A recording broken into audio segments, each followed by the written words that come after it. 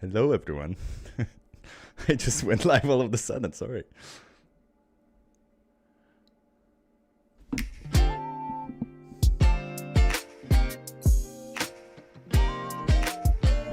Yeah, we're gonna have to continue once you solve this equation. You all thought you're coming in to just enjoy a chill stream. That's not the case, no. This equation has to be solved in order for us to continue. It's a simple equation.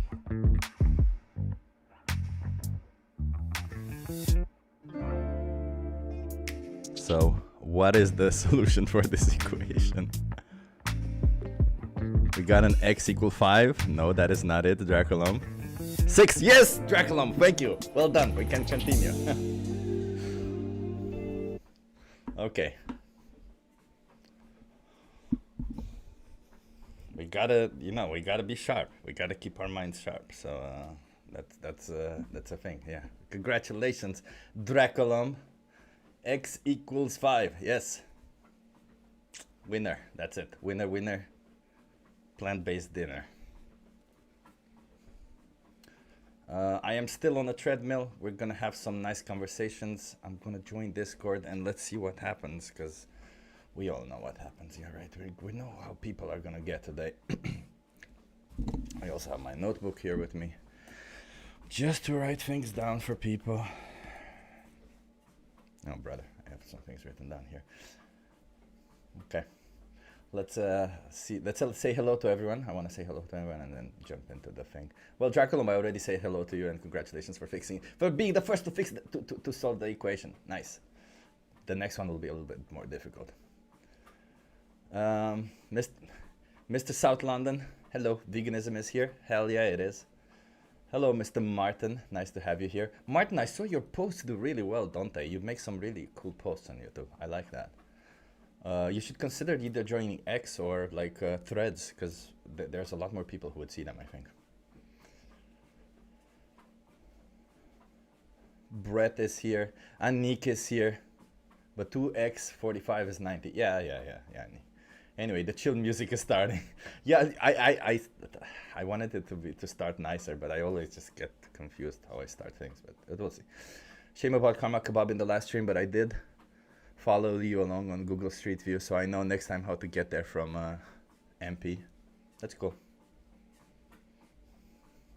Not going on the street today. No, so I actually oh, let me show you.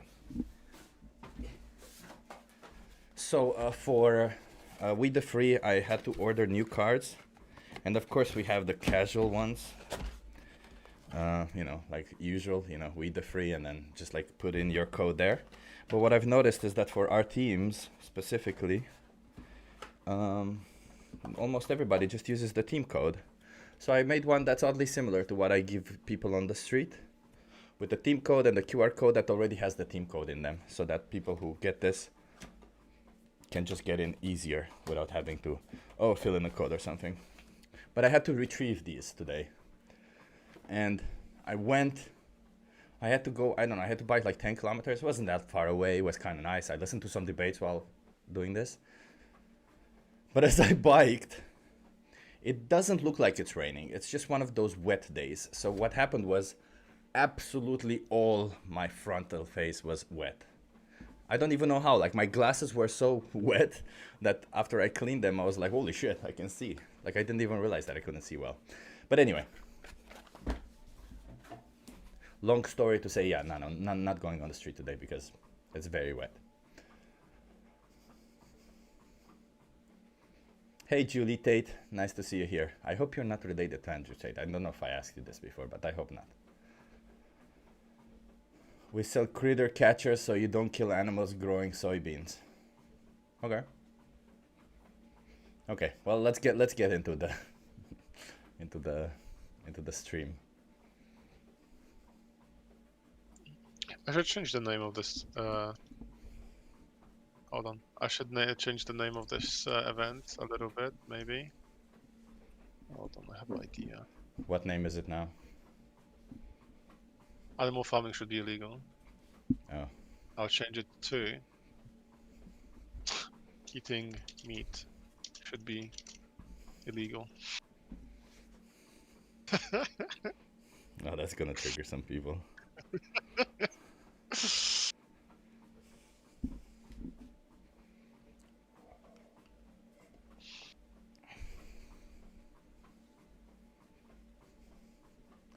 Oh, I already Right got now, triggered, nothing's going. people. You do. I already If have you one. wanna go, I said I named my stream Strong and Smart Vegan, and one person already came into my stream saying, "No chance you're as strong as the average meat-eating male." Actually, statistically, I am stronger than most the average meat-eating male. So let me check numbers don't statistics. lie.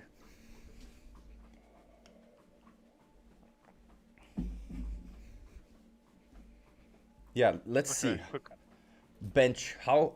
What's the average bench? Chip. Just a quick Google search. Approximately 2.4% of the world's population holds a gym membership.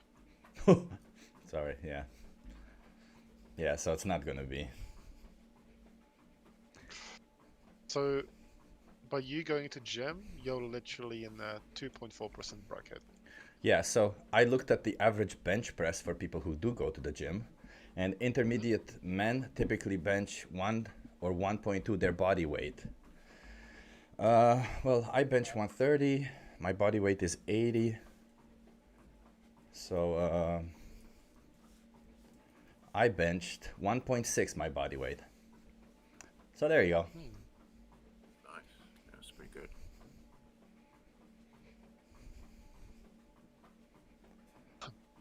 Yeah. You must be cheating, though, is the next one, right? That's what there is. You must be cheating. Sneaking eggs at the weekend, right? Something, yeah. Or steroids. That's what, Steroids. Yeah. Steroids.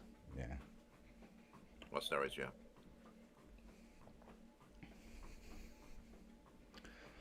Okay, well, I'm gonna respond to some of these comments. Be right back. I want to actually hear them out. If you Oh, have I what can to say. respond to the comments if you want while hearing them out here. Yep. Yeah, we have a person who says, Ghost of Charlie says, I've accepted that I'm an omnivore. Yeah, you know, Ghost of Charlie, it's not like I understand you have accepted that you can exploit and slaughter sentient beings. Does not make it right, does it?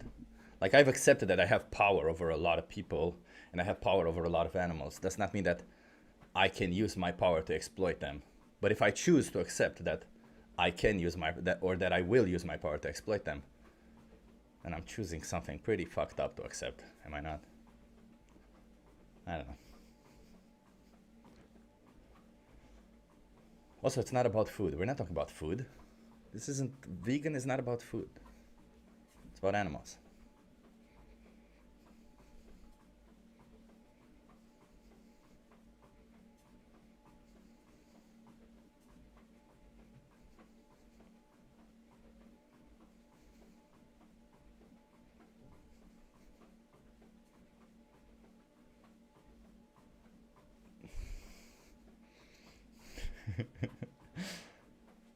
Ask this guy how tofu is made and how many animals lose their life in its making. How many? Tell me. I need to know. User RB2PZ2RD10.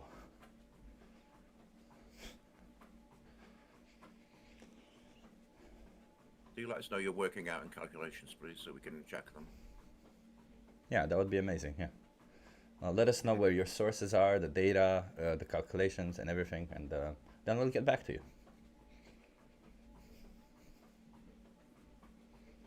And also, please provide an alternative, right? Because let's face it, we don't want animals to be exploited, but we also don't want animals to be killed. So, if you're telling us that something we're doing is killing animals, can you please provide a solution?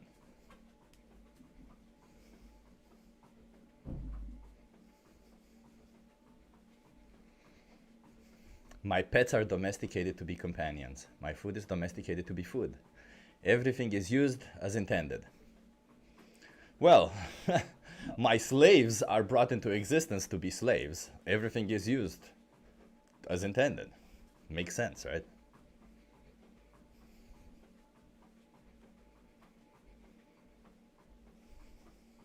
Yeah, Chip, if you ever, have a partner and they have a baby, you get to decide, what the baby, what the baby's gonna be used for.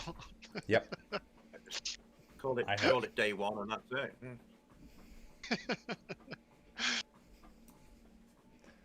Let's see if anyone has the courage to come and have a conversation with me, because most people just say stuff in the comment section.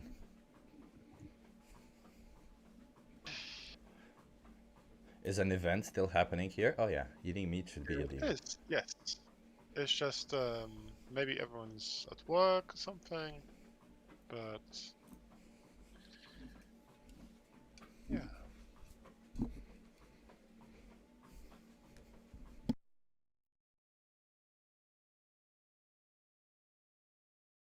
Oh, so we have a number from somebody.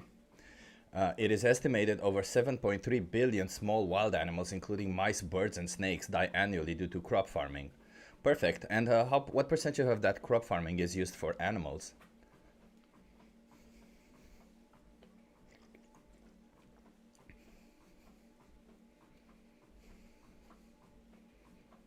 A lot of triggered people in my chat.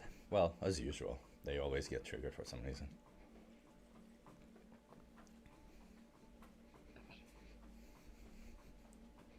It seems like today is a crop deaths day in my chat.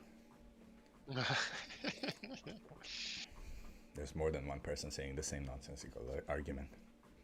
Chip, I should literally get you a whiteboard and bunch of crayons, Mm-hmm. so you can. Yeah. Like Sesame Street music. Oh, Agnika. Hey, Agnika. I saw you type. Can you voice chat, by the way?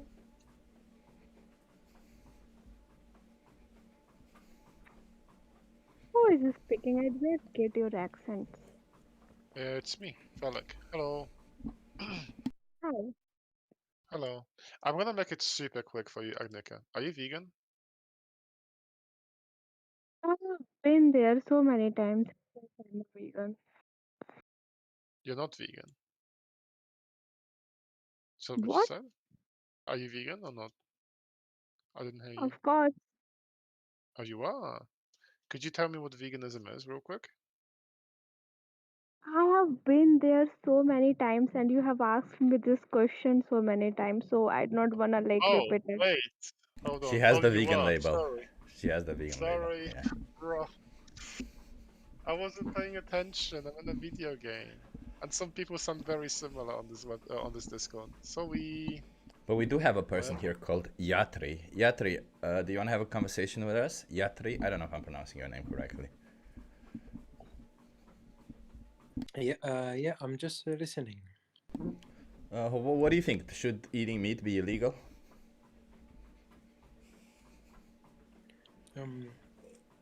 I don't know. You don't know? Do you eat meat? I eat fish, Okay. only fish, Only fish. Hmm. Okay. Why? because it's my favorite food. I love fish, and it's very healthy. Okay. Say I would really like to eat dogs, and it would be my favorite food, and it would be really healthy. Would it be okay for me to eat dogs? In China, it's okay. I'm not asking if in China it's okay. I'm asking according to your values, would it be okay for me to eat dogs? Because I grew up in a culture that eating dogs is not normal. But if it was normal, like in China, then I would be okay with it. Oh, so what you're saying is that culture dictates what is right or wrong, correct? Yeah. Okay, so when slavery was normal, and it was cultural, was slavery moral? Okay, let me think.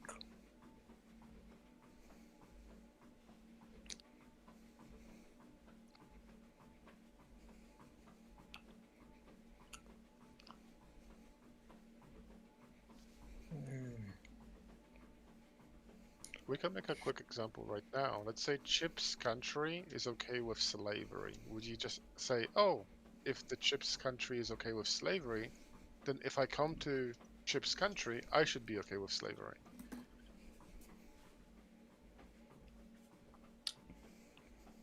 No, slavery is not okay. Okay, so then it doesn't really matter what is normal or cultural, does it?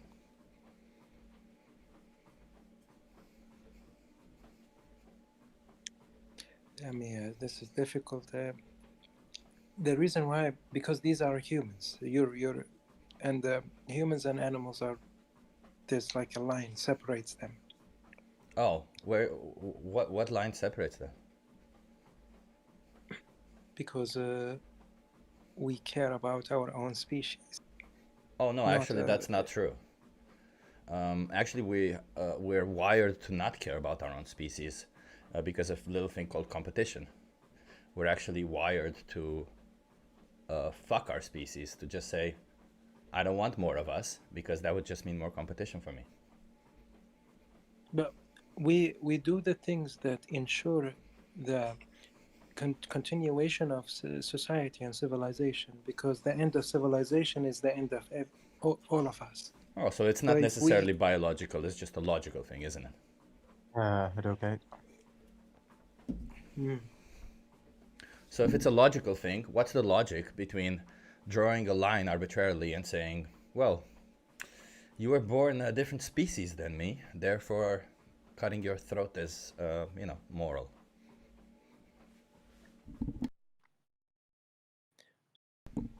It's a sad thing to see, but you have to accept it, because that's. Oh, no, I don't. It is what it I don't is. have to accept it, no. I disagree. I don't have to accept any injustice happening in the world. In fact, I refuse to accept it, and I want to fight against any single injustice. Do you think when you see an injustice, you just have to accept it because it happens, or do you think you should fight against it? If you're gonna fight over every little injustice, you will never. Oh, do you Live. think if there were a country where people would be farming other humans, would that be a little injustice or would that be a big injustice? That's a big injustice. Okay, so why isn't it a big injustice when we farm other sentient beings? Why is it injustice when we farm other sentient beings? Why is it Because- not an injustice according to you here? Not because the society will not collapse if you do that. Oh, but society would not collapse also if we farmed those humans. It wouldn't. So why It would will, that? it will. Because Wait, hold on. We had slavery, and Yeah. the society didn't collapse. it did. How? There were the civil wars. There was, but there's still slavery right now. And there's still civil wars right now, so they're not necessarily related to slavery. There is still slavery right now. No, Yes, there of still is course. civil wars right now, and there still is some forms of slavery, yes. If you oppress humans, it is a big problem, because these humans, oppressed humans, they will rebel eventually. And What if they don't? Hold on, Chip. I have a question. So we can just go back to the main point. Just real quick. If you see someone kicking a dog, and his justification is I do it for sport, do you think that's a good thing to do? No, Or Chip, Why I'll not? let you lead this one. Because we need to exercise, right? We need to exercise to be healthy. I don't. I hate to say it, but I cannot stop that person. I cannot force that person to stop. So you because- wouldn't try to stop them. If a person is kicking a dog and is doing it for exercise, you wouldn't try to stop them. I can't because it's as who am I to stop a person? Who am I? I'm not the police. Really So- quick. so- We're not asking about what you should do, but do you think what he's doing is okay? And I hate to see it. No, I think it's not okay. Okay, but why? I hate Because to- he does it for exercise. Why is it not okay? Because it affects me, affects my, it triggers my emotions. Oh, but if he does it before, like if he does it in a space where you don't see it, then it's okay, right? Let's say someone let's say someone walks to you and says, "Yeah, hey, there's a guy punching a dog behind this building, for exercise." What would you do with that information? Would you just ignore it? I would be upset by it, but I cannot do anything more about it. I cannot just go there and beat that guy, because But if you could like call the police to make it stop, would you call the police?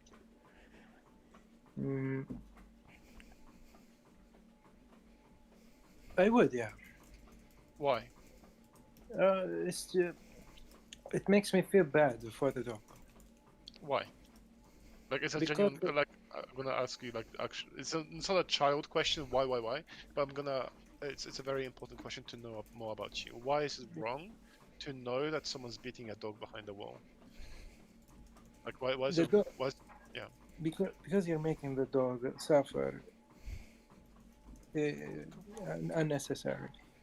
There you go, Chip. Okay, so you're making the dog suffer unnecessarily. So what if the dog is tranquilized and the dog doesn't feel pain? So essentially they don't suffer. And afterwards they just get killed. Is that okay? I need some justification to feel okay. For about it, exercise. because no, that's not. It's a justification. What do you mean? We need to exercise and he gets exercise from doing it. You know, I live in a country.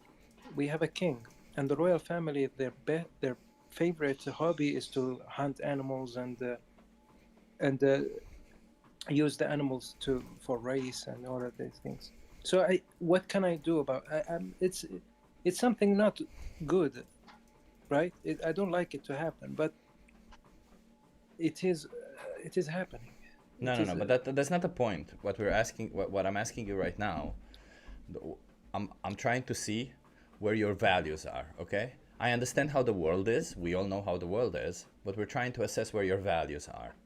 So, according to you, right, if this person is kicking a dog for exercise, because you do need to exercise to be healthy, is that right or is that wrong, according to you? No, it's wrong. It's wrong. Okay. Why? Yeah. Because he does need to exercise, right? He can exercise without beating the animal. Oh, okay. Okay, perfect. So, but if this person is using a knife and killing the dog, does that change the scenario? For what? For exercise. Yeah, that's not good. Yeah, because he can exercise in another way, correct? Yeah. Okay, but if he does this for food, is that okay? Because he can also eat something else.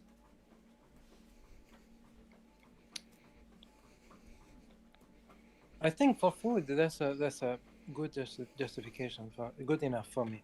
Can you please explain to me why it's a good justification? As I just explained to you, he can eat something else. It's still the food. This is you get pleasure. You get a lot of pleasure from eating animals. Wait. I'm sorry. I mentioned for exercise, but let's imagine that he's beating the dog for pleasure. A lot of pleasure. Yeah. In fact, so much pleasure that he orgasms every time he punches the dog. Does that make it okay? But no, listen. For food, you get more pleasure than just exercising using animals. No. I'm explaining to you. For this person, when he's kicking the dog, he gets way more pleasure than he would if he ate the dog. So then kicking the dog is okay. Let's say the guy gets so much pleasure from kicking a dog, it's like heroin for him. Yeah. Okay, then hold on.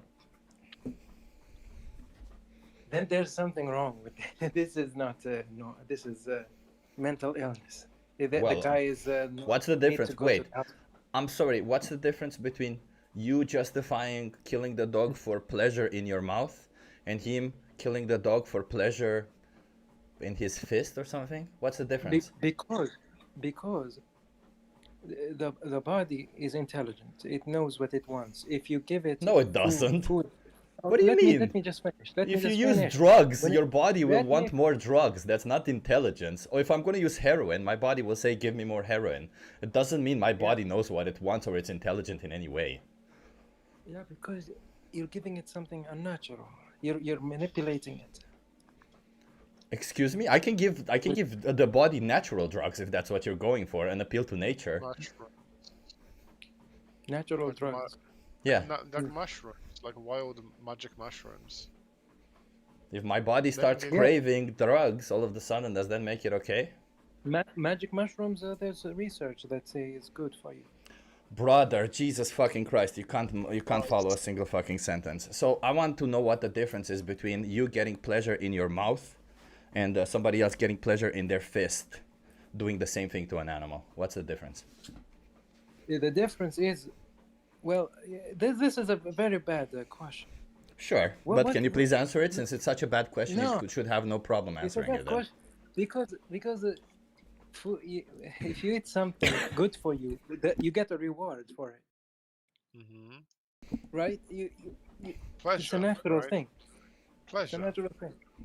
Reward, yeah. But if you Yeah. punch somebody, this is hypothetical. If somebody punch somebody and an animal and gets a lot of pleasure, this is not a normal thing that happened. Okay, I'm gonna tell you something which is fucking crazy, but happens in nature, right? Do you Yeah. know, for example, dolphins have sex with animals outside of their own species sometimes, right? For a Yeah. lot of pleasure. Do you think just because that is natural, it's okay? And they get a lot of pleasure from it?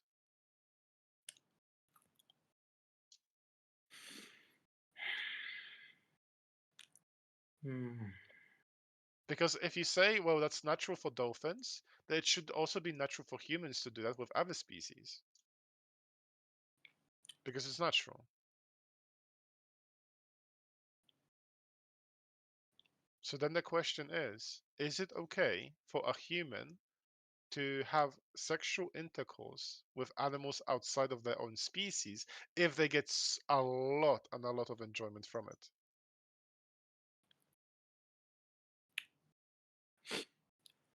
That's a good point. No. It's a yes. No. Okay, no. Amazing.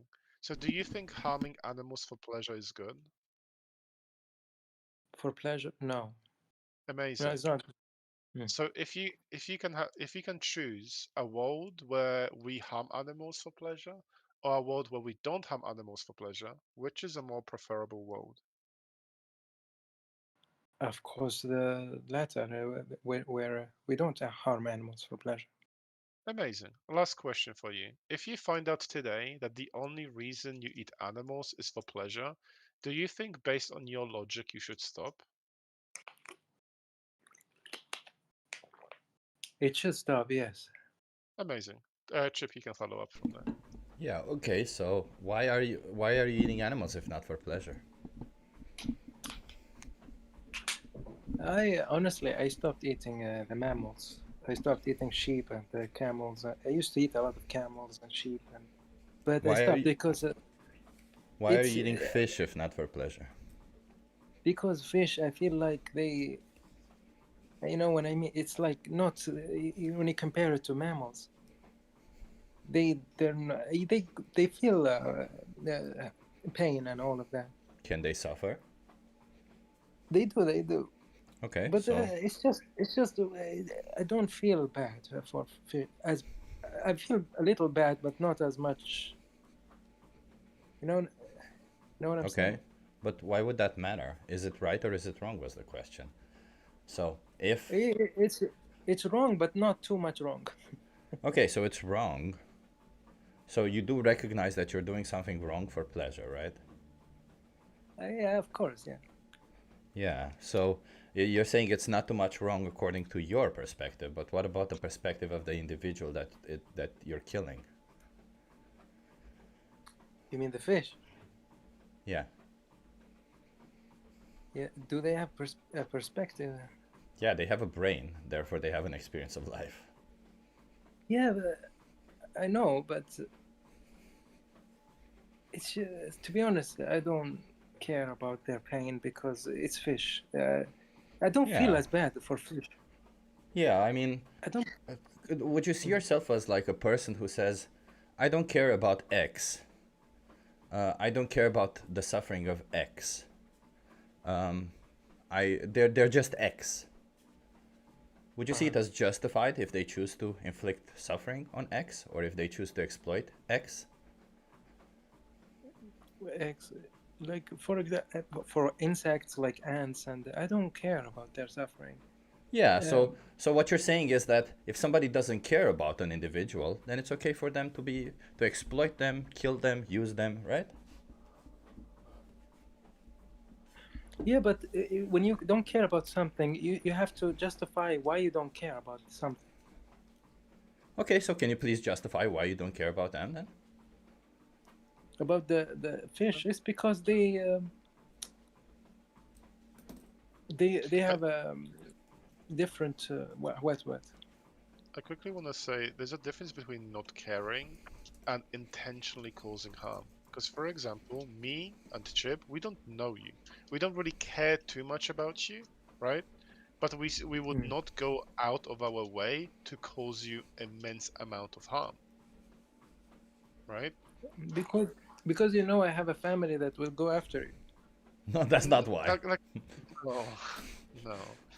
Like even if I had $1 billion and I could like protect myself in a bunker, I would still not harm you. It's not that like when you say you don't care, I think not caring is different from actively causing someone harm. So I think like the question on the table is like, why do you want to actively cause someone harm who does not need to be harmed?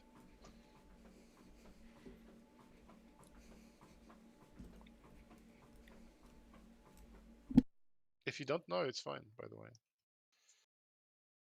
I'm thinking. Sure.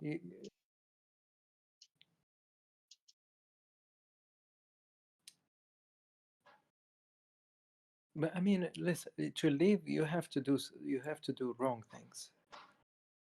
Not necessarily. Like in this life that we have, sure, by living you're causing some harm, right? But you Right. can increase the amount of harm. For example, I can go to a shop and look at the product made from child slaves and buy it. That's increasing the harm, right? The same way Yeah. how it is increasing harm when you buy fish. You don't Right, but have to, but yeah. I used to eat cows and camels and the sheep, and I decreased the harm by only eating fish. Okay, this is going nowhere. I'm gonna have to ask you. You choose to no longer eat cows. What's the difference between a cow and a fish that justifies the difference in treatment? And let's just make it simple. This cow does not have any limbs. They were born without any limbs. So they don't have any legs. Yeah, but they are mammals. They're closer to us. They have a more complex nervous system.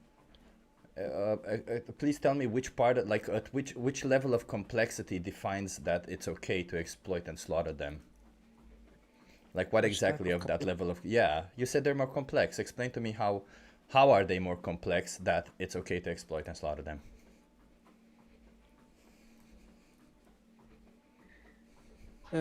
See, when you kill an elephant, the whole tribe of elephants, they will mourn. They will feel the loss of the mammal. But if they don't do that, wait a minute. If we find mammals that don't do that, then it's okay to kill mammals also, right? It's still not okay, but less. Oh, okay. So it's not about them. Bad. Okay. So I'm just trying to understand, because you see a fish, the way I see it, you do exactly the same as any other carnist does, exactly the same as any other, I don't know, this form of discrimination. You just say you're in this category, I'm in this category, called a mammal. Therefore, it's okay for me to, I should respect you. I shouldn't exploit you or slaughter you. But if you're outside my category, fuck all, I don't care. Where's the logic there? Well, you're not in my category. Therefore, it's okay. Because someone is gonna get it. Some animal is gonna get it, no matter what. So it's rather you No. choose a fish or a cow or a camel. No. A fish is better, right? Well, first of all, no, that's Somebody not is gonna true. get You it. can choose to consume a plant-based dish, and nobody's gonna get it, as you say. Nobody's gonna be exploited and slaughtered for you if you choose a plant-based dish. I can't just live on plants. I cannot. My Wait life a will be- minute. Why not? What's going on? What happens if you just eat plants? Because my life will be black and white. I want some. I want Your to life will be enjoy my- black and white if you no longer exploit and slaughter sentient beings? I want to enjoy my food. You can enjoy your food without the exploitation, abuse, and slaughter of sentient beings. All of us do. Not all. Not all. Okay, so let me put it this way, Yatri. If you could make a meal that would taste exactly like fish does, but without exploiting and slaughtering the fish, would you be able to enjoy that? Tastes exactly like fish and have the same benefit. Yeah, I would enjoy it. Okay, what if it's 10% different? Would you be able to enjoy that?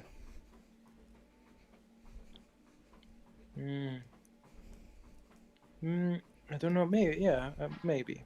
Okay, well, you can make a 10% difference meal already now. There you go. So you should probably be vegan already.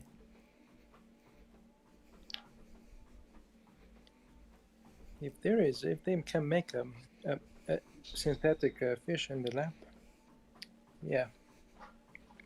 But none of this is a justification, is it? Because do you think that if your flesh tasted good, it would be justified for me to kill you and eat you? What if your flesh tasted 20 times better than that of a fish? Would it be justified for me to kill you and eat you? No. Why not? It tasted really well. I get a lot of pleasure and a lot of protein from it. Yeah. I mean, cow tastes better than fish for me, but I stopped eating cow because it's. I feel like eating the fish is less wrong than eating the cow. Yeah, just like probably, beating a person with a baseball, hitting a person with a baseball bat is less wrong than shooting them. Doesn't mean you should do either. You have to do. You have to do one thing. You have to choose. Yeah, I you can cannot choose just to live- not exploit sentient beings. Yeah.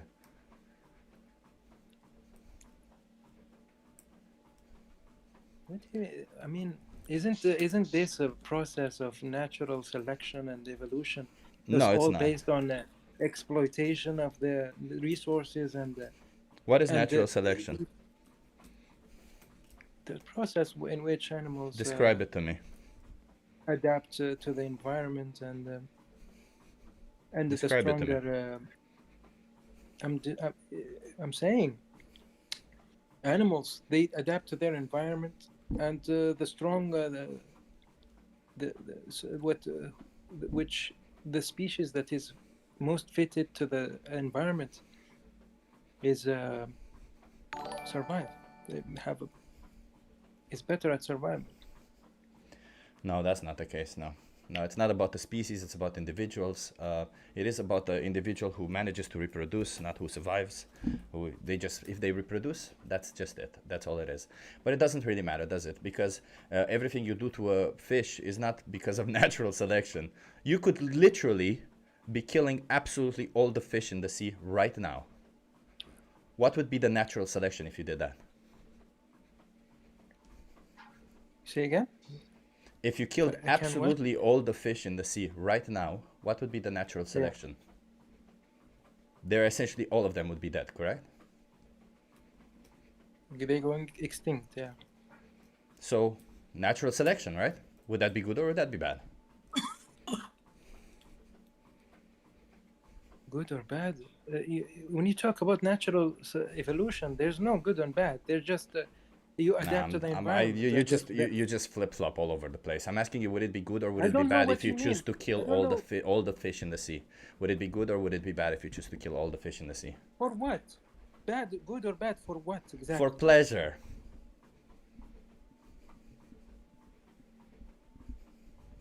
Yeah, that's bad because you killed the food. Why? It's natural selection. You have power over them, therefore you are justified in doing so. You harm pleasure. yourself if you kill all the, you harm yourself if you kill all the fish in the sea. Well, no, because I'm gonna die tomorrow, so it doesn't really care. I don't really care if I choose to do that. If you're gonna die tomorrow, Then it's moral I mean, for me to kill all the fish in the sea. it's not, because you have kids, they want to eat. No, I don't. You have relatives. I don't. You have. I have no family. No lineage that should continue. So then it's moral for me to kill them, correct? I mean, you talk about morality. Morality. Is it moral or is it not moral? Are you religious? Yatri, I'm really genuinely asking you, What is is it moral or morality? is it not moral, Who? okay? Is it right or is it wrong No. according to your own values? So far you've been able to answer the right or wrong answers. Like, is it right or is it wrong for me to kill all the fish in the sea, Because knowing that when I you will talk die about tomorrow morality, and I have absolutely no lineage to continue? when you talk about morality, there's no yes or no. You cannot answer. with According yes to or no. your values, Yatri, is it moral for me to kill all the fish in the sea, knowing that I will die tomorrow? I getting pleasure from doing this, and there is nobody to continue my lineage. According to my values, no, that's wrong. Oh, okay. Can you please explain to me why that's wrong? Because I am following your morality right now. Because if you kill all the fish, I will not. I have no fish to eat. Oh, but I don't care about you. You Just like I you don't care I about don't- fish, I don't care about you. So therefore, it's okay for me to kill all the fish in the sea because I Okay, don't care then- what happens to you. I will not allow you to kill all the fish. That's why we have. That's not the rules question. and, If you laws. can allow me to not, if I choose to do so, is it moral or is it not moral?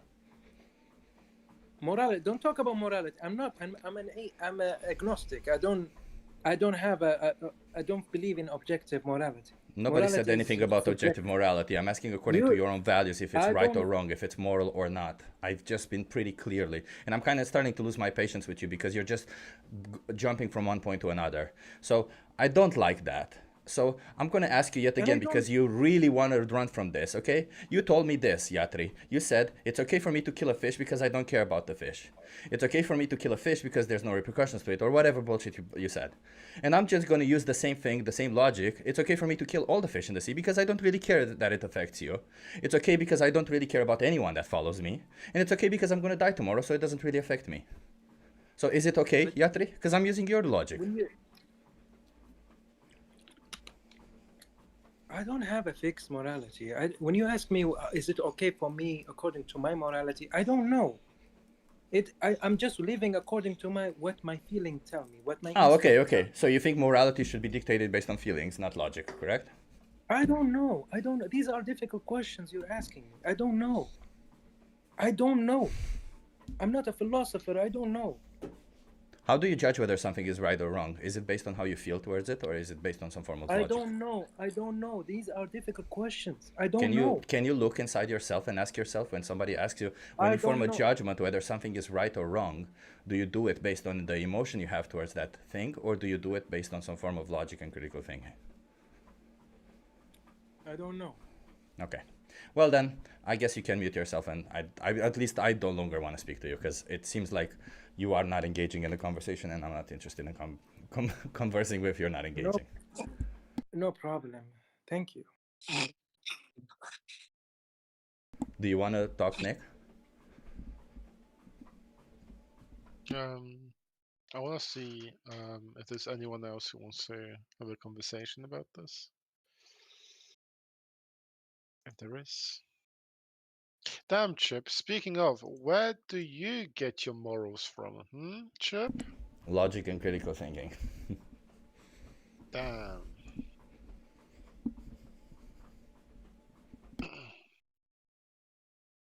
I'll be right back for a second.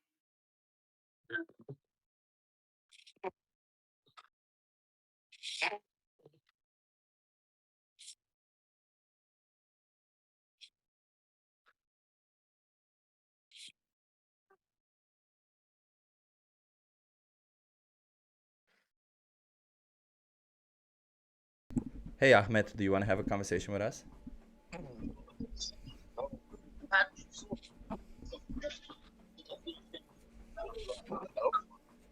Can you hear me? Yeah, I can hear you. Yeah. And how's it going? I'm good. How are you? Good. I'm pretty good. So, what are you talking about? Oh, we're talking about exploiting animals. How do you feel about exploiting animals? Yeah, very important. Good. So, okay. The first I'm new here. I want to be helpful and not helpful me. So, I'm sorry, I don't let's understand talk what you about meant. any topic. I'm sorry, I really am not understanding what you mean. Is exploiting animals okay or not? Is it moral or not? Yeah, I hope you are helpful me because I want to practice here. I'm listening to you. Okay, maybe you should listen then, because it seems like it's difficult to have a conversation with you. I can't understand everything you're saying, okay? Okay. Thank you. You're welcome.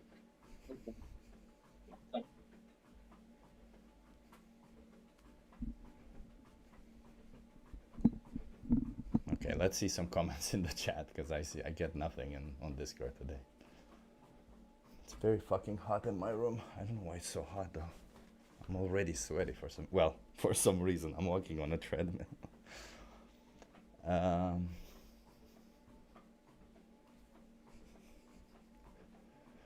But animals will inevitably eat those insects and die as a result of those pesticides. Yeah, I don't know what you're talking about. Businesses exploiting the human animal is a standard practice, and it shouldn't happen, right? If you were presented with the option between exploiting a human or not, you should definitely choose the one that doesn't, correct? Hello, Gumli.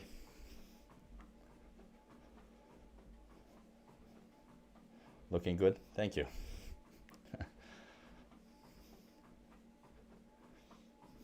If you don't believe in Santa Claus, you can't claim to be moral, since it's your personal view of the world. Ergo, this smart vegan can't be a moral person, because I don't believe in Santa Claus. Okay. Well, Mazru, I don't believe in Santa Claus. I'm sorry. There isn't any convincing evidence for me to believe that Santa Claus exists. Therefore, I don't think Santa Claus exists.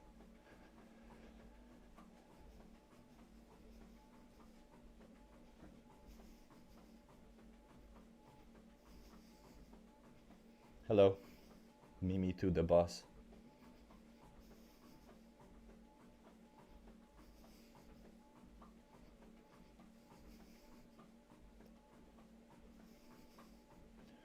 Oh, somebody says we lie. Oh, it's Suburban Conan. Yeah, this person who's been here for a while. Pushing your agenda that you need to lie about. I'll write down that for future reference. What exactly are we pushing that we're lying about? Can you please explain which lie what are we lying about? I don't want to lie. Tell me what I'm lying about, and I want to change. So please help me be a better person.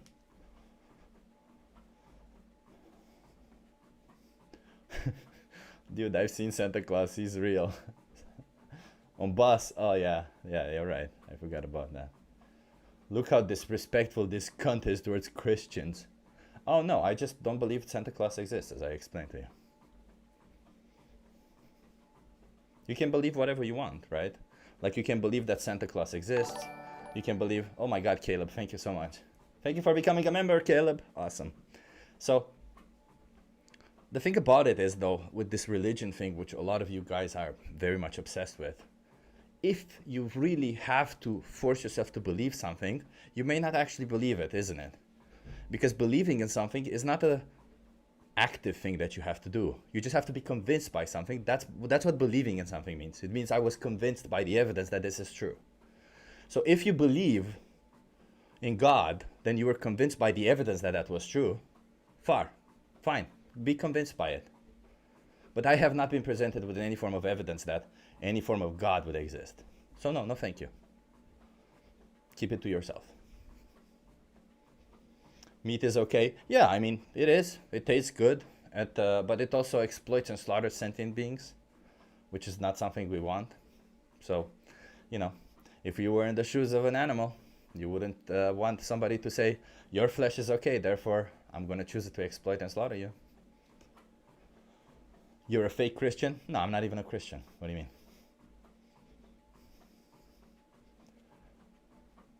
Day 4 eating vegan. Let's go, the original clapper. Fuck yeah, amazing. That's cool, man. How's that going?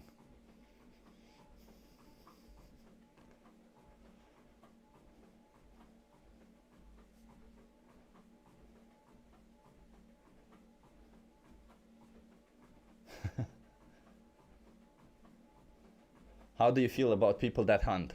I don't like people who hunt humans. I would be like, fuck you, stop hunting humans. They deserve to live.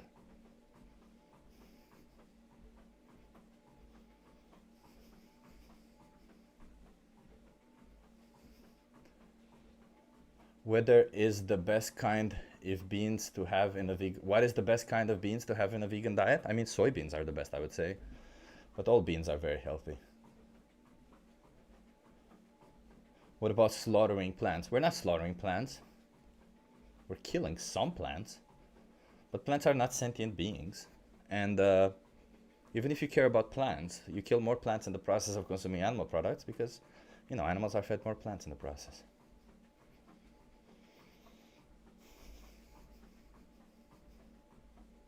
Oh, so this person says, I'll tell you a few reasons why I'm not vegan. And he goes, I like the flesh of a sentient being.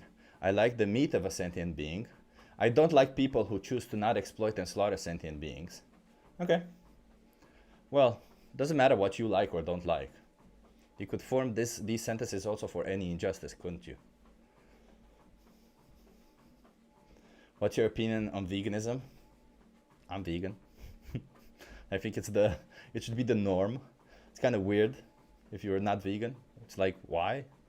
It's weird. It's just weird to not be vegan. To choose to exploit and slaughter sentient beings, it's kind of weird.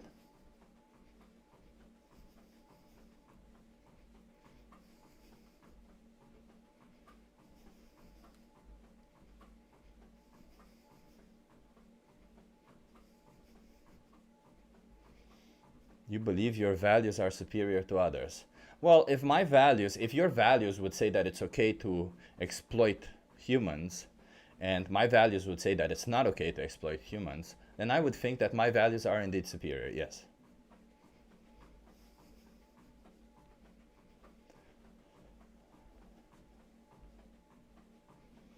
Vegans are strange AF. Well, Lewis, the reason why we're vegan is because we reject the idea that animals are commodities.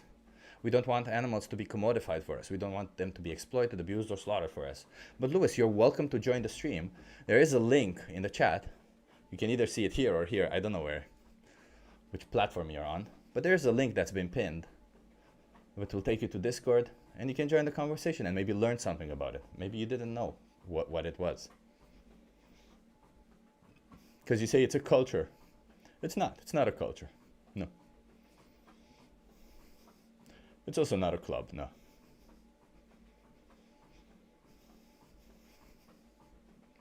These people act as if they didn't grow up on eggs, milk, and chicken. You've already ingested this stuff 1,000,000 times. Yeah, and I did something bad. If I did something bad 1,000,000 times, doesn't mean I should continue doing it, does it? I really did something really bad about it.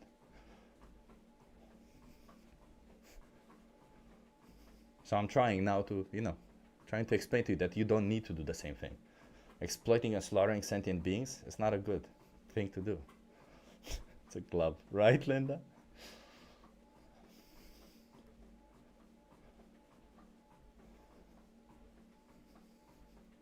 What's your take on apex predators mauling and eating humans? Is that justified just because they're sentient creatures? No. What does that have to do with your choice to exploit and slaughter other sentient beings? Who knows why they do it? Maybe they feel threatened. Maybe they do it out of necessity. Whatever reason they're doing it is not right, for sure. But that does not give you the right to go ahead and kill or slaughter other sentient beings simply because you can. How's that relevant? Just respect the fact that we don't want to be a soy boy. That's perfectly fine. You can be vegan without eating soy. Don't have to be a soy boy. You can be whatever Yeah, type so- of boy you want. Just don't exploit others. Hey, Mr. Felek. I'm talking to people in the chat. You're fine. You're more than welcome to yap to me and to this chat as well. Maybe I could say something on top of whatever people are saying. Maybe Oh not. yeah, let's go. Let's go. That's a good one. Yeah. So I'll send them your way. Some of them. I'm gonna be eating soon, but I'm more than welcome to just answer some stuff. Vegans are just uppity hypocrites. I would ask for hypocrisy. Like, where is the hypocrisy? Yeah, and I would also say that even if we were hypocrites, let's say to some extent, does not make the argument that we're presenting any less valid, because that would, if you were to be claiming that, then that would be an appeal to hypocrisy, which is a logical fallacy. Well, I also love to tell people. Sometimes I tell people, look, let's not use the word vegan. Let's just use the word non-animal abusers. What's your problem with non-animal abusers? You know, and then it completely shifts the conversation. Because someone like Chip is a non-animal abuser, right? What's the problem with you? Like, why do people have a problem with a non-animal abuser? If they have a label issue, but what about the principle issue? Oh wait, there is somebody in the outreach and debate. I'm gonna switch to there. Okay, I'm gonna check it out with you. Come. Hey, Big Trees. Hi, how are you? I'm good. How are you? I'm alright. I'm a bit. I'm not really here to have like the necessary debate about being a vegan. So I'm not someone who believes like it's bad to be vegan or anything. I quite understand it, despite not being one myself. I'm more interested in something you said earlier on. When someone said something about Christianity, you said you Oh, don't I'm not believe here in to Santa talk Claus. religion. If you want to talk No, religion, I'm not here to either. talk I'm religion. just asking, like, why use that specific terminology? It seems a Because bit there's just as insulting. I'm much not a evidence Christian for myself. Santa Claus as there is for any other Christian figure. Okay, okay. I also have another question about veganism and something like that. How does one primarily base their diet? Because Oh, I but by the know way, I don't know being much. vegan is not a diet. I hope you understand that. Poor terminology on my part. Yeah, My so apologies. no, it's not a poor terminology. I'm just saying, like, we're here to speak up for animal rights. Do you think we should respect animals' rights? Absolutely. I do think I'm not someone, despite eating meat and so on. I do think the meat industry is very evil. I myself, I know for a fact it's very hypocritical for me to eat meat because I would never be able to slaughter an animal and I wouldn't be able to do it. I don't think it's right to eat animals, but it's still Li- something I do. It's very Oh, hypocritical. okay. So it's not right. No, it's not right. Not right at all. Okay, that's kind of weird. So then why do something that's not right? Well, my diet has primarily consisted of that since I was very young, and I know for to a certain extent, humans have something in them that makes them want to eat meat. It's the carnivore in them. It's just a continual cycle since very young. We should break that, obviously, but something that's going to take time. Maybe Well- I could start it myself by being a part of that cycle to stop, but me personally, I find it hard not to eat meat. It's just something I'm so used to. Yeah, I get it. It's a change in your life, something you've done every single day for your whole life. But you know, do you think that when we do an action, we should consider the victims of the actions also, or their perspective? Yes, absolutely. And do you think that when we choose to exploit animals for simply because we've always done it, do you think we should consider their perspective also in those situations? Yes. So, do you think that if it's harder for you, is it harder for you to change, or is it harder for the animals to go It's through very what they're much going? harder for the animals. So then- it's not something they have control over at all. So then, don't you think you should make different choices? That, like, I know you should, but you know, like, it's very difficult for me to say because it just sounds like, is it apathy that's holding you back? What exactly is it? Because you know what you're doing is wrong. You know you can change, and you're saying it's difficult, and you also recognize that the difficulty pales into comparison to what they go through. So It's a situation of, I think personally, meat can be a benefiting factor to my diet and the way I think. A lot of my work and so on has been based around eating meat. I've been told to eat it to build up muscle and so on. So a lot of that thing. I know there's a lot of other alternatives to that, but as I've said before, I'm primarily used to eating meat. I also do understand that while this is a horrible practice that we are doing to animals, sentient creatures, um, it's been the way of human nature for so long, and it's very hard to break. I can be the one to break it, but that doesn't matter to I you. also at the same point on hard. That doesn't Pardon? matter to you. What bit That specifically? it happens throughout human history. Well, it doesn't matter to you, does it? Because Well, you it live your does you matter to don't me, live your but it's well you don't live your life in any way of how humans lived their life in the 18th century. no, no. So you don't live your life on how humans have lived their life throughout century because you don't really care how they live their life then. What you care is to live your life now on how make it makes sense to you now. So the fact that we've done it for centuries doesn't really matter to you. It's just that the fact that you grew up doing it that matters to you because you're used to it. Yeah, that probably is true. Yeah, so then obviously you grew up doing it, but you acknowledge also that it's an injustice on what we do to them. So do you think that if you grew up doing an injustice, is that a good enough reason to continue doing it? No, not at all. But I think a lot of animal nature is to eat each other, to kill each other. We're omnivores, of course, and not to say that everyone's an omnivore or everyone's a carnivore. It's quite nature. So I'm not going to put other people down for doing what is very natural to them, as much as it is what it is. Wait. You should, of course. Fun. I'm sorry, but Please continue. animals in nature, they rape each other. Are you not going to say something if a human does something natural called rape? Very good point. That's a very good point. I am going to say something. It's quite disgusting. It's very easy for me to say these things. Because I don't work in the meat industry. I'm not cutting the animals apart and something like that.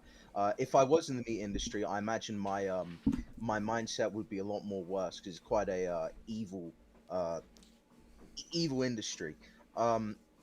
I'm not the one going out and hunting, so it's very easy for me to have these sort of lax opinions on this is bad. If I would say me as I am now to go out hunting or something like that, I'd probably have a more similar opinion of that I should not do this because I think hunting's bad. I do. I'm not pro hunting at all. But granted, I'm not someone who is entirely against hunting. I'm against commercial hunting and so on like that. But I do understand that there is an industry there, and a lot of people make their livings off that. But there was an industry behind a lot of injustices throughout human history, weren't there? Yes. Take, for instance, slavery had a huge industry behind it. There were slave traders, there were slave trainers, there were people who were multiplying slaves, there were people who were hunting slaves. There was a giant industry. One would say maybe as big as animal agriculture. So that didn't mean that we should continue doing it, did it? No. Yeah. So Yeah. So that's also not a good enough justification, is it? Yeah, I just think that there is I'm not trying to justify anything, by the way. I'm just trying to sort of hear the conversation and put what I know out there and see what you can say to that, because I am genuinely quite interested in your opinions on this. I saw the YouTube thing, and I thought the entire conversation was quite interesting. I saw how a lot of people in the chat were extremely dismissive from the start. Yeah. So I want to hear what you have to say on all of the points. Which reminds me, to go back to the human nature sort of thing. I kind of hate using that word because it's a bit of a what is the word that I'm looking for? It just feels a bit silly to me. Yeah. But I can't think of a better word to use it. I think due to the way that we are programmed to hunt and something like that, there is a difference between that and other things in human nature, such as previously mentioned rape and so on like that. There is a clear difference of something that is a forceful taking and one that is the goal of it is to continue living. Granted, someone very insane could probably make the same argument for both things by saying like we should do both. But I'm not gonna argue for something as insane as that. Yeah, I was just But gonna say that, right? Like you can say you can. Let me ask you this: do you think raping and killing is worse than just raping? Yeah, very much. Yeah, it is. So, it's the act itself is like. So let me. I'm sorry, I don't know where I was going with that, but what I want to summarize That's is fine, why? it's what I want to say is because you seem to say it's wrong, you understand it, but then you don't do anything about it because probably you're a little bit disconnected from what happens to animals. You haven't really seen what happens to them. You're not really thinking about what happens to them, and you're just going by how you've always gone, right? You go into a supermarket, you buy kind of what you know you like and what kind of, I don't know, gives you the nutrition that you want. Same maybe when you go to a restaurant, right? Yeah. Yeah, but then obviously changing that habit that you have takes a little bit of effort, right? But it doesn't take that much effort. Let's just put it this way: up to in a month or so, I would say a week. For me, it took like a week, maybe two for certain products, but in a month there will be almost no product that you will be missing. You will find a replacement for anything that you liked, and you will find a way to live without any of this. But you do have to put in a little bit of effort at first, right? Maybe you need to read some labels. Maybe you need to know where to go to find the products that you want. Do you think this is worth doing in order to respect the rights of animals? I think it is worth doing, but I am of course conflicted. I've always been a bit so on veganism and vegetarianism, not in the sense of like I don't think it works, because I'm not someone who buys into the whole mindset a lot of people have of just like, oh, it makes you weak and you grow, you get like a lot of estrogen in you from it, and I couldn't really care about that sort of argument that people make. It just seems like borderline misogynistic at times, I'd say. Yeah. I quite think veganism is something that can be done very well and used. What's the word I'm looking for? Coming off a bit dumb right now because I can't think of what it is. But it can be used very well. I think it's 100% sustainable, as you've proved here. Yeah. I just think it's such a hard thing to switch over to, especially when eating meat, certain thing, and that is part of the transition. Because it's quite bad to say, but I do genuinely enjoy eating meat a lot. I do, like, it's something that I enjoy a lot. So it's something to that I will have to change over time. Like, I'm not going to say I'm going to go full vegan or anything like that, but it's going to take time to cut down on certain things. I am quite interested though. What got you started down the path of becoming vegan? Well, there was no way for me to justify choosing to pay for dairy cows to be forced into slaughterhouses for me. So, When yeah. did you start? Like 4 or 5 years ago, I don't remember exactly, but something like that. 4 or 5 years ago. Time passes weirdly. After COVID, time has started passing weirdly for me. So yeah. How old were you when you started? 34. 34. Yeah. That is quite interesting because a lot of people I speak to who are vegans, they're very kind of adamant that there's like no one who would switch over on all the thing. So I do find it very interesting that is, because a lot of people that feed me a lot of stuff, I was just like, no, anyone who is like a certain age could not like understand this because they're too blocked out mind-wise. No, I don't. I've seen people go vegan even at the age of 70. Yeah, spoken to I've people. very smaller circle on that thing, so I don't speak to many vegans. It's like 2 people, so. No, yeah, I get it, but you know what? The one thing I feel like you got to remember that veganism is to animals what feminism is to women, right? It's about respecting their rights. A lot of the times when we say I can't be vegan, or I want to be vegan, or I can't be fully vegan or something, I know what you're saying is that I don't want to give up all those products that I buy, but in the reality, what that means is that some animals will still be exploited and slaughtered by choice for you. And if it were any other animal, like if it were a human, a dog, or anything, I would assume you would stop immediately, right? Yes. The thing with dogs too is because they are, well, it's kind of its own level of cruelty. Because dogs are pets. They're put on a pedestal and not treated the same way other animals are. Same for cats and something like that. Humans have a need to put certain animals above others because they can touch them and pet them, and because like they'll like wag their tail and smile at them or whatever, or cuddle up close to them, which is I've always found strange. I've always looked into that as it's a bit strange. As much as like I have a dog, and I very much love him for the same reasons, but I'm not going to say put him on a pedestal over say a pig or anything like that. I think that's strange how people think this one animal, because it's our pet, should be put above the other. Yeah, in But you reality, kind of do, don't you? yeah. Yeah. You're not gonna eat your dog, but you Well, will eat yeah. the I pig. don't have a pet pig, so that says what it is. Yeah, but so that means that you do give preferential treatment to dogs, Yeah. because you wouldn't eat another dog either, right? Yeah, I wouldn't. The dog is not your pet. So, I'm not a fan of eating pig or pork in general.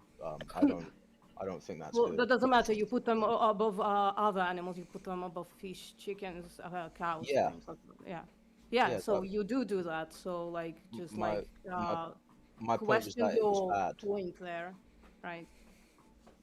I wasn't saying that yes, we should put these animals above each other. I said it's a strange thing that people do just because animals are pets. Certain animals are pets, something like that. It's a superiority type of thing. That's strange. But it's nothing more than learned behavior. Just like how Yeah. people who were born, I don't know, in the 20s or 100 years ago or whatever, they have this intrinsic, slightly racist, slightly misogynistic view of the world because they were learned one way and they see some individual inferior strictly based on how they're born. But let's imagine, how do you see yourself? Do you see yourself as a person that if you were born in those times that you can change and actually not be racist or misogynistic, or do you see yourself as a person who is like, I'm still gonna be a little bit racist or misogynistic? I think everyone, well, maybe not everyone, considering how a lot of people are nowadays. I think most people would like to think that they wouldn't be that, but you wouldn't know until you're, well, unless you were actually born then. It's a very questionable thing. I think everyone would want to say that, no, I would not. I would absolutely not stand alongside what everyone else is doing. Well, it And seems like I would do what's right. But well, it seems I like don't you know if everyone would be actually, able to. you seems like you are one of those people who can actually say what you would do because you acknowledge that not being vegan is an injustice, that what you do to animals is an injustice, and yet you continue doing it. So why would you think that in any other form of injustice you would see it differently? I think it's bias. We're biased to other human beings, and I think as humans, most people are not able to see it from an animal's perspective. And even if you are, you still aren't able to fully because you only think directly of the human, Yeah, but which is a bad thing. the bias would still exist even in those situations. Take, for instance, if people would be misogynistic, you could everything you just said could be said, but for women, right? Oh, I can't imagine how it is like to be a woman. I can't put myself in the position of the women, and I'm a bit biased because I'm a man. So you see, like, it's the injustice is the same. It's just, well, it's not the same. It's different how we treat them, but it's still an injustice, and if you want to say to yourself that, well, if I were born during those times, I wouldn't have participated in the injustice. I don't think you can say that because now when we're challenging you, and by the way, I don't care what happened in the past. Well, I care what you do going forward. But if after we're challenging you on this whole conversation, you choose to continue doing it, you choose to continue not just being part of the injustice, but demanding that more injustice happens, then I mean you have your answer, don't you? Yeah, it's strange. I very much understand that I'm not doing right, and I am absolutely still contributing to the meat industry. There's just I can't really justify the way uh, I act about it. I know it's bad, but there is just something about the way humans are that we feel we have to eat meat a lot of the time, and we need to specifically look in ourselves and see how that's wrong. Um, I can't justify it, quite simply. But you can eat plant-based meat. You can eat, like, you can still Yeah. enjoy, like, it's not like, let me put it this way. I personally didn't like the taste of meat, but I like plant-based meat because I don't like the taste of meat, but I did like the texture of meat. And plant-based can meat understand that. provides, and plant-based meat provides the texture, and it also provides some of the taste, the good one. I just don't like the fat, the animal fat taste in my. I fucking hate the taste of animal fat. So, I but don't that's like it either. yeah. So then you could always. If you don't like that, then it's even more like you can literally get all of these most- products without that taste.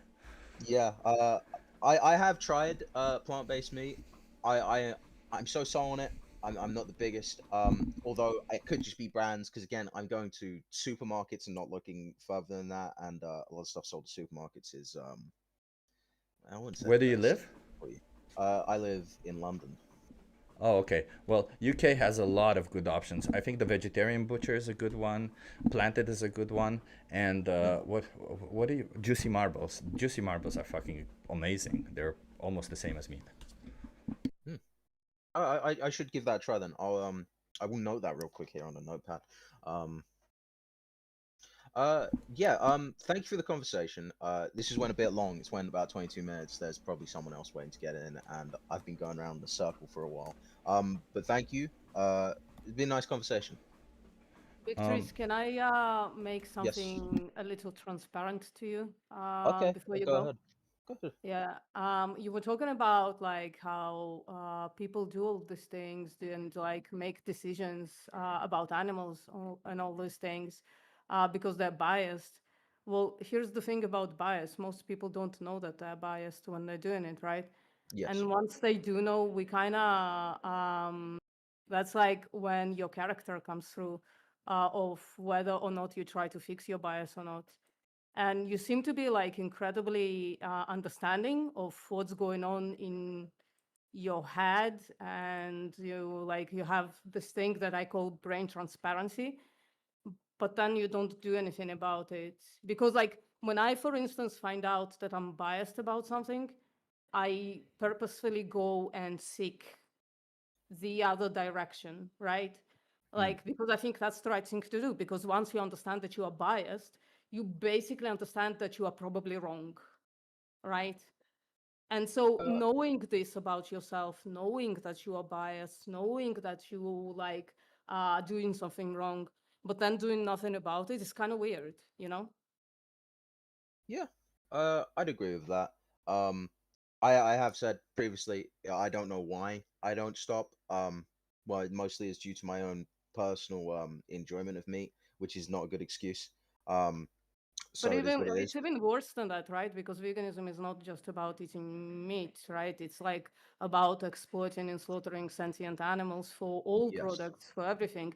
And you only a couple of minutes ago said, "I'm never gonna go vegan." So you've made this decision for yourself while also recognizing that Did I you're say that? biased and you're doing something wrong. Did I You say said that? you said you'll Yeah. never go fully vegan. Yeah. Yeah. Oh, I did say that. Yeah, I probably will not ever go fully vegan. Although some of the points you've made has made me think about that a little bit in this. Especially if you're saying the alternatives can be pretty good. So I should try it. I'll go out of my way to try this and see if I can go. Although I can't make any promises. Can you Like I'm not gonna lie. can you watch? There's a 3-minute video. Can you give that a watch? Do you think you can do that? Where is it? Let me share it with you. Okay. Because like I don't know. It's very difficult to say, but you say one thing and you do another, and It's hard to argue with someone like me, I imagine, because it's not like I'm very understanding of the situation, but it's not like the rest of the people who've come in and just instantly just like, no, you guys are dumb or whatever. So I am via how I'm speaking being a bit hard to deal with in this sense. Yeah, but in a sense, it's better to deal with those people than with you, because in a sense, at least those people are aware of what they're doing, of why they're doing what they're doing. They're just not cognitive that what they're doing is wrong yet. But most people, when they realize what they're doing is wrong and they're presented with opportunities to change, they usually try to change, even if the change is a little bit difficult. But you got, like, dude, you live in London. I'm sorry, but I can't possibly tell you that your change is even going to be difficult because you live in one of the most vegan friendly places on earth.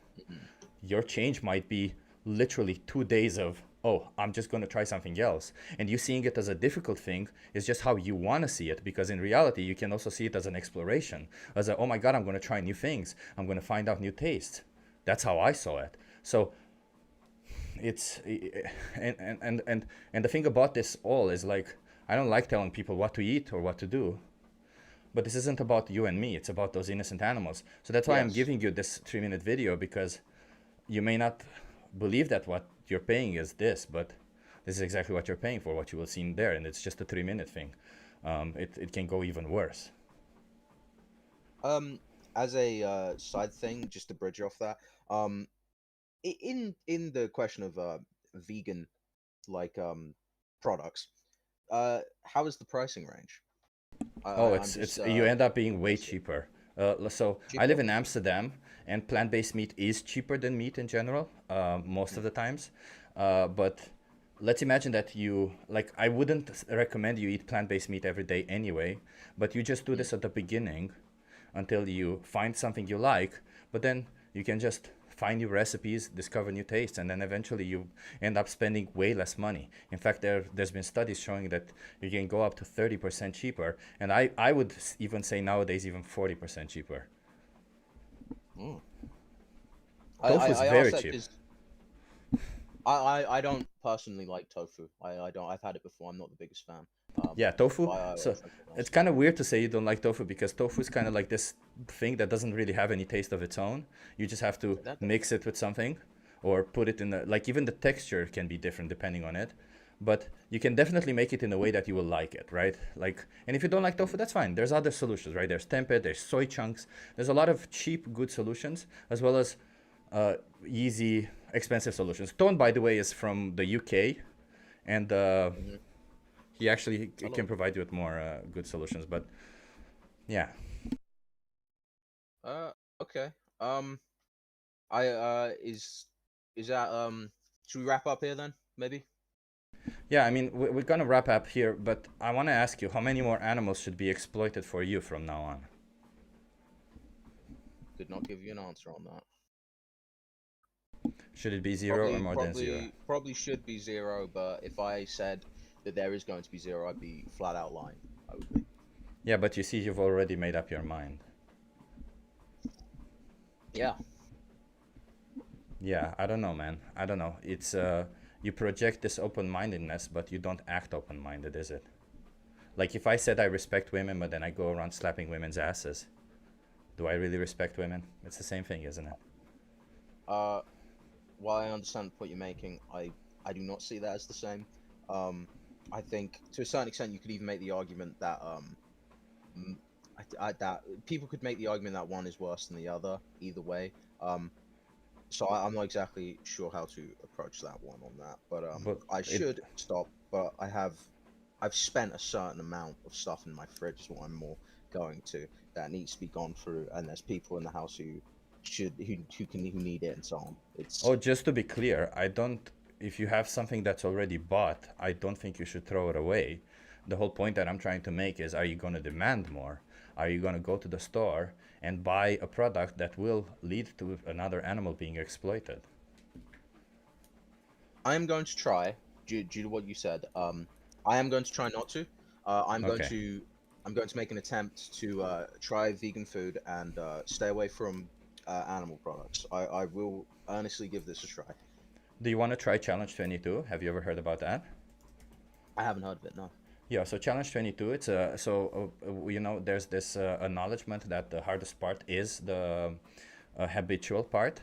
So this thing is called Challenge 22 because it generally takes up to 22 days for a person to change a habit. You just subscribe to this website. They send you recipes every day. If you have any dietary concerns, they can help you with that. Any monetary concerns, they can help you with that. All of it is free, and you may even get access to registered dietitian, which is not something you can get easily. So I recommend you try that. It's 22 days, and then afterwards you see how you feel. If you want to continue, if it's nice, because your values seem to be on point, but your actions aren't. Yes. I've just opened it there. I'll take a look into it once Thank the you. conversation's done. No worries. At the very least, I've heard you out. You've heard me out. It's the very least I can do. Okay. Now let's move on. well- Do you have any more Thank you. questions? No, thank you. It's been a nice conversation. Thank you all. Same. I'll speak to you later. No, I won't actually. What am I saying? Goodbye. Bye-bye. Cheers. Easy. Cake eating dragon, do you want to have a conversation with us? I'd love to.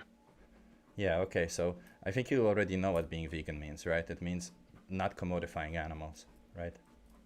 That's right. Any So- other derived products? For any product, yeah. So why do you think it's okay to commodify animals? I don't, but I'm not vegan. I was Okay. vegan from 21 to 27, about the age that I could afford and had the freedom to make my own decisions, to when I was no longer on my parents' health care and had to pay for everything myself. So if you Now were I would provided, say vegan. so if you were provided with a guide where you could live a plant-based diet, and you would no longer be treating animals as commodities, would you choose that?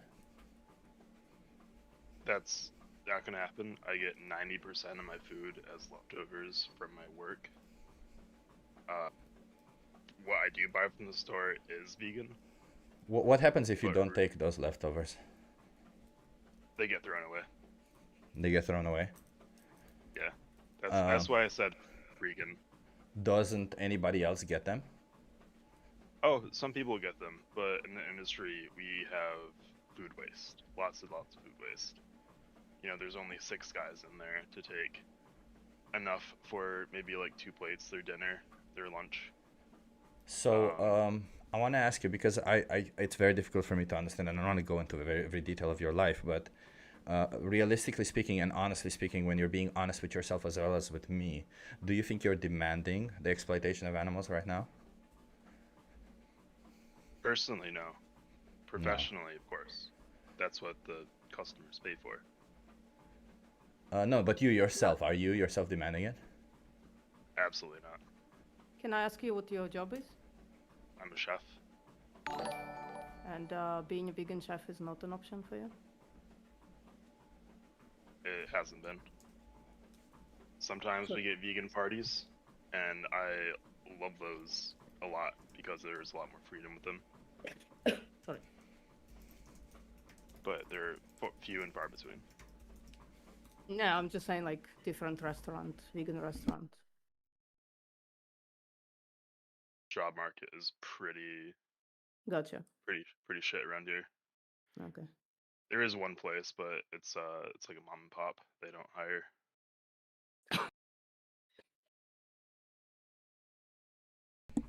Yeah, I don't know.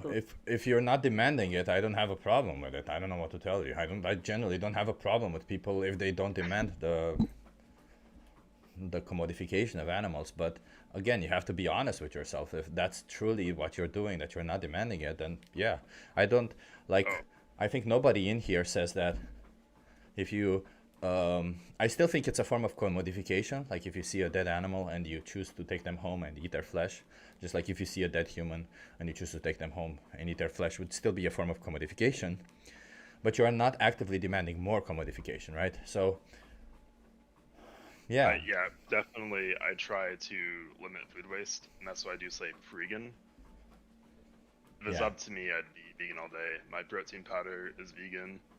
I do a lot of textured vegetable protein, that like dried soy meat, tofu, coconut milk. All of my groceries are vegan, but I don't survive off of what I buy.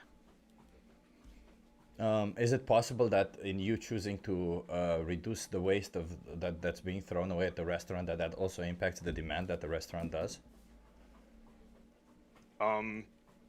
I've thought about that,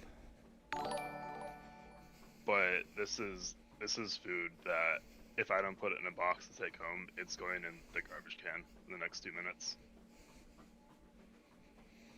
It's honestly incredibly depressing to see the amount of food waste in the industry, but it's just the reality of the situation.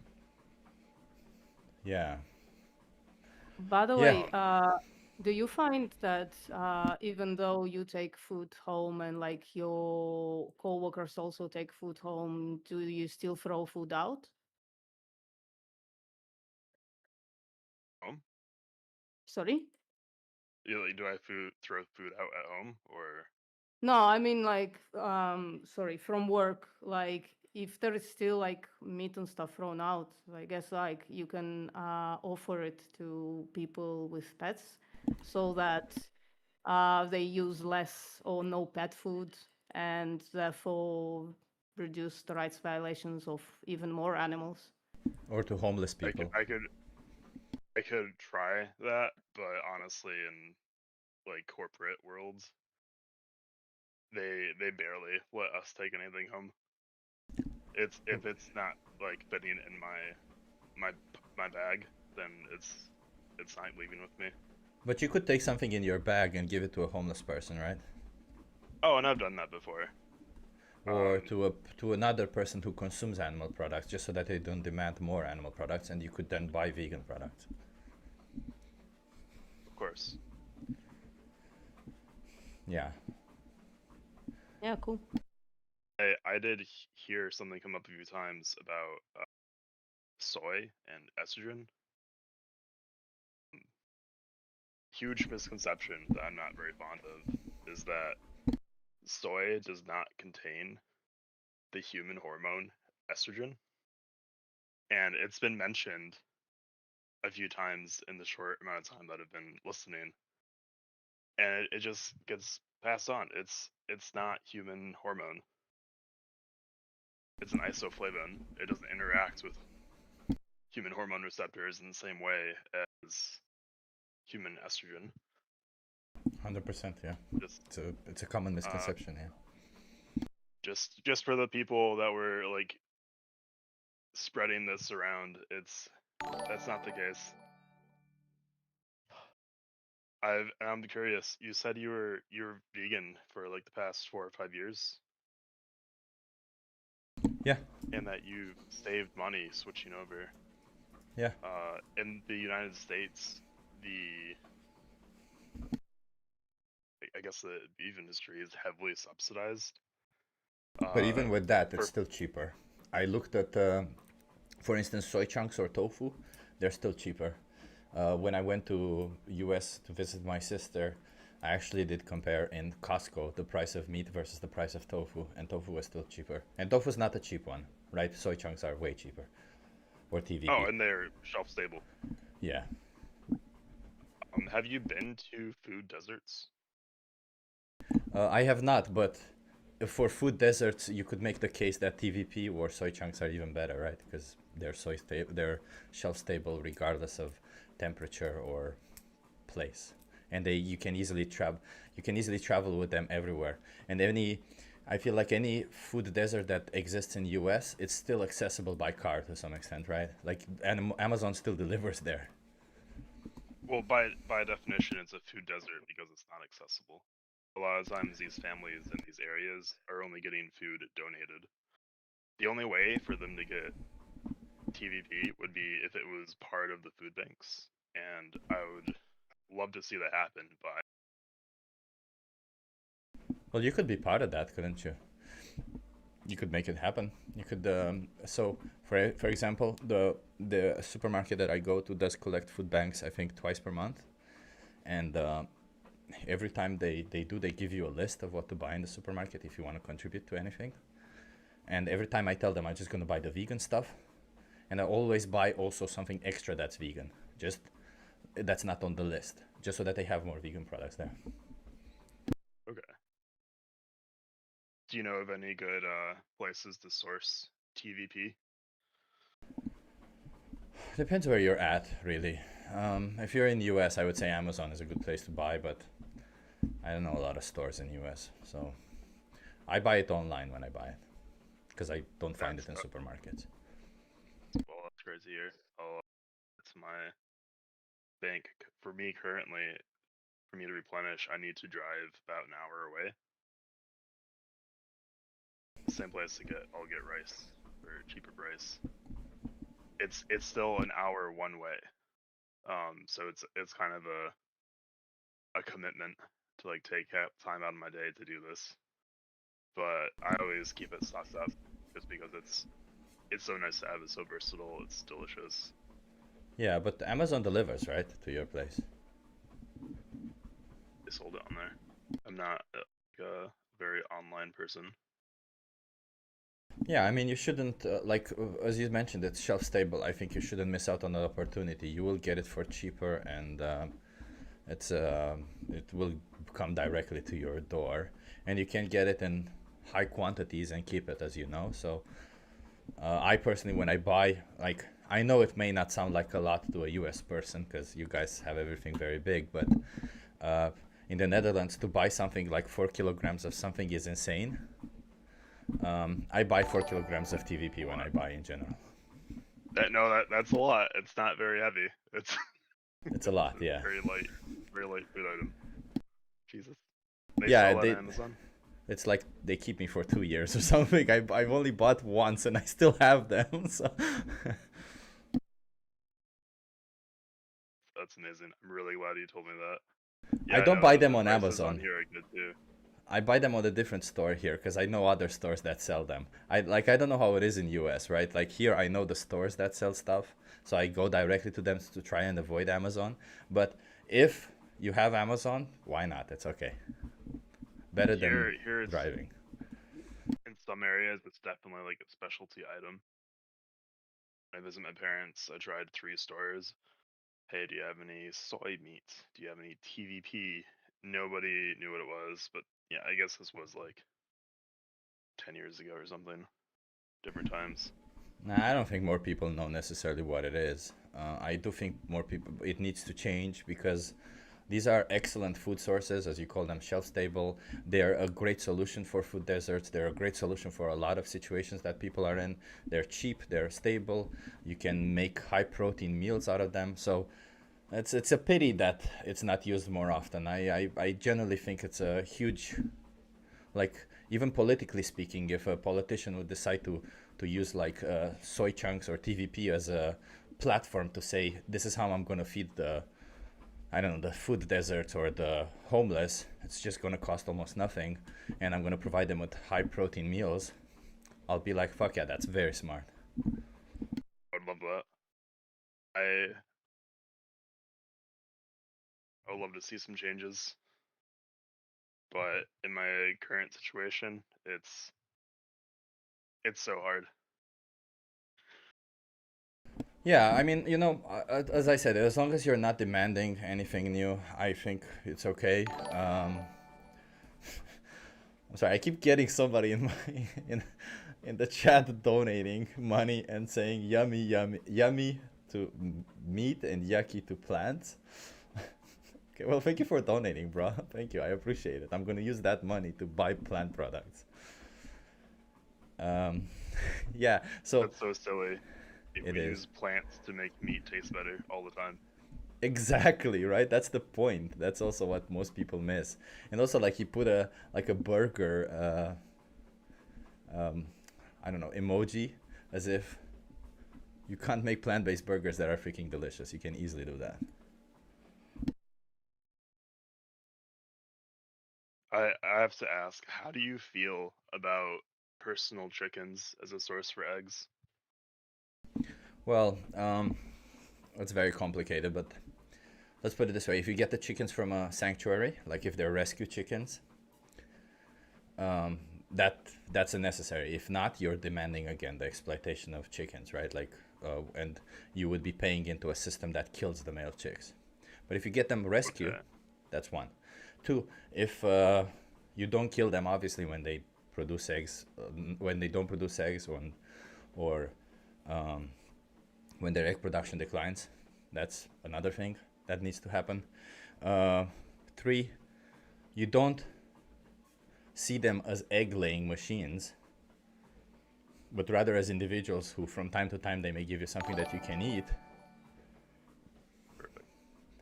then I wouldn't have an issue, right? Like, I tell people, if an animal shits in your house and you want to eat that shit, I don't have a problem with it. I have a problem is when you force them to shit because you want to eat their shit. Treat them like indentured servants. Exactly. Yeah, treat them Unpaid like indentured employees. servant.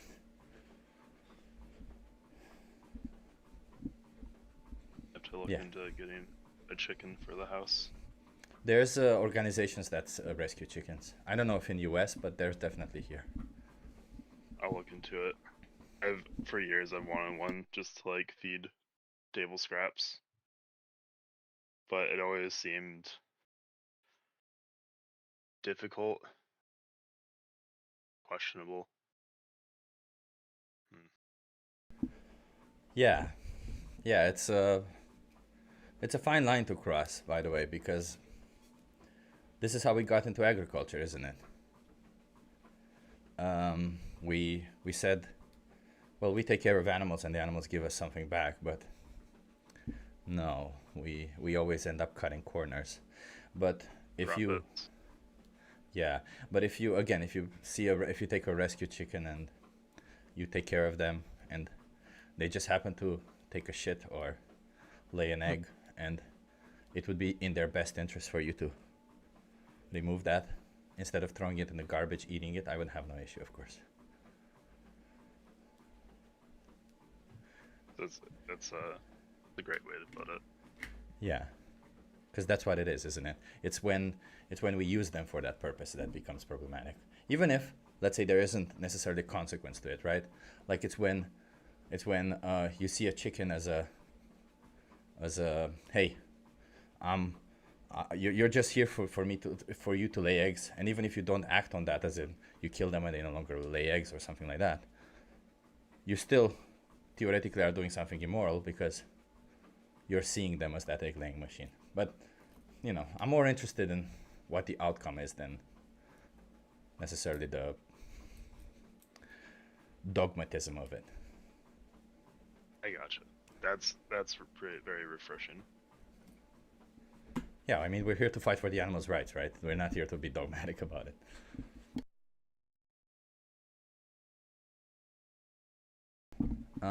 But thank you for having this conversation with me. I'm gonna go see if I can talk to somebody else who's in a different position. Awesome. Thank you. That's cool, man. Like, do you have any questions for me?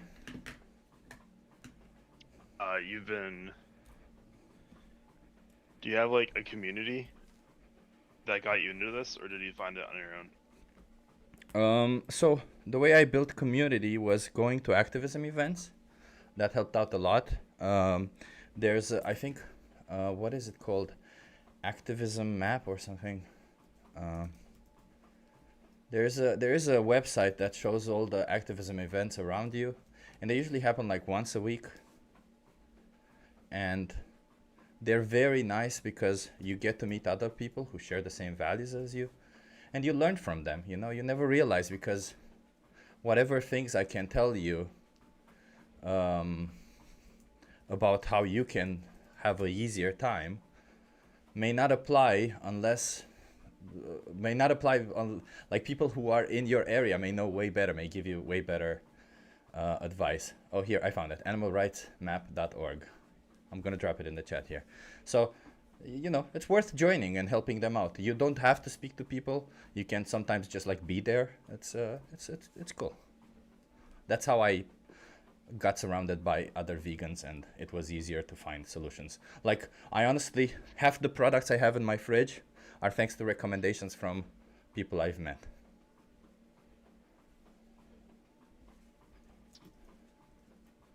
Oh yeah, they're active in my area as well. Yeah. Oh well, thank you for this. I hope you have some pleasant conversations ahead. Thanks. Cheers. Cheers. Okay, until somebody else joins, I'm gonna go to the other server. Hey, hello, Elle. Hello. How are you doing? I'm just editing reels. How are you? That sounded good. That sounded good. That sounded good. Yeah. Yeah. Yeah. I'm looking forward for vegan camp out already. So you're not surrounded by people going bacon though.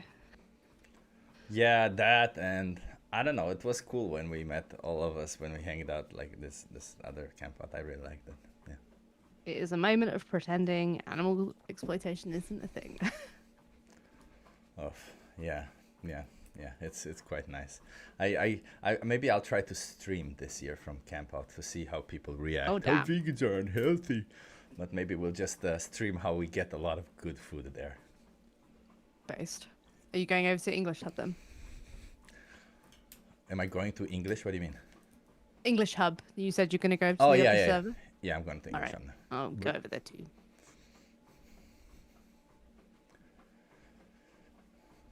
Oh, but there's nobody here. Let's see. Hey, Kevin. Kevin?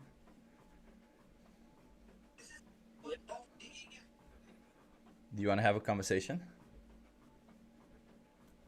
Oh, you have anything?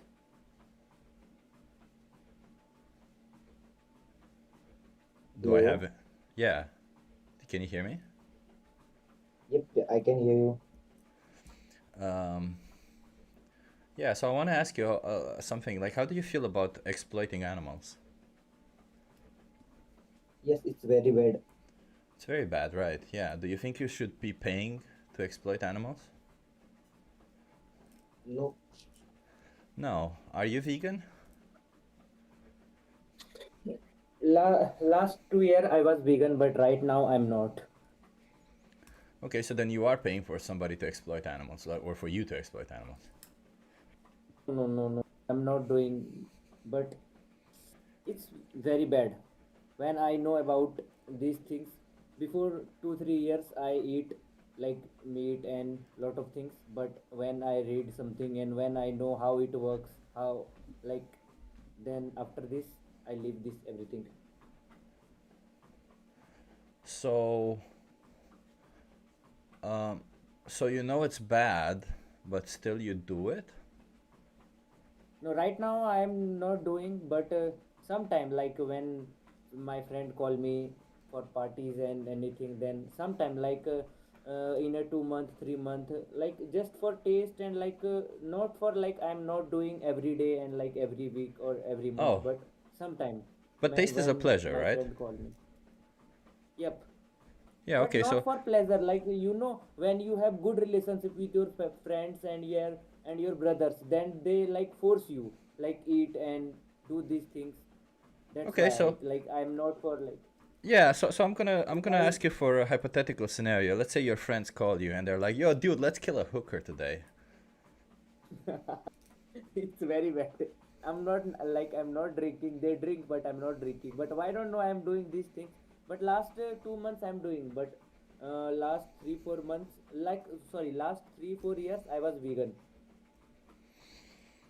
But now you But say when after your this, friend tells you to exploit an animal, you say, "Sir, yes, sir." no. But I told you, like in a month, like in a 2 month, 3 month, when birthday comes and like big events, when will happen something big events, then I'm not eating, but like my friends and like brothers, when they will force me to eat, like How do they then I force eat. you? Wait a minute. Do they tie you down and force feed you? No, yeah, like you can say like Excuse me? Why do you still have friends that force you to do something you don't want to do? no, that they are not friends, like when you have any good relationship like with your best friends and like your brothers, like they like you, they want you like to be good, like these things only for love. if i Oh, no, if no, i no. if it No, so if my friends force me to consume the flesh of a human, I would slap the shit out of them. Like, honestly, I don't slap people, but I would slap somebody for forcing me into that. Like, I would fight against it with my whole body. Why do you yeah, say, like okay, if you're forcing me, then sure? Like, how is that love? Like, first of all, no, that would be it's not. extremely disrespectful, wouldn't it? Like, imagine forcing a Muslim person to eat pig. Wouldn't that be extremely disrespectful to their values? Yep. So wouldn't that be Yeah, extremely right. disrespectful to you if they force you to consume animal products? Very bad. Yeah. So, but while they do what they do, you don't have to go along with it, do you? What do you think? It's right or like eating animals, like eating chicken or meat? It's good or bad? It's extremely bad. Yep, I also think. But sometime you need to do these things. Like sometime. Why do you need to do these things? I want to ask you a question, okay? Can you please answer my question What first? do you Why do think? you need to do these things sometimes? It's law, it's nature law. It's law of nature. If you will not hunt any animals, then they will hunt you. Wait, I It's have a question, okay? If you will go forest, okay? Wait a If you minute, will are go you saying a forest chicken and will hunt you? If you don't kill a chicken will hunt you? it's not about chicken, dude. It's not about chicken. But that's you asked me, didn't you? So you said right this. Do you think it's bad to eat chicken There is a or here, meat? here And I I'm said, wrong. yes, it's bad. And you said, I agree, but from time to time it's okay. And I said, why? And you said, because if you don't eat them, they will attack you. So if you don't eat a chicken, will the chicken attack you? No. Here is absolutely I'm wrong.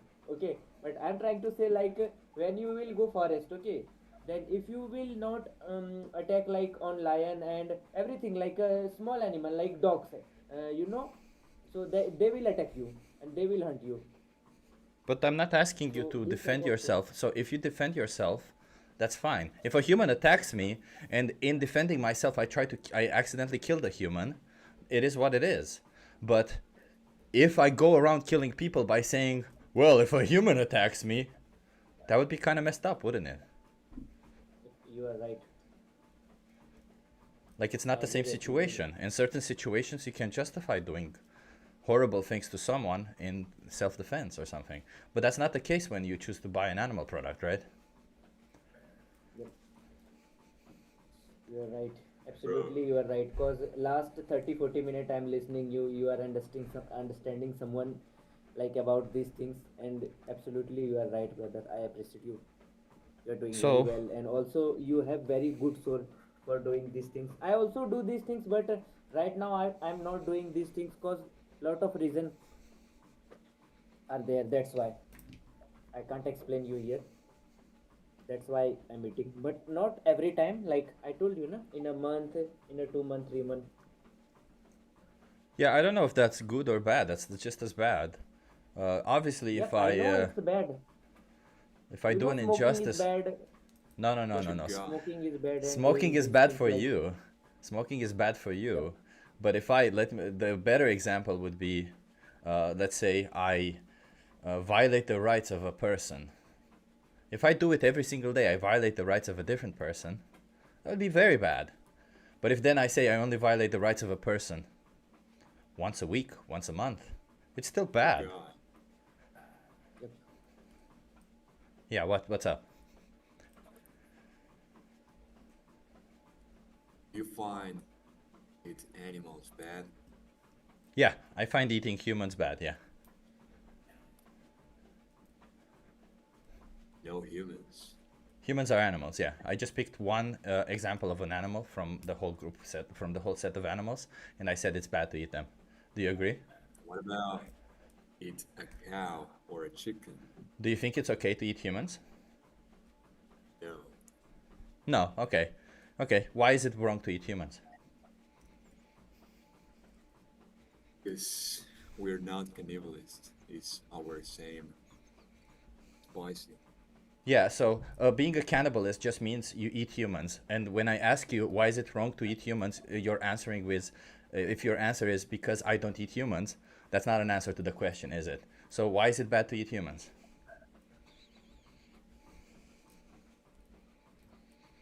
What do you think about the food chain and the law of the jungle and survival of the fittest? Yeah, all that justifies eating humans. So why is it bad to eat humans?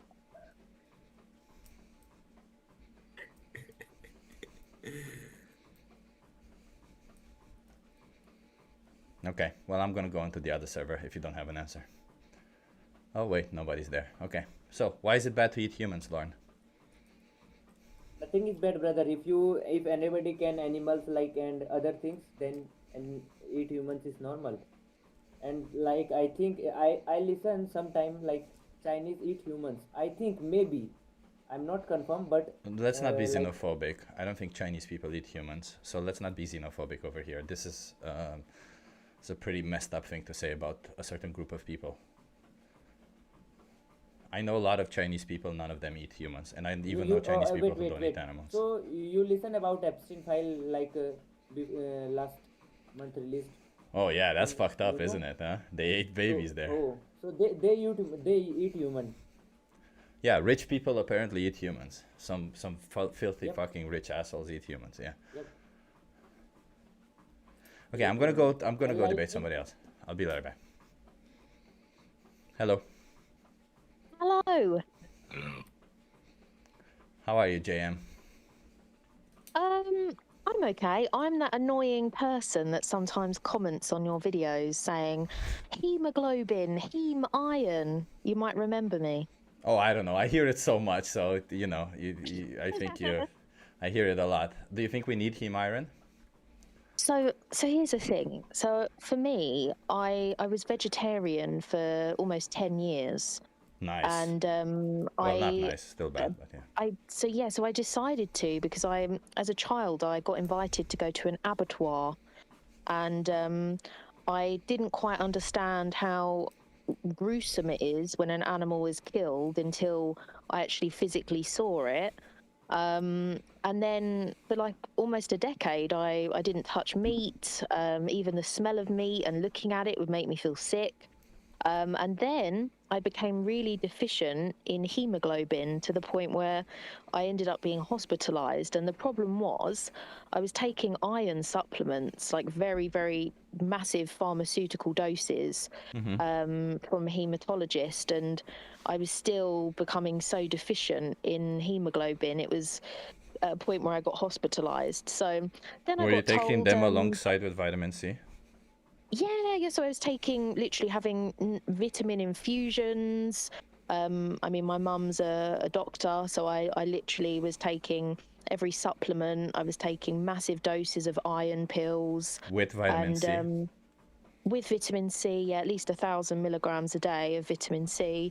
Okay. And and then I just became really deficient. So in you became really hemoglobin. wait, because the storyline does not work here. So let's recap the storyline. You were vegetarian, right? You were exploiting animals for their secretions, and then you said, I have an issue. My iron is very low. Before you even realized that your iron is very low, were you taking supplements? Yeah. So basically, well, I wasn't taking enough supplements. Then I went to go and see a doctor, and then they tested my blood and said, "Oh, your hemoglobin is extremely low. You need to start taking iron supplements." Yeah. And at this point, I was still vegetarian, and I mean, I'd love to be vegetarian again. Oh, you shouldn't. And then, well, I'd love to be either vegetarian or vegan. Oh, well, they're different things, right? Like, I'd also love to, like, vegetarian is a diet, vegan is a moral principle of not treating animals like commodities. But let's go on. So so what you're saying is that you were vegetarian, your iron levels were very low, so you started taking a supplement. Not sure if it was accompanied by vitamin C or not, and then Definitely was, yeah. Yeah, and 1,000 then you milligrams ended a up, day. yeah. So and then you ended up still being deficient in iron, right? Like the supplement plus the vitamin C wasn't working. Unfortunately, so it's specifically my heme iron. So obviously there's plant-based iron, and then there's heme iron. And my question No. is, Your body surely- transforms iron into heme iron. That's the reason why animals have it. It's because their body, just like your body does, transforms iron into heme iron. So that's what heme iron is. It's just the final product that your body transforms iron into. So let's imagine that you can't get heme iron anymore. Well, not from animals, that's for sure. just imagine all animals get a virus. It's not that far-fetched. We farm them in very close containers. They all are very similar genetically, so they wouldn't be able to develop natural defenses that well anyway, because if it affects one, it probably will affect all. So if they get a virus and all of them die off, and you can no longer get heme iron from animal products, what happens to you? Because the only thing is, I've literally just gone on Google now. It's saying that you cannot get heme iron from plants. Is that No, you can't. incorrect? No, but I just pose an example. It's not incorrect. As I explained to you, no, you can't. Heme iron is something that your body produces. So I'll ask you again, if you can't get heme iron from animal products because there's no more animal products that produce heme iron, what are you going to do next? Are you going to kill humans and eat them? So another alternative is quite an expensive one, is actually getting hemoglobin infused into the body. I had to have like an intravenous drip full of hemoglobin. That's an alternative, but the question is, why is that not even being offered as an alternative? Because if I could have that and then just not eat meat or consume animal products, I would totally do that. So I think there's definitely a cost barrier towards it, and I promise you I was taking 1,000 milligrams of vitamin C, because you can't absorb iron without vitamin C. Yeah. And I still had that problem. Were you doing that when you were drinking coffee? Like, there's a lot of implications of why it wasn't assimilating, right? Like, were you doing that when drinking coffee, or maybe green tea or black tea, when there was caffeine essentially in your blood? Because that obviously doesn't really, it affects the iron absorption. And actually, I looked it up specifically. There is, just now, there is no people that need heme iron. Absolutely no. It's just worst case scenario, your absorption is lower, but it's not at all. So that could just mean taking more supplements throughout the day with vitamin C, taking care to not have caffeine at the same time. So there are solutions. And you also said there's the IV drip. So there are solutions. Yeah, definitely. I mean, I'm one of those people, if I can find a way to stop consuming animal products, I 100% would, but it's a journey, and I think there's not enough funding going into it. Do you consume dairy products? I do. I love a bit of cheese. What does that have to do with heme iron? I suppose with dairy, I mean, I suppose I could supplement that and take calcium tablets. That could be an alternative. Or you could eat cruciferous vegetables, which provide you both with iron and calcium. But I fail to see, like, why, like, you talk about what you want and what you need, but what about the innocent animals that are exploited, abused, and slaughtered for you? Yeah, that's very true. It's a good point. But I do think that there needs to be more education as well on nutrition in schools to children, because I think a lot of adults are they're just not even thinking before they're eating things. So I think, yeah, if I can find a way, then I definitely will. It's a journey, but hey, that's why we've got you, and people like you that make interesting videos to kind of educate people.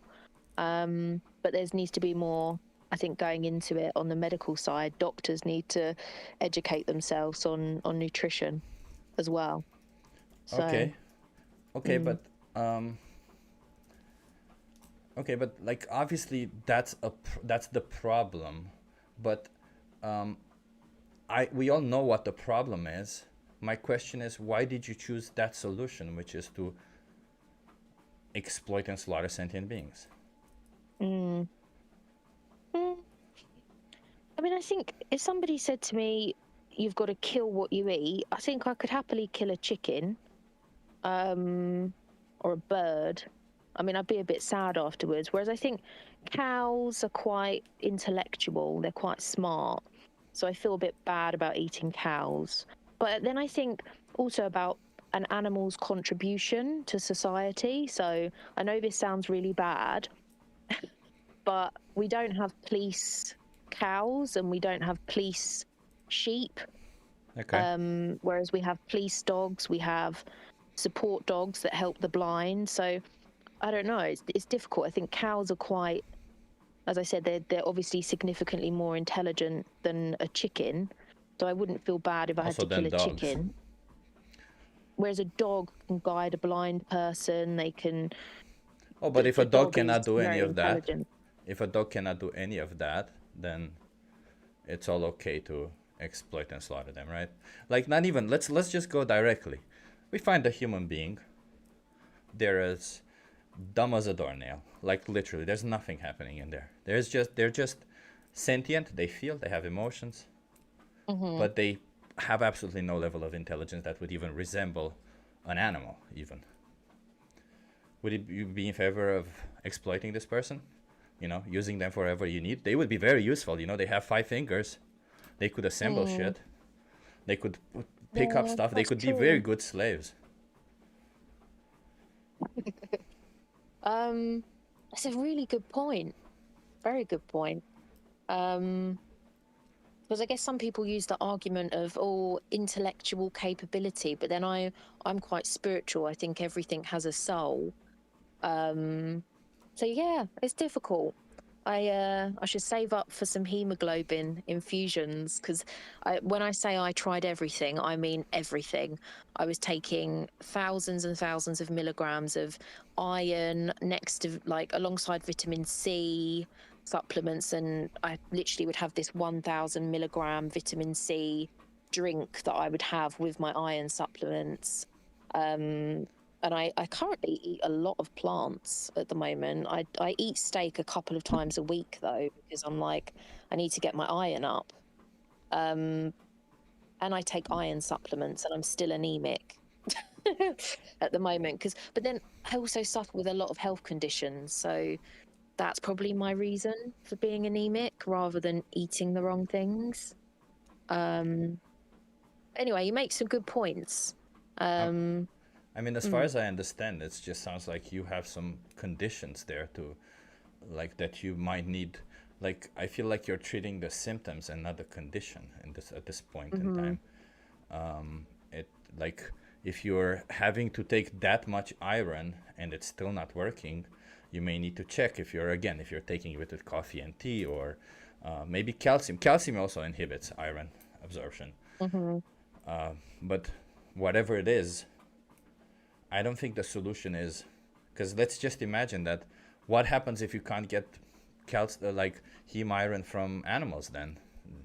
Humans? What's next? Humans? What's like you know, a human deserves to live just as much as an animal does. There's no reason why one of us deserves to live more. But when you're saying that, yeah, but I'll gladly kill an animal to get my heme iron, but not a human, that means you're saying something different. So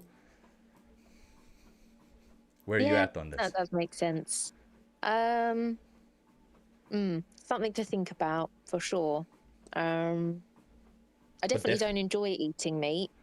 I don't really like the taste of it, but it's like, okay, at least I get some, because like I said, I haven't found a way of getting my body to make enough hemoglobin, and even with supplements. So obviously this is because of my health issues rather than anything else. And I'm sure veganism, it might work for me in a couple of years. But yeah, it is what it is. Yeah, I like, let's imagine that you had access to a dietitian that could help you with all this and could help you plan all of this. Would you consider doing that, or would you still continue paying for animals? Like you say, their flesh, not just that, but milk for some reason, or cheese. I'm assuming you might also eat chickens, which also doesn't provide you with any iron. I don't really like chicken. I find that when I eat meat, it is literally just, it's got to be nutrient dense. I'm one of those people, this is going to gross you out, but when I have steak, it's like... That's already grossing me out. Oh yeah, there's blood all over the plate. Yeah, but I'm literally eating that doesn't it gross for me the out more. It grosses me out the fact that there's a muscle of a being who thinks, who feels, who has emotions. That's already gross too. Doesn't matter how well you cook them, knowing that was a somebody at some point. That somebody may have felt an itch. that somebody, you know, imagine this, that somebody may have felt an itch right where you're eating now. That somebody may have had a day where they sat on that muscle and they just felt amazing, and you just decided to take their whole existence away. So I don't know. Well, yeah, it's a good point you make. And then also there's the other point of the energy that you're absorbing.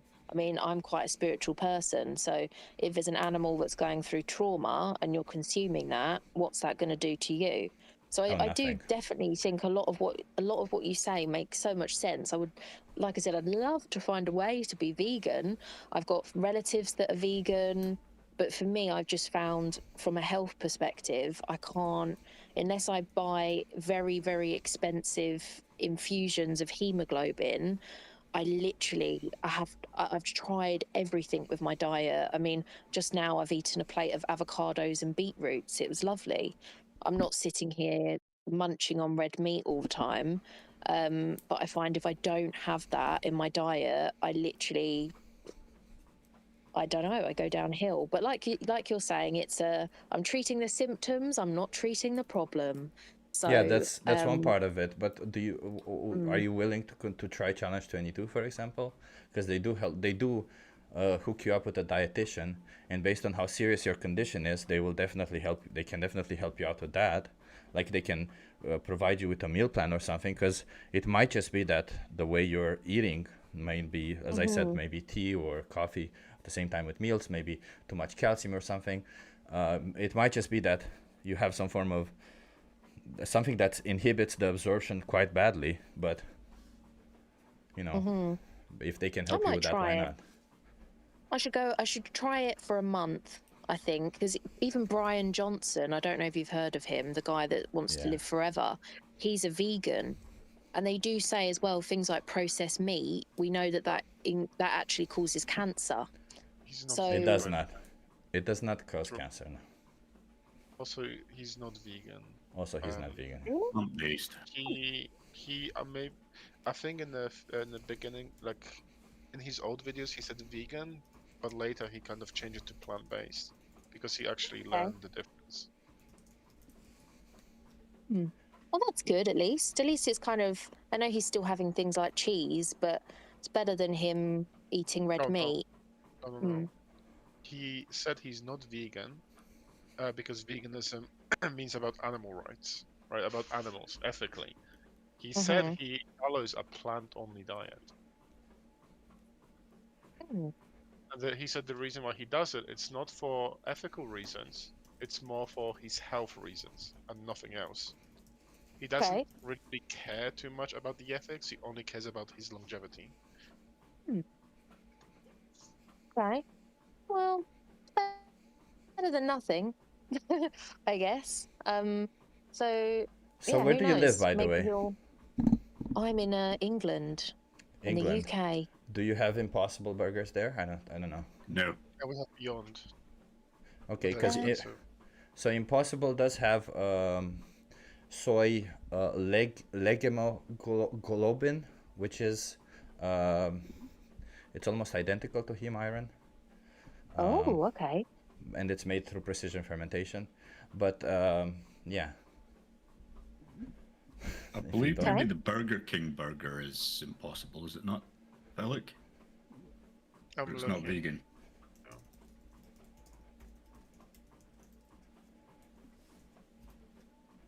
Okay, interesting. I'll give them a go. But either way, like I think if you go to Challenge 22, they can direct you pretty easily, and they'll be responsible for they'll try to be responsible for what you eat. And well, yes, Impossible foods are available in the UK, by the way. I just checked now. Seeing them around. Sorry, it's just... No. Just a quick search. No soy leg hemoglobin products are currently available in the UK. Oh. So what's the Burger King burger? I thought they were Impossible, weren't they? Or is that Beyond? They might be, but they might be without that, yeah. Okay, well, I'll give it a go. I will go vegan for a month. Try Challenge 22. I just genuinely think it will help you out. Yeah, I think it will, especially from an inflammation perspective as well.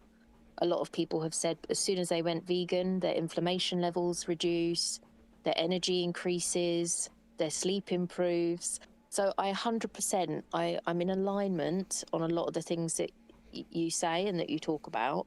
It's just, I think more needs to be done by healthcare professionals to actually understand nutrition.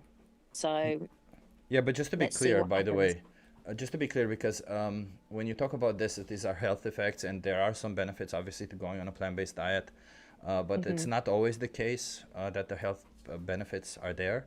And the reason why I think it's important to consider the moral aspect of it and what we do to animals is because you could easily justify for health by eating steak once a month, let's say, but that would still exploit and slaughter an animal. And I'm here for the animals. I'm not here for health. Right? I definitely think you can be healthy without that. But yeah. Yeah. Oh, cheese and eggs. I feel like cheese and eggs are quite ethical. Oh, they're actually the most unethical ones of all. Take for instance, dairy cows. They produce milk because they have babies, right? That's the only reason why cows produce milk. Do you think that they get pregnant when they want to, or do you think farmers impregnate them? So I know someone that owns a farm, and yeah, they do like well, they do deliberately get them pregnant so that they produce milk. Yeah. Which is that's not very nice, I guess. I mean, I do like almond milk, soya milk, hazelnut milk, and those are great and they're full of protein. But cheese, I feel like, I love cheese. I'm by France. But cheese is a product of milk, so it's a product of that. But it's so nice. Yeah, but like you have to ask yourself because you obviously get some form of pleasure from it, but is your 10 minutes of pleasure worth the whole existence of an animal? But yeah, I also want to add something on top of that. I'll let you answer that first.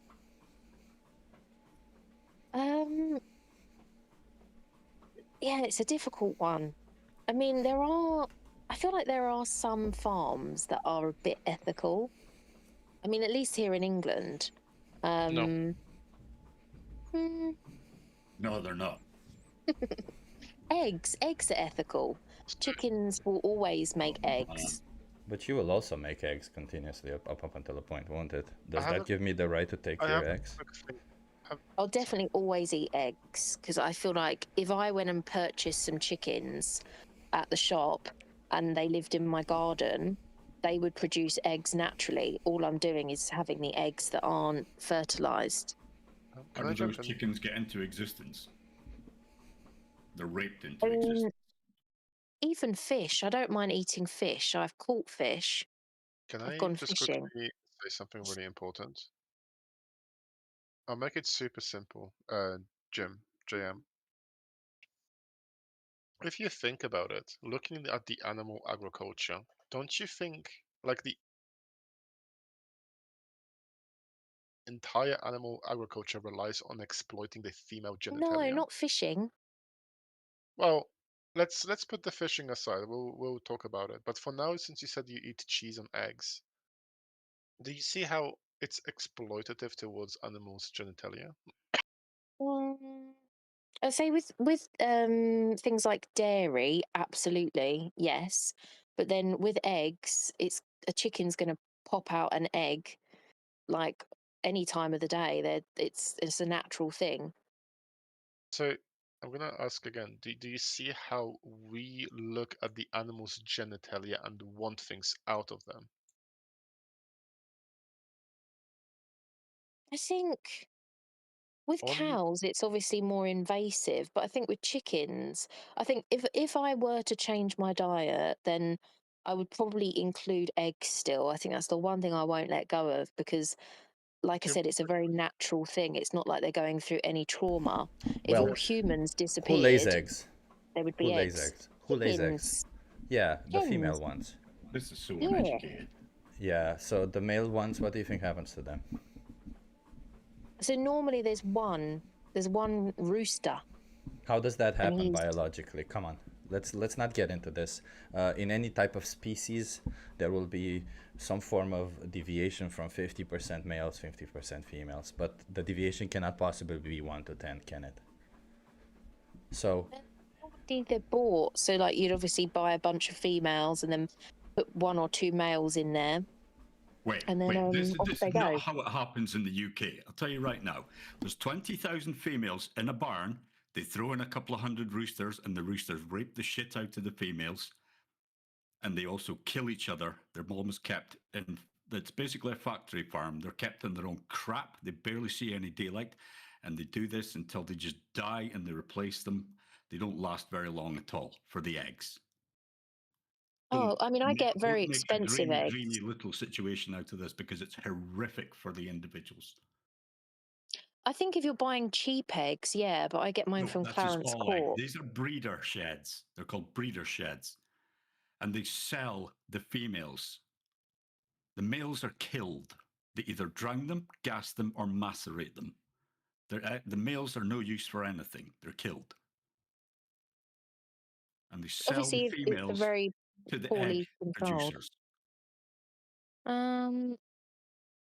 But then I think it depends if you've got free range eggs and This you're is paying a free lot of range money as for well. them. They all originate from a rape shed, basically. Every one of them. and then when Free they range make doesn't babies, mean free range in the UK. It just means they have potential access to the outdoors. It doesn't mean they say they get outdoors. and even if they did, afterwards, when the babies are born, they go to a process where they select which ones are the males, which one are the males, which one are the females. The females obviously may go to different barns or backyard farms or factory farms or whatever. And the males, well, they will just get blended up alive or asphyxiated to death or put in a bag or used in a gas chamber or just killed in another way. But that's the thing, they get killed. The males on their first day of life. So hens lay eggs whether a rooster is present or not. So you can have a barn full of female chickens. Where and they did will the all hen lay come eggs. from?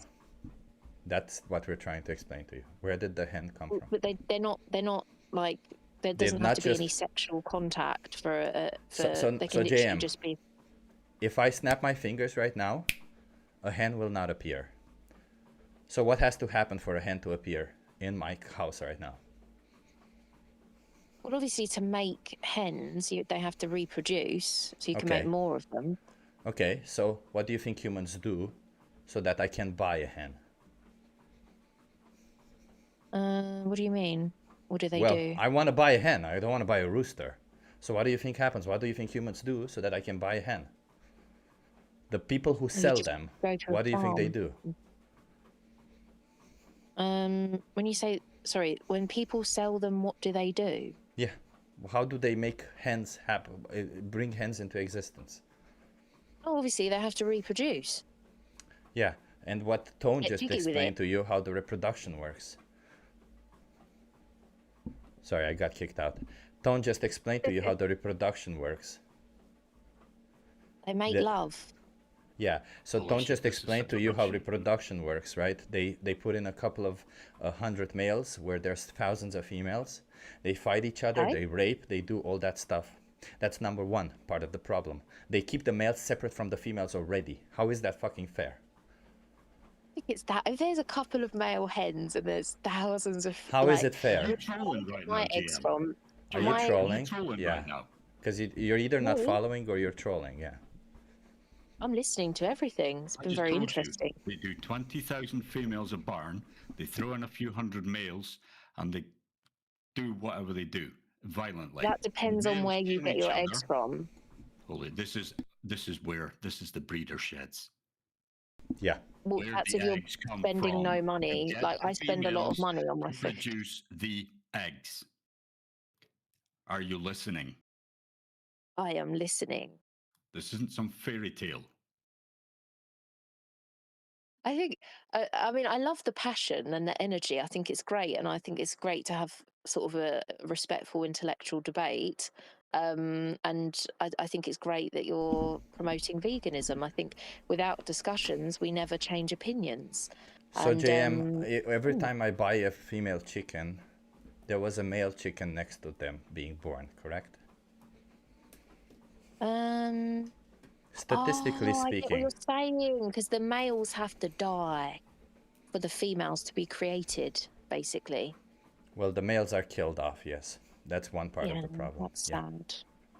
That's sad. Um, So that's I one mean, yeah, part. I'll consider it. I'll consider it. I do love my eggs. They're not yours. Your eggs are within your body, and I'm not sure that you're gonna eat those. But what if it's like an ethical place? What if it, because there are places that are like privately owned farms where you spend £10 on a box of eggs, like very expensive. I have a question. How do you ethically exploit female genitalia? But then, so if I have a barn that's full of females, they will make eggs regardless of if there are males there. Yeah, even if they're humans, right? Sure. Human females that also produce eggs, and we can just like put them in a barn and take it away from them. You know, just keep them in a barn, feed them, give them nice mattresses, but whenever they have a period, we just like go in there and take it from them and lock the barn. Well, they're And not wait. fertilized, so they just rot anyway. It's not like the eggs are Yeah, so going if they're anywhere. human female eggs, we can also do that. Same thing, right? So it's okay If to they put. were nutritious, if I could lay my own eggs and I could eat them, oh gosh, I would. Yeah, so we also put you in a barn with a mattress. We feed you. We don't let you go out of the barn, but we just keep you there so you feed other people. So this is the thing, I don't buy cheap eggs. I buy free range eggs, so they're outside in a field. So if those humans were outside on the field being farmed, would you have any issues with that? So for me, it's difficult because I think of sentience. So I think a chicken isn't as sentient as a human. That doesn't mean that they're worth less, but it means that I feel like a chicken does have a place in society. To be a slave, to be an egg-laying slave, that's their chickens, place in 100%. society, right? A chicken, definitely. I don't Yeah. see how a chicken's going to contribute to the planet. Yeah. So if I make a statement about a certain group of individuals and I think that they should be slaves because of their belonging to a certain group, And also the intellect. or their intellect, does that mean that what I'm saying is automatically right or good or something? Because here's a great example. Okay, so growing up, one of my best friends, her parents had chickens in the garden. And those chickens, I mean, they'd come in and watch television with them. They'd sit on the couch and cuddle up with them, and they ate those chickens' eggs. That, to me, wasn't abusive. There was no... There were about 10 chickens, and none of them were being, assaulted. Wait, Felix, before we go there, I just want to ask you, JM, because why would you eat chicken's eggs? Why? What's the reason? Nutritionally, you can get everything you want from plants. So why would you eat chicken's eggs? To me, it's almost like they're leaving the eggs like a gift. But why would you eat chicken's eggs? They're yummy. Okay, because of taste pleasure. So now let's imagine that there is this scenario that you imagine, and it's in 1% of the situations. That means that every time you buy eggs, you have a 99% chance of exploiting and slaughtering a sentient being, of treating them like a commodity. I mean, Why would you risk that? Neighbors. Why would you risk that, knowing that you can always get all your nutrition and your taste pleasure from other sources? So I don't get commercialized eggs. I get eggs that are from... You just said you pay a lot of neighbours money have for eggs. them. I do, yeah. I go to Clarence Court. If you Google Clarence Court, they're free-range eggs. They live in a field. I'm just Listen, saying, I think out I on the don't grand think you scheme- understand. So do they only have females also there? So my friend that has chickens, they've only got females, and they How the literally hell live does in that their happen? garden. How does that happen? Tell me, if there's a country where there's only females, how does that happen? The chickens do lay eggs if there's no rooster. How does it happen that on a certain amount of space that is enclosed, there is only females of one species? So that's how chickens lay eggs that we eat. No. There's no rooster. No, they're not understanding what I'm saying. I'm not asking you what do chickens do. How is it possible that a population of individuals in an enclosed space can only have one sex? How does that happen?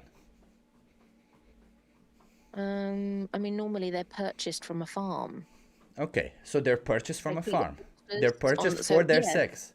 They're Yeah. purchased for their sex. So what happens to the males, as we've established? The roosters normally, or some of them, it depends on the farm. It's all about, I think, ethical farming. I'm just being honest. I know you don't like those words, but Well, there's no such thing Yeah. as ethical farming of humans, just like there's no such thing as ethical farming of other animals. But yeah, David, go ahead. It's going on. Yeah, can I ask a question? Where did you Yeah, get ethical your slavery. where did you get your veterinary degree, Miss? I mean, to be honest, don't you think that it's nice if your neighbour's got chickens and they're all Can you living in their Please garden? answer the question. Can you answer the question? Well, I'm not a veterinarian. I work in business. I don't work in the So, veterinary field. so you think just because an animal lives out in a pasture that they're not suffering? If they're living in a nice garden Yeah, in somebody's backyard and they're did you see wandering them, around the garden all go to day, the vet? Did you see them go to the vet clinic? Did you see the yes, so-called owner bring them to yes, the vet? Yeah? All yes, of them? Every veterinary, single one of yes, them? Yeah? yes, 10 chickens. Sure. Okay. Well, They I should know use you're the lying, help to look so after them. It's sure quite a you did. common thing in England to have your own No, chickens. no, It's not that's common. bullshit. I also That's want to really like double down on NTT with this. Jim, would you be okay with farming humans for eggs? I think so. Technically, I mean, I release an egg once a month, So and I have a period. would you like the same treatment done to human women as we're doing with chickens? I think if when I had a period once a month, I think if an egg popped out, I don't care about like your And, period. and Can you answer the also, question? and well, we're also when talking you about enter eggs, that is what a menopause, period is. and also when you enter menopause, you would go to the slaughterhouse to get killed. So So when you have menopause, you still have Okay, something this called is an ovarian reserve. Derail. Jim, can you please answer my question whether yes or no, and then explain why? Would you be okay with farming human women the same way we do with chickens? Yes, no, and then explain. So Keep them so again, I somewhere. feel like Give them a good couch and some Netflix, and how can they not be happy? They're in my basement where they have a Jim, couch. Without Or- adding too much, Yeah, I'm sorry. gonna ask the thing. Would we? So Jim, would you be okay with the same with farming human women the same way we do with chickens? Yes, no, yes or no, and then you can explain.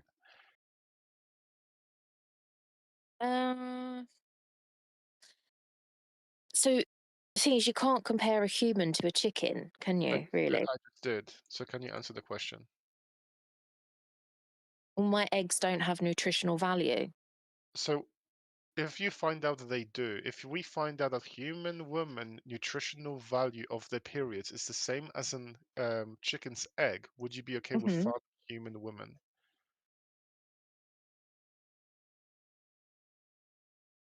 It's difficult because we have to go to work. We have to pay taxes and bills, and a chicken doesn't pay taxes and bills. So if we find women that we could farm like chickens, would you be okay with extracting the periods for nutritional value? Yes, no, and then explain why. So you're asking a complex question with a yes/no answer, which is a little bit So you can say you don't know. impossible. You can say don't know. Well, it's not that I don't know; it's that my answer isn't yes or no because it's a very complex question. So it's going to have a complex answer. What's your answer? You can So the answer same- yes, no, don't To know. me, I think to a lot of people, whether or not somebody decides to consume an animal product, at least for me, it's based on the sentience of that being. So Wait a minute, JM. What's your believe- evidence that chickens have lower sentience than humans? So if you were to ask How do a you measure chicken to- sentience? How do you measure sentience? Okay, so you could get police dogs, you get How do you measure guide dogs sentience? that help the blind. So So JM, it's in order about for the us to know if an individual intelligence. has more sentience or not, we would need to know how to measure sentience. So how do you measure sentience? I feel like a lot of it's got to do with intelligence. Oh, so it's not as well. sentience, it's intelligence. Okay, so let's imagine that, let's go with what Felix said. We farm human beings, females, that are just as intelligent as chickens. You would be in favor of that, correct?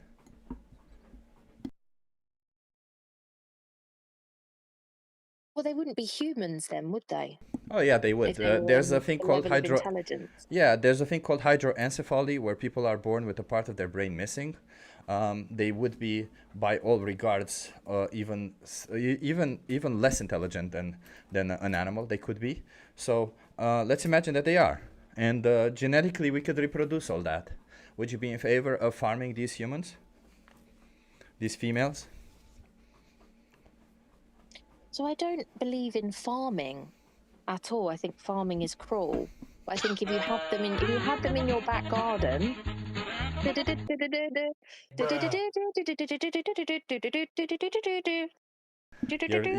Are you clowning Hill. us I love right it. now? JM, are you clowning No. us right now? Because you just said that your neighbors farm chickens, and now you said you have a problem with farming. It's not farming. If it's in your back garden, they're basically pets. So wait a minute, if the women are in my back garden, and I do the same that I did with the chickens, exactly the same thing, but they're intellectually challenged women. You were in Sounds like a favor of doing nightmare, that. doesn't it? 10 women in your back garden. That sounds like awful. I just think I will continue to eat eggs. As for eating there's no cows and point. chickens, I don't want to eat them. Wait a But minute. So why are you dodging the question? You were asked a simple question for like 15 minutes now. Why is there a difference why do you treat differently intellectually challenged women than chickens with the same level of intelligence? Because you do treat them differently. So why is that? So I don't believe it's cruel for a chicken to be in somebody's garden. I don't think that's cruelty. Dodge again. I'm not Is it- dodging the question. I'm basically saying that, like, I wouldn't feel bad about a chicken being kept in a garden. Do you Would you remember feel bad? Chip's Yeah. question? Do you remember Chip's question? Yeah, you're comparing chickens to women, which is a bit no. insulting. What was the No. question? I'm comparing female. I'm comparing females of a certain species to females of a different species. And you said the difference is intelligence. So I equated for intelligence, and I told you if they have the same level of intelligence but they're different species, would you treat them the same way? No, because I believe that humans are divine. Yeah. Well, that doesn't mean anything, right? Because you believe it. Do you think that makes it so? Like, do you think there's any difference between you and a misogynist who believes women are inferior strictly because they're women? Because that's what you're saying now. Chickens are inferior because they're chickens. So, I mean, what if I had chickens in my back garden? Would that be evil? What if I don't take their eggs? again. Am I then ethical? That's a dodge again. Yeah, No, you it's a just question. no, because wouldn't you say see it's a what you're dodge, it's a doing. question. You see what you're doing is you're trying to apply to appeal to some form of really marginal cases, essentially, right? Like you're saying, there's are situations where, as I said, with other people, if an animal shits and you want to eat their shit, I don't have a problem with it, as I've explained so carefully. It's the problem is when you specifically take an animal, bring them into existence, and use them because you like the taste of their shit, or you not just bring them into existence, but you take them, keep them in your backyard because you like the taste of their shit, or you specifically feed them a certain diet because you like the taste of their shit. That's the problem. When you treat them like a commodity is the problem, not that if they left something on the ground you use. Nobody has a problem with that. It's the commodification that's the issue. Okay. That does make sense. You have definitely got a very, very, very good point. What if they're kept as pets? Wait. And they're like Jim, hold on, getting Jim. cuddles and Hold on. Last question. What was Chip's point? about not using animals as commodities. And what did he exactly say about it? So you said it's about not actually taking advantage of animals and not using them for well, essentially not using them for their reproductive organs is the point that we've been talking about here. And what question did you ask him right after he This said all is of like a test. Jesus Christ. This is like a Because what full-on you're doing, interrogation. because what you're doing, it's literally not like you're asking questions which were already answered to you. So maybe like what you need to do, it's write down things if you're I know, struggling. it's the ADHD, guys. It's the ADHD. Listen. I don't know if you have ADHD or what's happening there, but and I'm sorry that well, it's not sorry because it's just being neurodivergent. It's nothing to be sorry about. Yeah, it's one of those things. Yeah, it's just you see the thing what we're trying to show is that you agree that commodifying animals is wrong, and then you ask yourself, but what if I commodify them in this way? But what if I commodify them a little bit like this? So is it right or is it wrong? That is the question. Is it right? Is it wrong? Well, according to you, is it right or is it wrong to commodify chickens? And if you say it's right, you know what's going to follow. What's the difference between them and commodifying a human? So, I mean, I don't know what part of the world you're in, but I live in the countryside in the UK, like literally the middle of nowhere, farms around me. And a lot of people do have their own pets, their own chickens and animals. Now, I don't think there is anything wrong if you're a person who has chickens in your back garden and you're caring for them, they're getting veterinary care, they're getting to run around in Why do you have acres and chickens acres there? of land. Where did you get Well, those why chickens wouldn't and why you? do you have chickens there? Well, it's the same way you purchase a dog or a cat. Yeah, you just that's go to a immoral. breeder. If you purchase a dog from Is it? a breeder, it's immoral. Yeah. I've always rescued. I've had lots of rescue greyhounds. Yeah, not yeah. the rescued are different, isn't it? If you rescue a chicken, if that chicken takes a shit and you want to eat that shit, I don't have a problem with it. But why would you rescue a greyhound? Greyhounds, they're awesome. They're unfortunately they go through a lot of trauma. They race and then they end up getting abused. So I've had 7 rescue greyhounds. So yeah, that's another example of exploitation of animals. It's wrong. So What if you get you pleasure made some from good it? points. What if you get pleasure from exploiting greyhounds? I mean, I think dogs especially, their level of intelligence is that of a 5 or 6-year-old child, but so are chickens, I've learnt this morning. So there we go, that's something to think about when I eat my next meal. I don't So know. you've made I me think this whole think. conversation is kind of we're not going anywhere. I'm just gonna We're give you about the to wrap 3-minute up. video. Yeah. Can you just watch the 3-minute video? Can you promise me you'll look at it? It does have a scene about the eggs, and you can at least see what you're Yeah, supporting. definitely. And please, JM, if you can, please don't just do things based on what you think they are or based on what others tell you how they are. Do your research, and that includes everything we've said here. Do your research and do it in an unbiased manner. Don't go with, I want to reach this conclusion. Go with, let's see what is right and wrong, and then you draw a conclusion. That makes sense. Thank you, guys. You've made me think. I know you probably think I'm a clown, but you made me think. So thank you. Yeah, please watch the 3-minute video and see where you get, okay? I will. All right. Thank you. Thanks, guys. Bye. Bye. Aram, do you want to have a conversation with us? Hey, can you hear me? Yeah. Yeah, sure. So you've heard a lot of that was being said here, right? We stand against the commodification of non-human animals. What's your stance on that?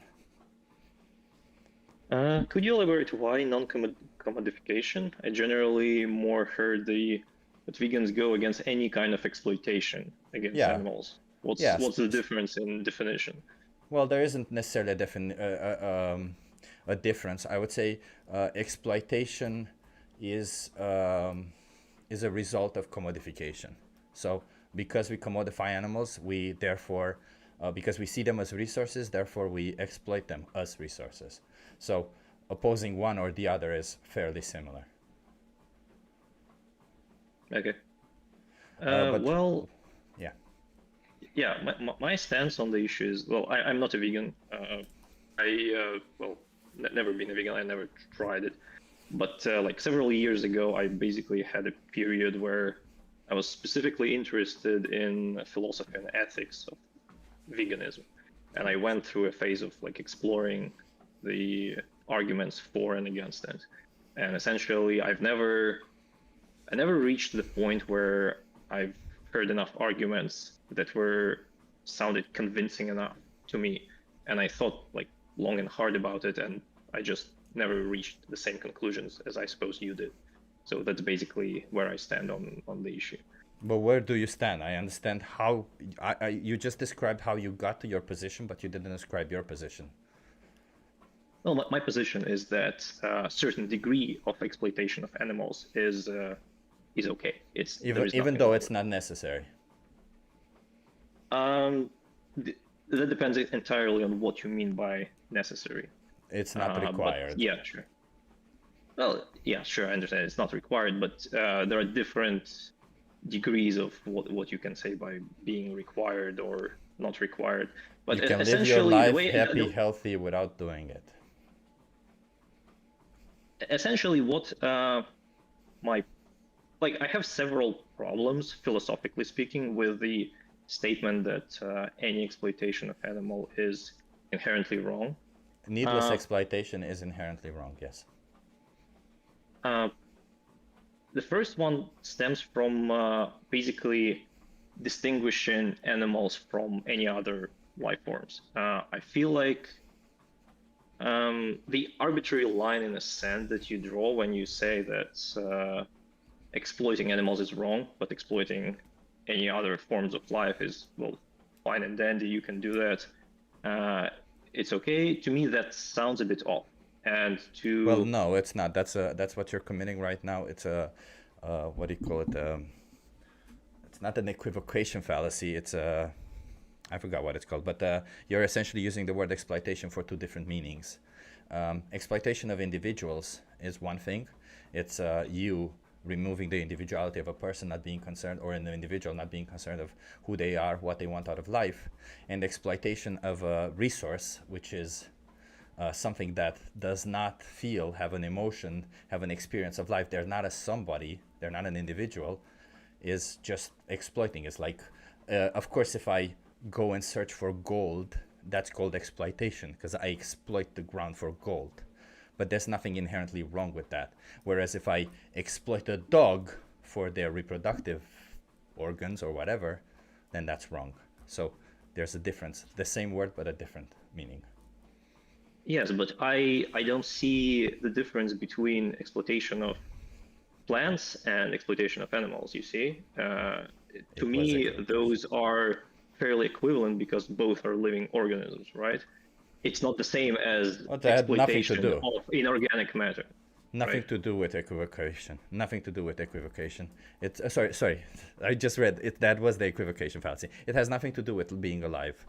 Bacteria is alive.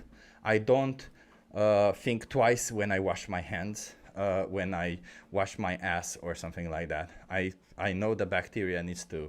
It's not good for me. I don't care if bacteria dies, because bacteria does not have an experience of life, whereas animals have an experience of life.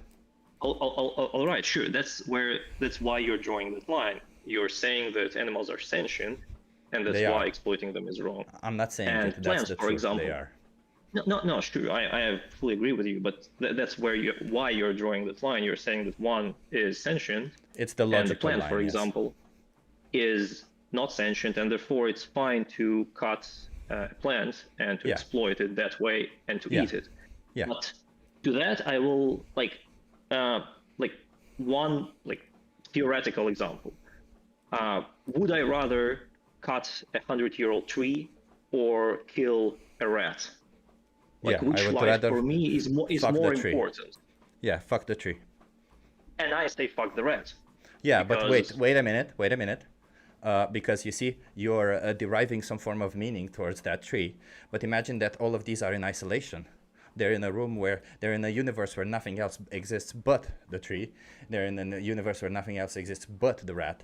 Killing one or the other does not affect anything else in the universe. Which one do you think is better to kill? It's a very strange condition to lay upon it, to say Well, that no. The they reason are why in I draw complete this isolation. conclusion, the reason why I Nothing draw in this the universe conclusion, is isolated, right? no, because the reason why I isolate the cases is because when you don't want a tree to be killed, it's for reasons of a sentient being having some form of relation to that tree. The reason why it's wrong to cut down trees is because we remain without oxygen, and other sentient beings who can suffer will suffer.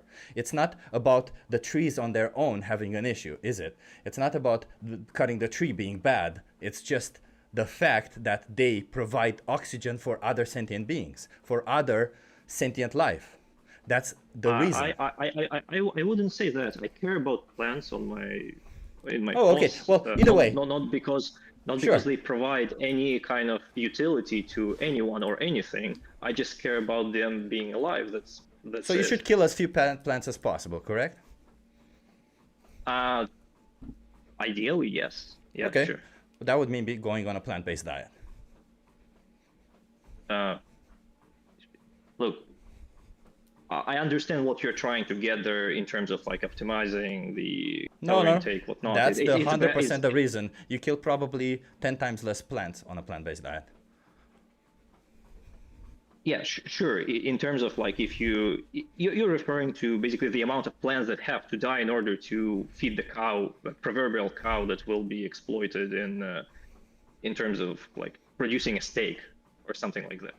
There you go. That's besides the point.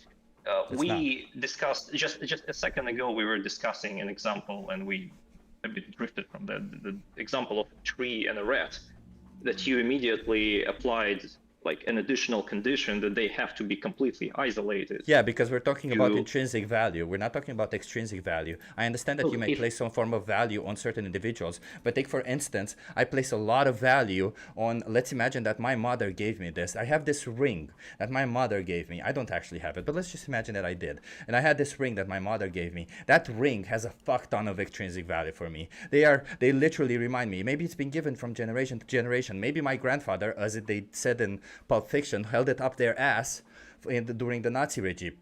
Doesn't really matter how it happens. It's just a very important ring for me. It has a lot of value for me. That's a sentimental value, yeah. Yeah. Well, that ring in its own still has zero intrinsic value compared to an animal, a human, or anybody else.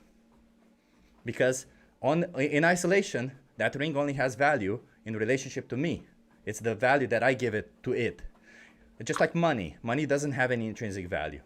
Money only has value because we give it value. So if you're going to tell me that a tree has extrinsic value for you because somehow you value trees more, I don't care. It doesn't matter. Because the reason when we decide rights of individuals, we don't decide it based on extrinsic value. Because if we did that, we would still have slavery and women would still not have rights.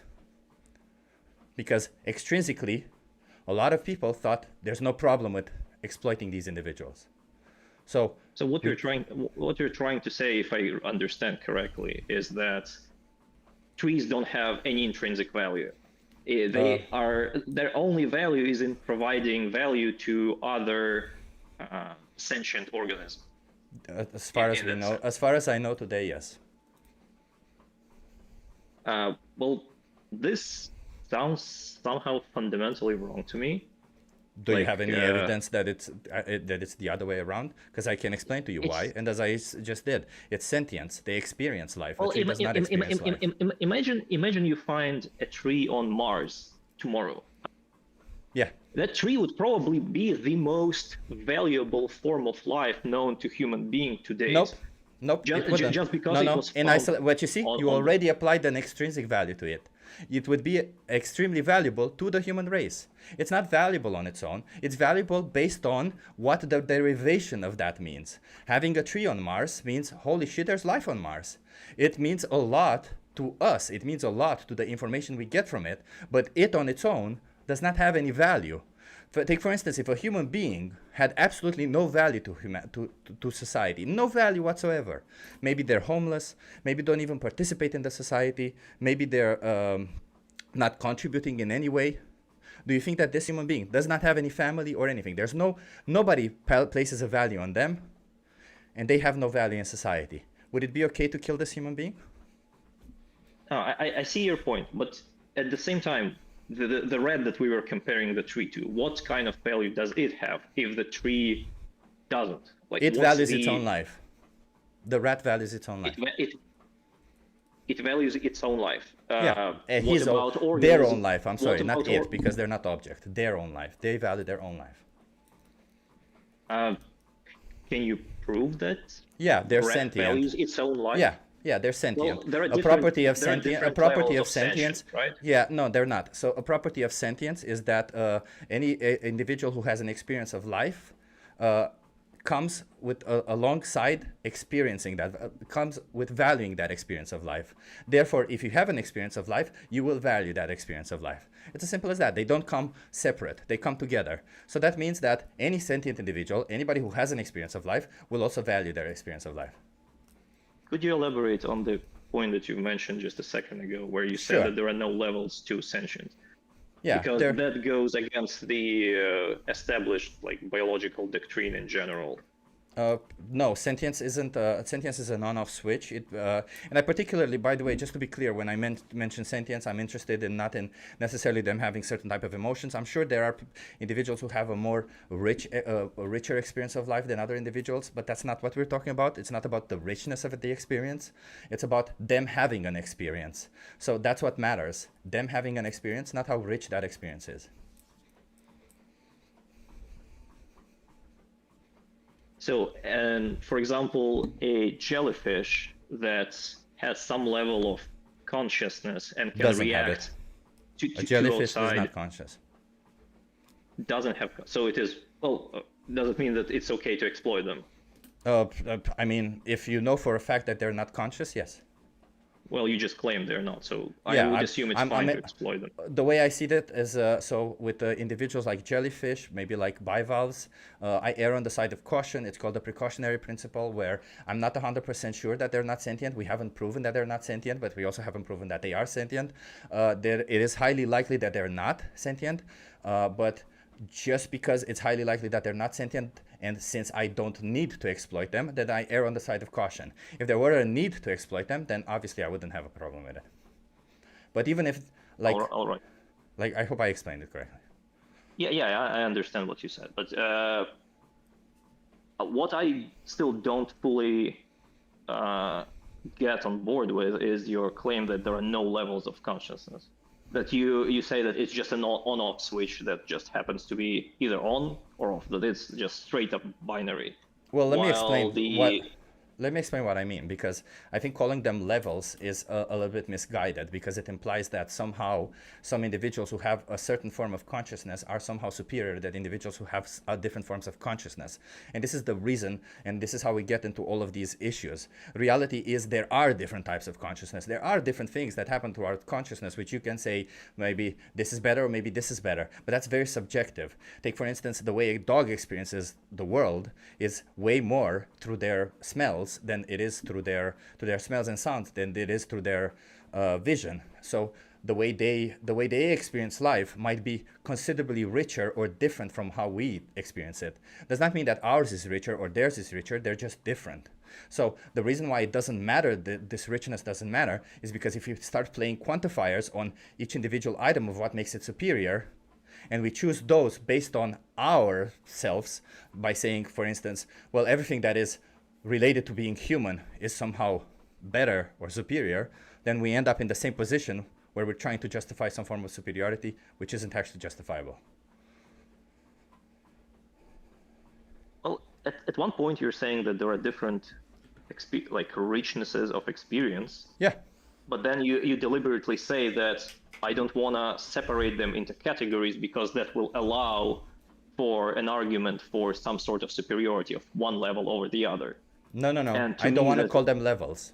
There, you can admit that's exactly what I'm saying. You don't want to call them levels. You don't want to separate them into levels. No. I don't want to separate. For that argument. No, you can separate them into groups, but not levels. Imagine if I take a society, I can separate a society into groups by race, for instance, and I can say this is a Okay. group of one race, this is a group of another race. They're different, but not one is superior than the other. There's benefits to being a black person, there's benefits to being a white person. They're different, they're not, that doesn't mean one is superior over the other. Okay, let me rephrase this. You're okay with grouping them, but you're not okay with building some sort of hierarchy of them. Exactly. So you just say that they're exactly the same regardless of what kind of experience or I say they richness have of the same experience intrinsic each of the value. group. Yeah, they have the same intrinsic Yeah. value, that's what I'm saying. Yeah, this is probably one of the core issues that I cannot agree with you on, because I don't think that an organism like a jellyfish, again, that just tends to move towards a certain That's not a good example, as I structure in explained the to you. environment. I will just, if you want, for the sake of this conversation, I will even say that a jellyfish is not sentient. Therefore, we can move on. That's not a good example. Yeah, A jellyfish is not sentient. It's for me, it's just an example of a very simple creature. But it's not sentient. You can say that it's not sentient, but that's not what I'm getting at. Is that it's a simple creature that has a certain degree of awareness of its environment. It's extremely simple awareness, but it can react to an outside It's stimuli. not sentient, for crying out loud. What I explained to you what sentient means. It means experiencing life. It doesn't just mean reacting to it. It doesn't just mean reacting to stimuli. It means every reaction to stimuli also has an experience behind it. Take for instance pain. You can say there's people who say what experience is.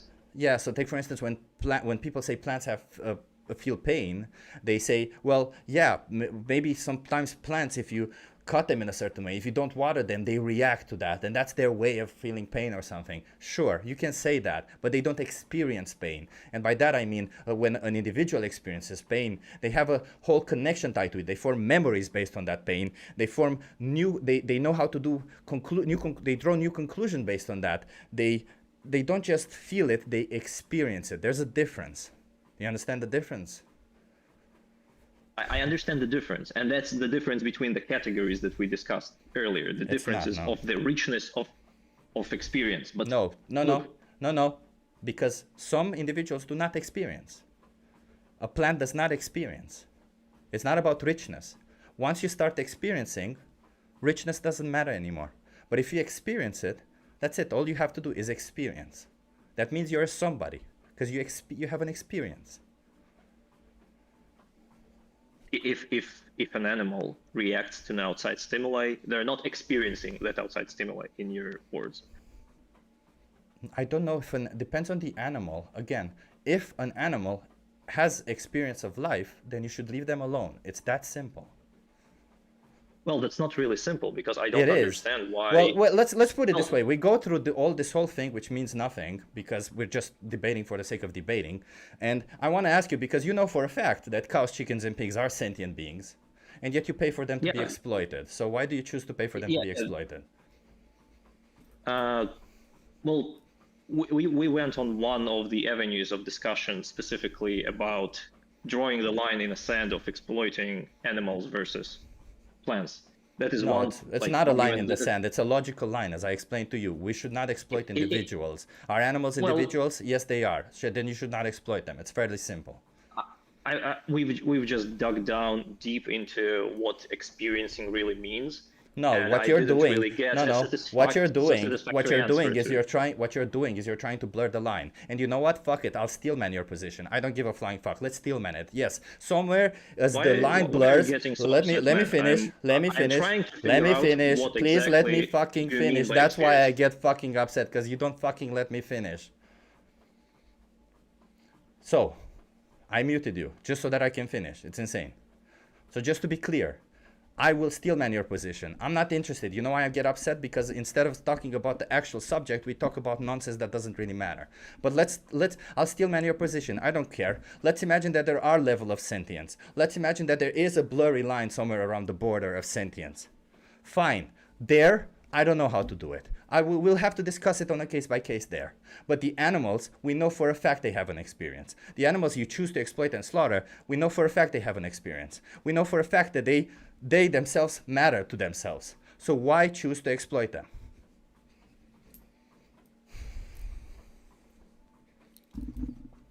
So the question is, why choose to exploit the animals? Sentient beings, yeah. The answer for me is it goes basically like this: 80%, if not more, of the species on Earth are not autotrophs. That is, they exist by virtue of one way or another exploiting other living organisms. These are not the And animals that you proposition- pay. The cows, chickens, and pigs are not in that position. So what does that? How does that relate to what you're doing? And how is it moral to exploit them?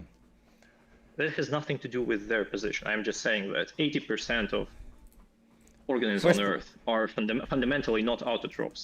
They exploit other living organisms in order to survive. No, first of all, And- autotroph doesn't mean exploiting another individual. I think you're misrepresenting the meaning of that word.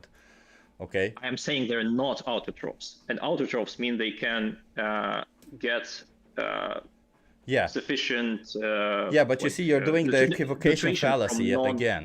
You're doing the equivocation fallacy yet again, because as I explained to you, exploiting a non-sentient life form does not have any moral implication because there's no individual there. You're not So you listening say, to me again. yeah, I am, because you're claiming that a lot of these And by the way, animals you're continuing to interrupt me as well. Yeah, I am, Again, because I'm trying to again, I'm continue- trying to speak about fucking animals, and you're coming up with the most bullshit thing ever, which is a well, you justification asked for it. me- And I'm getting you getting asked upset me because why, instead and of I'm I trying to went answer. down your I track, cannot get I to went answer. down your track for at least 20 minutes.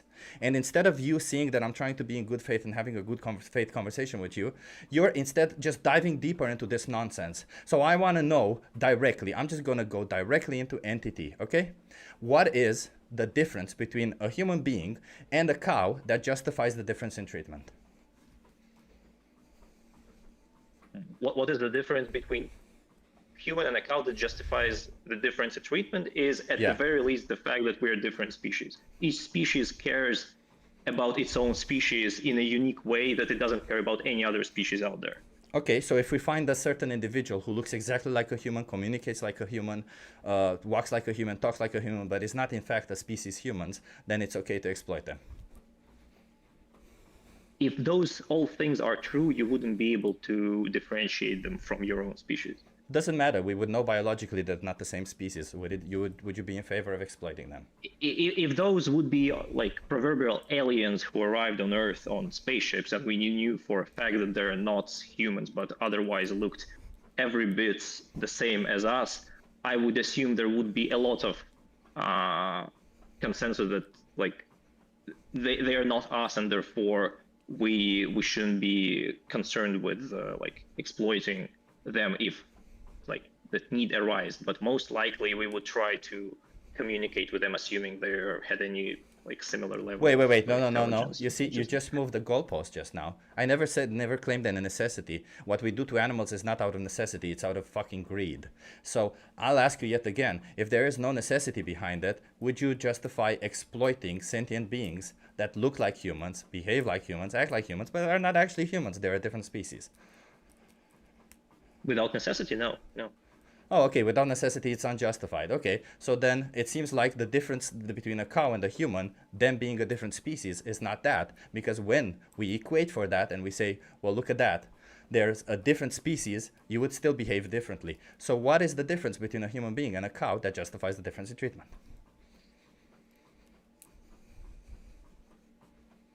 I haven't said that I would treat aliens differently from a cow. I never said that. I said that. You just said you wouldn't exploit them for an optional product. You wouldn't exploit them needlessly. You never do that said to that cows. I would exploit them for an optional product. I said I would not exploit them in general, but if such need would arise, then sure I would. Dude, there is no need. Please focus.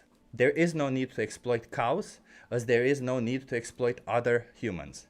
I asked you, what is the difference between a cow and a human that justifies the difference in view? The fact that you think it's okay to exploit one but not the other for a product you don't need. I'll call it an optional product just so because it's easier. And you said it's species. Then I said, okay, well, I'll choose a different species, and you still said it's not okay to exploit that species. So then it's not species. I never said it's not okay to exploit the species. So I said is it that okay? is Wrong. to- Okay, is it okay to exploit these aliens without any necessity behind it? That is exactly what I said. It's not okay. It's okay to exploit them, but only if there is necessity to do that. Bro, answer the question. Is it okay or not okay to exploit them if there is no necessity behind it? I already provided with you with this case. There is no necessity behind it. No, the answer is no. To that Okay, exact okay. question, the answer So is then, okay, so in the same situation, if there's no necessity to exploit a cow, why would you choose to exploit a cow? What's the difference between a human and a cow that justifies the difference in view? And keep in mind that if you say species, we already reach a contradiction. So which is it?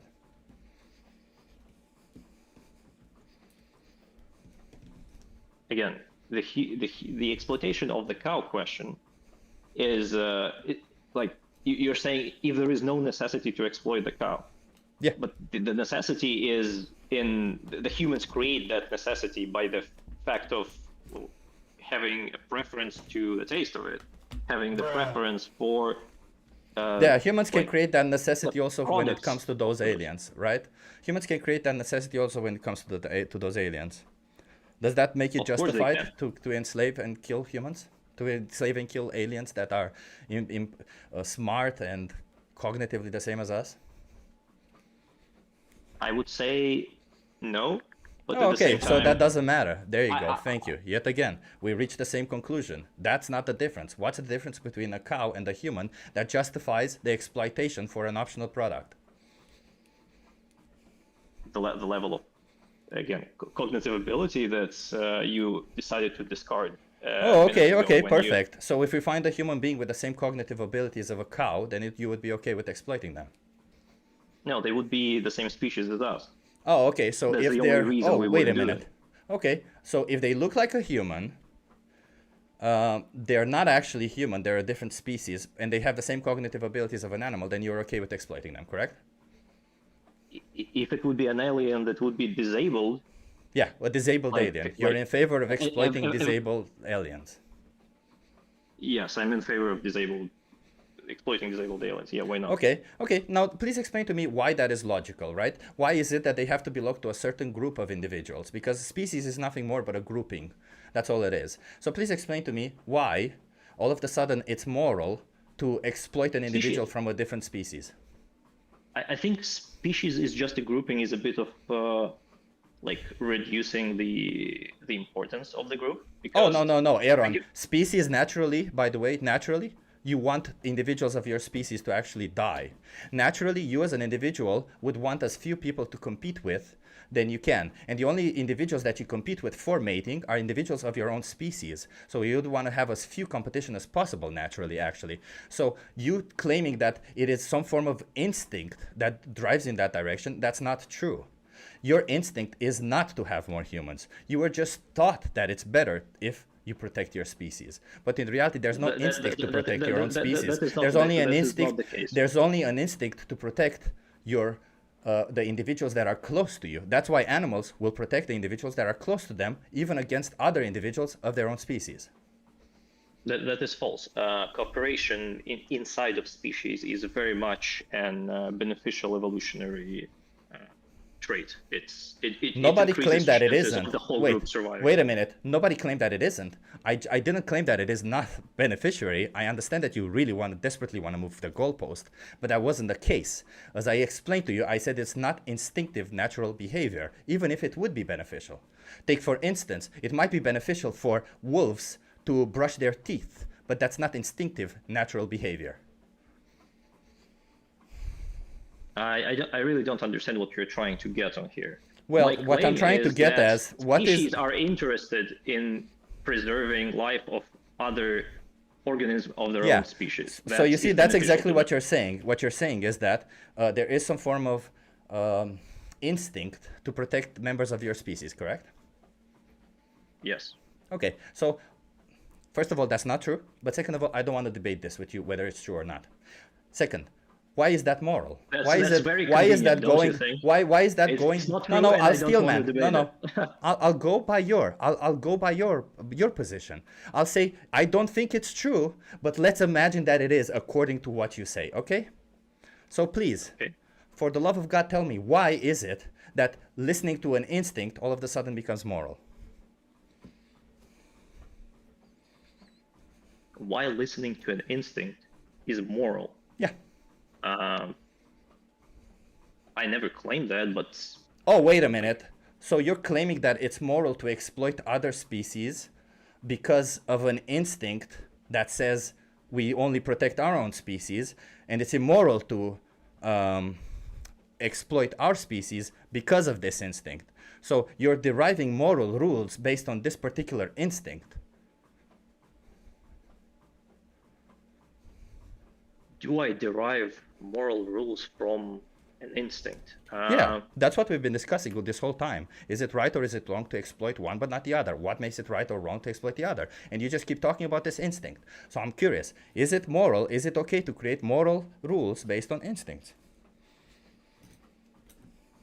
Well, considering that your whole behavior is driven fundamentally by instincts, your whole morality is based on your emotions and your instincts. That's no, mine is based on logic and critical thinking. Derive. But yeah.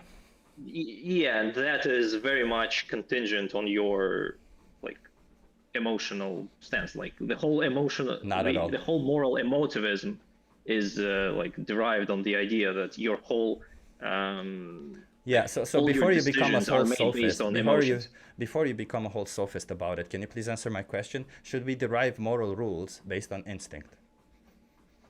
Yeah, why not? Like, okay, so if I instinctively, yeah, sure. So Aram, if I feel threatened by somebody, doesn't matter that I am or not, but if I feel threatened by somebody and I want to kill them because I feel threatened by them, which is what my instinct tells me, when I feel threatened by them, I want to kill them. That means it's moral, correct?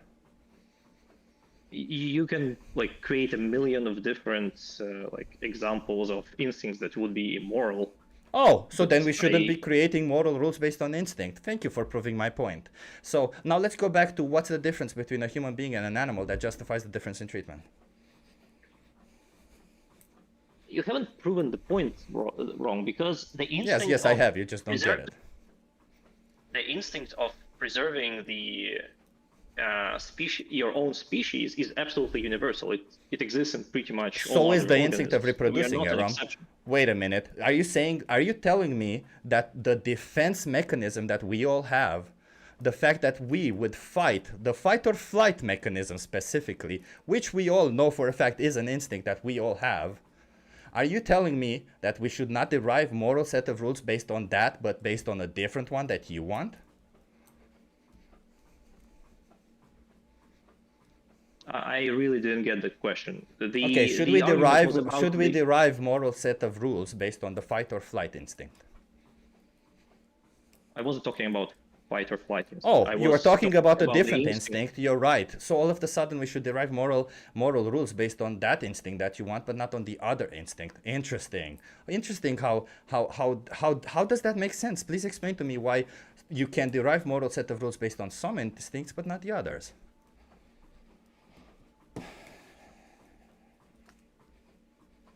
I don't know, maybe you can derive them from any instinct. That's okay. So we can derive them based on fight or flight, as you say, right? So if I feel threatened by somebody, it's okay for me to kill them because that's what my instinct tells me. I either fight or I flight. And it's moral. There is nothing fundamentally immoral about fight or flight instinct, yes. Oh, so there's nothing fundamentally immoral about me acting on my fight or flight instinct and killing somebody. Yes, that would be self-defense, yeah. Wait a minute. I never said self-defense. I said I am feeling like fight or flight. You feel that a lot of the times you can feel it in situations where it's not required for you to fight or flight.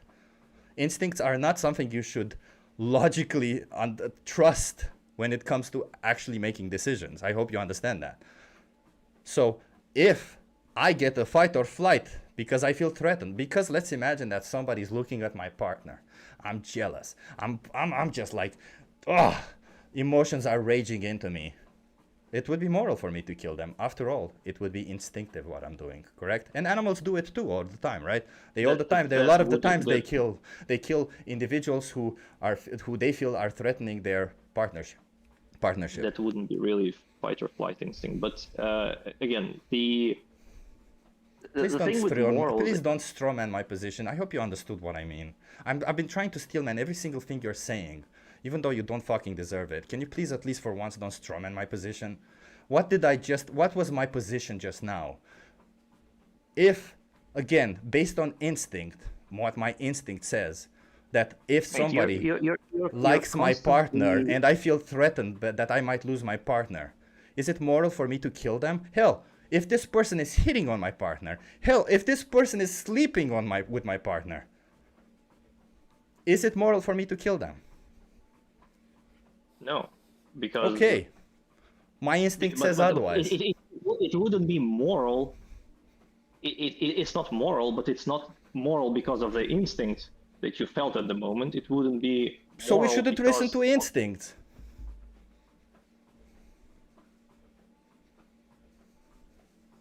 I don't think that instinct should be the ultimate deciding factor in morality, all right? Okay, so then why is it moral to exploit and slaughter a cow but not a human? Because I as a species don't care about cows as much as I care about humans. Yeah, we're going in circles. I'm done. Wait, does can anybody I else want just to try? put a little hole in this? I'm gonna say, Uriam, that you don't even care about humans. I mean, you can say whatever you want, but how does it make it true or relevant? So if you could cause someone to suffer PTSD or not, just by simple little action, maybe 5 minutes out of your day, would you do that? Who is that someone? It's just anyone. It can be anyone. A human. Any human.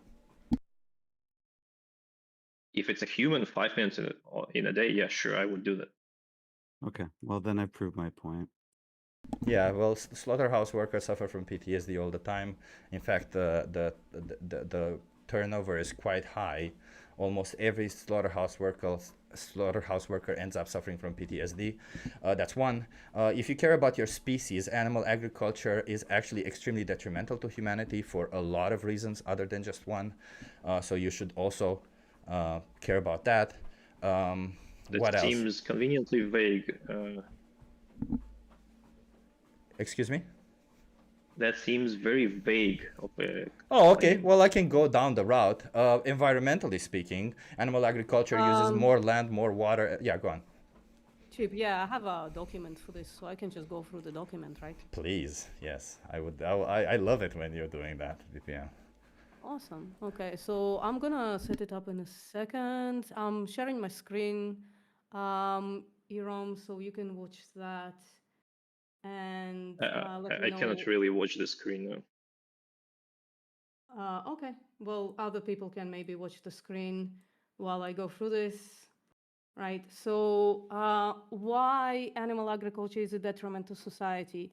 Number one is waste of tax money. So the industries like the dairy industry, the egg industry, the meat industry, they're not actually profitable anymore. And they get, in most countries, a lot of subsidies just to stay afloat, just to continue producing this unnecessary food. Moreover, especially in the US, the crops are subsidized incredibly, and those crops are grown as feed. So it's like double subsidizing. The feed crops are subsidized, and then that feed goes into the industry, into the animal agriculture industry, and then the animal agriculture industry is subsidized as well. Number two is waste of other resources. As I said, we waste food, actual human-grade food as well as using the land that we can grow other human food on to grow the soy crops. We also waste supplements because the commercial feedstuffs, especially chicken feedstuffs, are incredibly supplemented with synthetic supplements and natural supplements that we could just give human beings directly. And, just looking into the trophic levels, you can see how it's wasteful. Like 43% of human-grown crops go to animal agriculture. And then those animals roughly produce 10 to 25, 1/10 or 1/25 of the same calories. Third is reduction in biodiversity. A lot of people care about this. So, a lot of forests are basically cleared out in order to grow feed for livestock and livestock themselves. For instance, there is an example I put here. Wolves who try to predate on livestock are being killed. Badgers in the UK are being killed because they're blamed for bovine tuberculosis, despite there is being evidence that they have nothing to do with it. So incredible detriment to wildlife as well. And us as human beings, we care and we should continue caring about wildlife to grow and flourish. And instead, we reduce them and make them suffer. Climate change, obviously, the greenhouse gas emissions from animal agriculture is much, much bigger. And by the way, I have links for everything here. If the entire global production, food production went absolutely 100% plant-based, we could reduce 75% of agricultural land, and by the same percentage, greenhouse gas emissions and water as well. Another example is leather production in local destruction.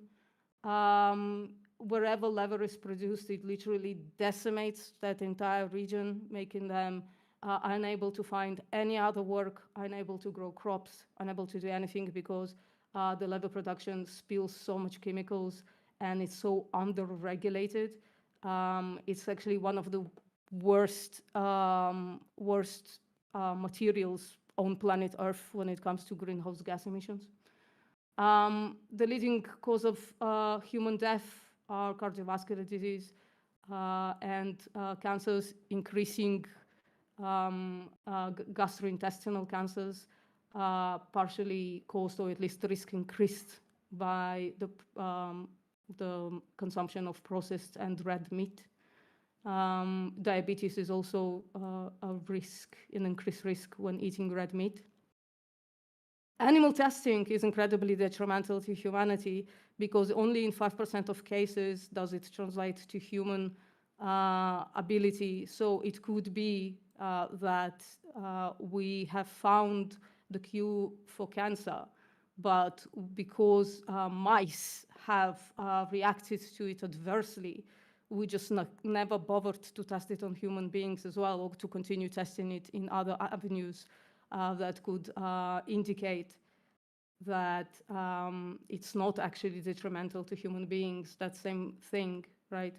So the example is, for instance, aspirin that most people over 60 take. It almost didn't see production because the cats it was tested on had an adverse effect to it, and it's just like by chance was tested again. Zoonotic diseases, the flu that I'm experiencing right now, I can barely talk, came from avian flu, AIDS, COVID, tuberculosis, all of those things come from food production or from our interaction with animals. Antibiotic resistance comes from the animal agriculture feeding antibiotics to the livestock in order to grow them faster. And the mental detriment is one of the worst because when we dehumanize people, we call them by animal names. This is one, for instance, when in Holocaust, Jews, Romanos, LGBTQ, they were called pigs and they were gassed to death in the same way that we gas pigs today. So this mentality of species selection, species dominance brings us to also treat each other absolutely horrendously.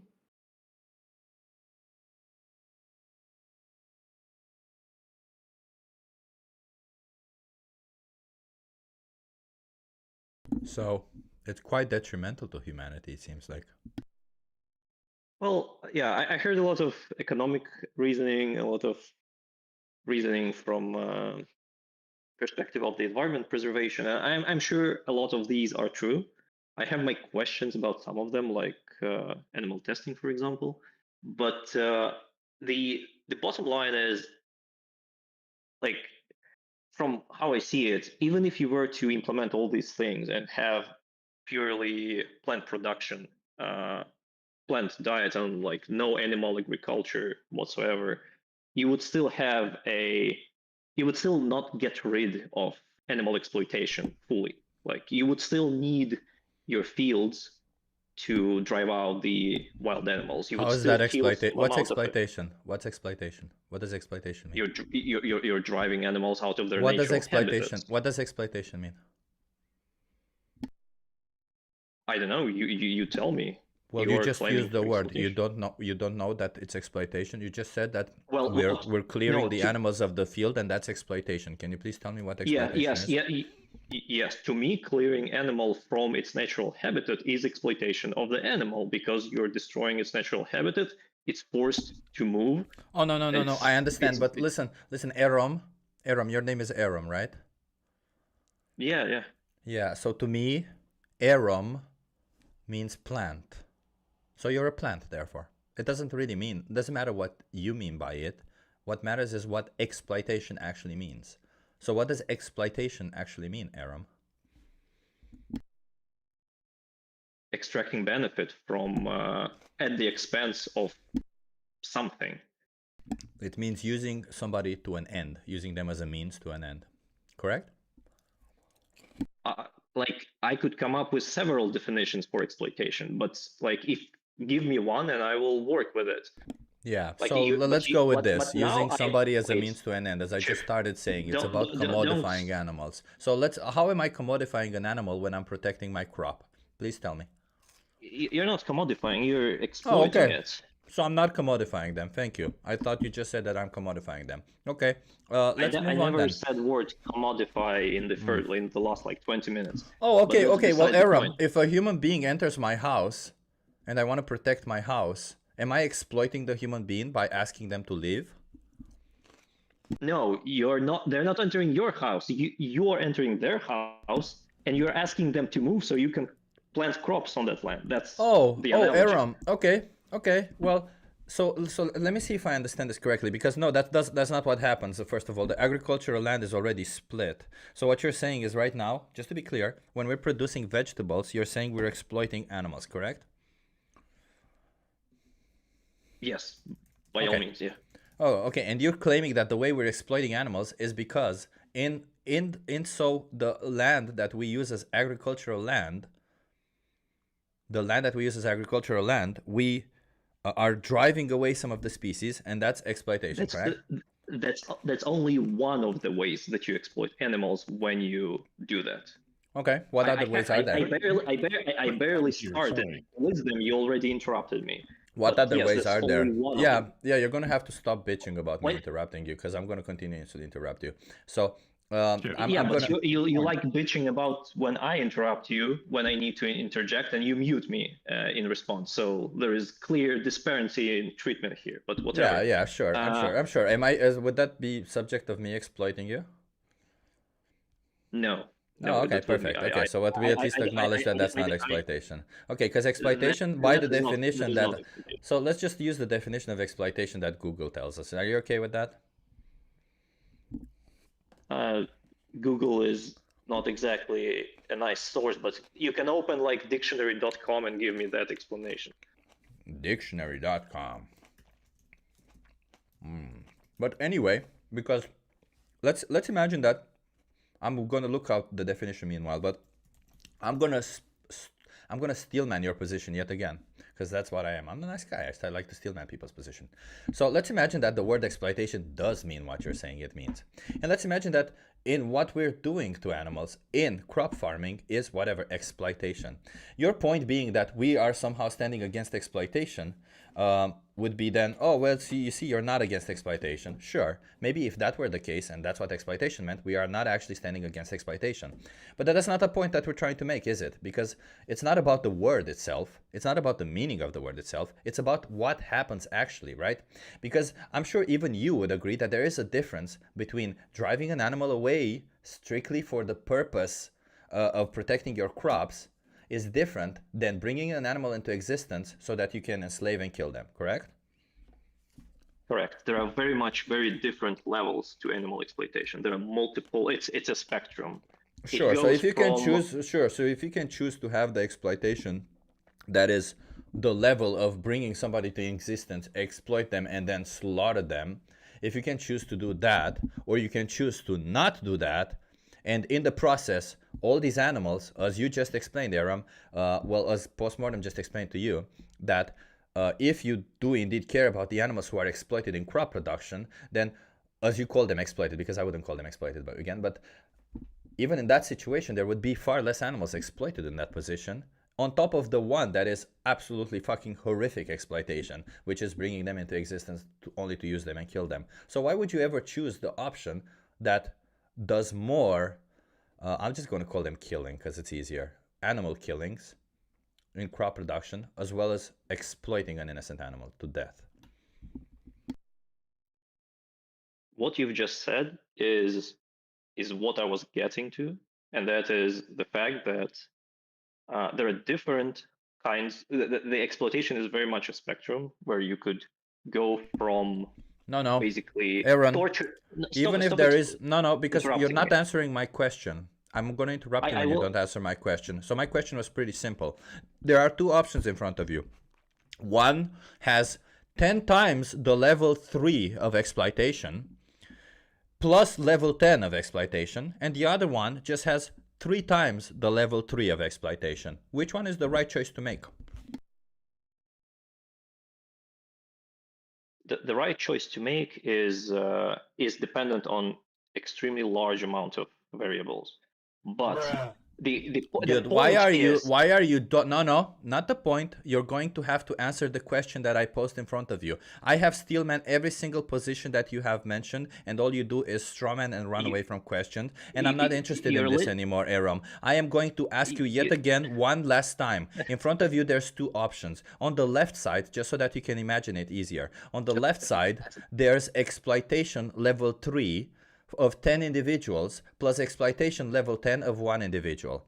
On the right side, there's exploitation level 3 of 2 individuals. Which one is the right choice to make? I don't understand what is exploitation level 3. Oh, you just said there's levels of exploitation, so I just explained to you in your own words that level of exploitation.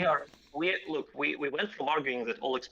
No, Aram, I'm not going to let you run away from this question.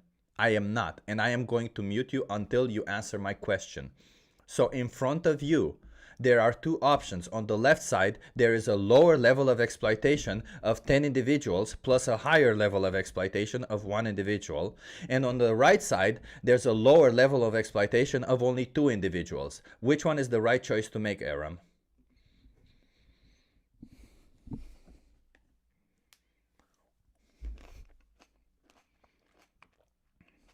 You unmuted me? Okay, nice. So, again, I will tell you this. We are just arguing. Aram, on your left side, there is a low level of exploitation from 10 individuals and a high level of exploitation of 1 individual. On your right side, there's only a low level of exploitation of 2 individuals. Which one is the right choice to make? Unless you answer this question, I'm going to continuously mute you, okay? So that we can finally go somewhere.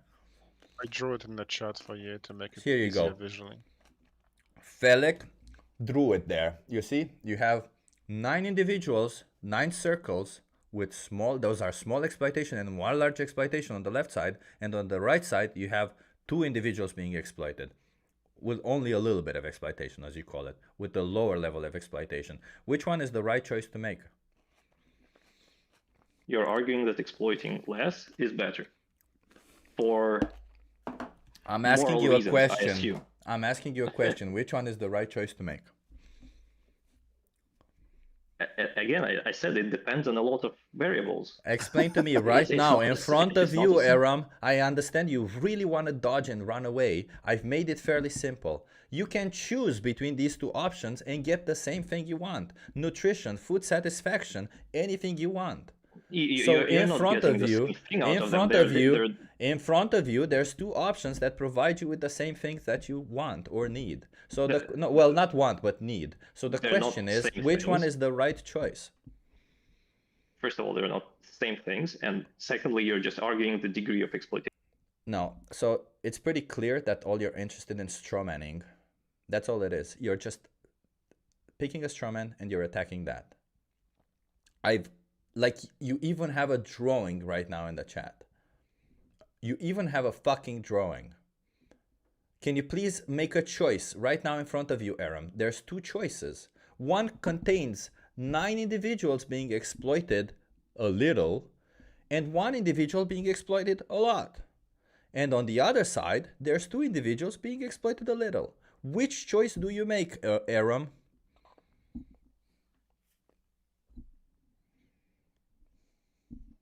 Look, mate, I'm really tired of getting interrupted and muted arbitrarily. That's not 1 or 2, Aram. I really am interested in which choice do you make, Aram? 1 or 2? And he's gone.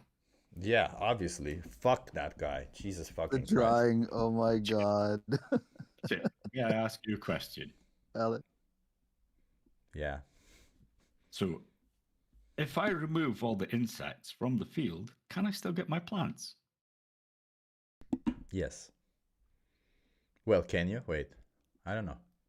If I remove all the insects and the animals from the field, I can still get my plants. There's no exploitation needed. But if I want flesh, do I have to exploit somebody? Yes. There you go. That was the entire way around it. I just like every single thing, every single dodge, every single thing, I just continuously got to his level and tried to appeal to his level every single time. And every single time he moved the goalpost and tried something else. Yeah, just sophist. Frustration. Pip, you have like 2 more people waiting to talk to you. Yeah, let's go.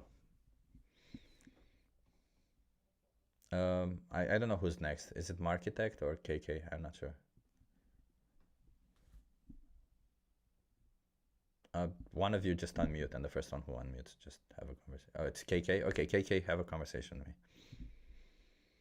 Hello, man. How are you? Hey, I'm good. How are you doing?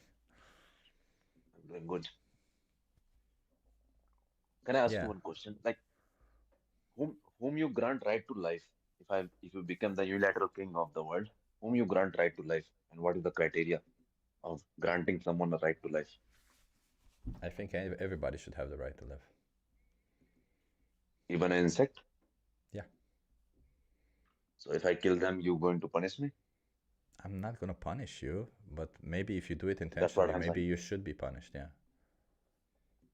Killing an insect?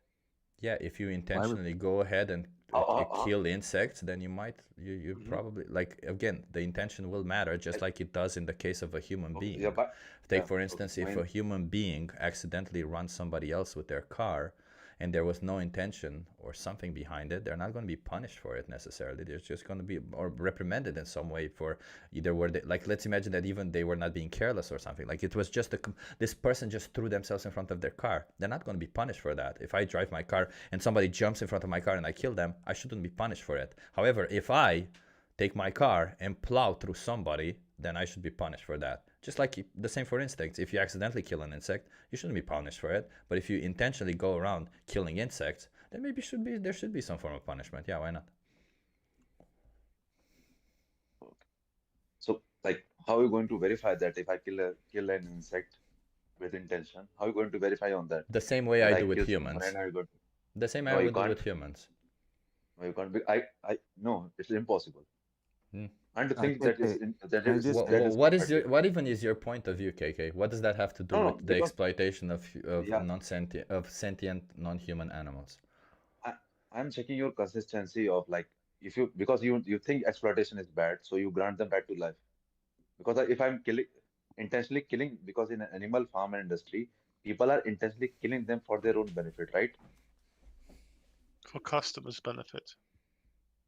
Any type of benefit, because they have a food benefit or cost benefit, economic benefit. They were exploiting the animals and like killing What them. is exploitation, Were you KK? here when I was going through how animal Yeah. production is detrimental to humanity? Like, I saw you in the VC. Were you listening?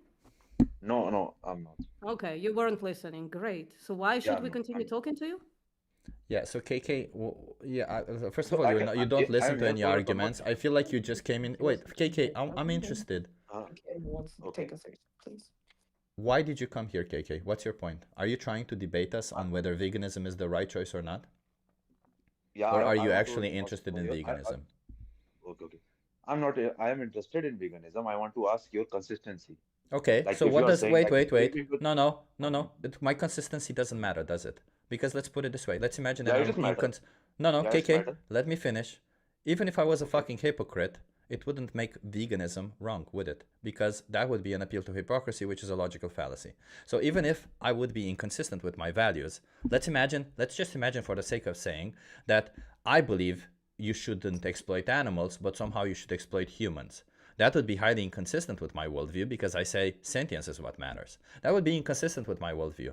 But that does not mean that you, all of a sudden, should continue exploiting animals, does it?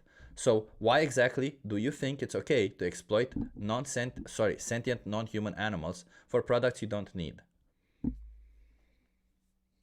Because it's my preference.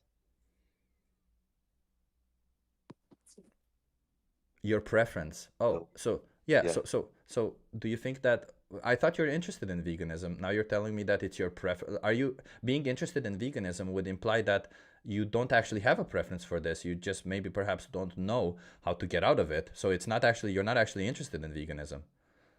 So if you present a good argument, I can change my preference because Oh, okay. changed Well, a my good preference argument a is fairly simple. On the left side, I'll do the same as I did with the other person. On the left side, there's exploitation, abuse, and slaughter of 100 individuals, and on the right side, there's only exploitation, abuse, and slaughter of 2 individuals. Which one is the right choice to make? Can we pull up the Which one is drawing? that? Because I needed to Okay, follow. where is? Oh, got it. Please repeat your argument. I just tried to find the. Sorry, Yeah, two, sure. is the 2 possible worlds better in the chat? Yeah, let's try that. There's 2 possible worlds that I think, as you see, Tone put it in the chat. On the left side, world A is a world where we exploit and slaughter animals for unnecessary stuff, and world B is a world where we don't exploit and slaughter animals for unnecessary stuff. Which one is the better world, or the more moral world? But the world one is that you use the word unnecessary. For me, it is necessary. Okay. We can go down the path whether it is or isn't necessary. But can you just tell me, in the case when there is no necessity, which one is the better world? If there is no necessity, I will go for world 2. You mean the one where we exploit or the one where we don't? The one where we don't, right? No, because you said in world 2 you exploit little people, like only 2 people, Yeah. or in world 1 Yeah. you exploit more people. Okay. But you, Okay. if it is unnecessary, okay, I'm granting you it is unnecessary, then I'm choosing to 2. Okay. World So 2. okay. So please explain to me what exactly is there a necessity? Because I'm assuming you speak about food. I would assume you don't think there is a necessity to to wear the skin of an animal, correct? Skin of an animal? Yeah. Is No, there a it's not. necessity to wear the skin of an animal? Leather? No. No. Okay. So I'm assuming that in the case of food, you think there is some form of necessity behind it. Yeah. Okay. Can you please explain to me what is it that we need from animal products that we can't get Not from only plants? food. Okay, listen, not only food, and economic purpose is also there. Okay. What is it that we need from plants that we can't get from animal that is it that we need from animals that we can't get from plants? Like if I become vegan, okay, now I'm vegan, I become vegan, but in most of my people, I'm trying to use animal meat and all to earn my livelihood. So I think it is necessary for me to use animals Are for you my in a economic situation where purpose. you need to use animals for your livelihood? Yeah, Okay. yeah, How is definitely. that? Can you please I describe to can me be, your livelihood? because most of my surroundings people depend on dairy Oh, products, so on meat. you're not in a situation where your livelihood depends on it. It sounds like you're in a situation where other people's livelihoods might depend on it.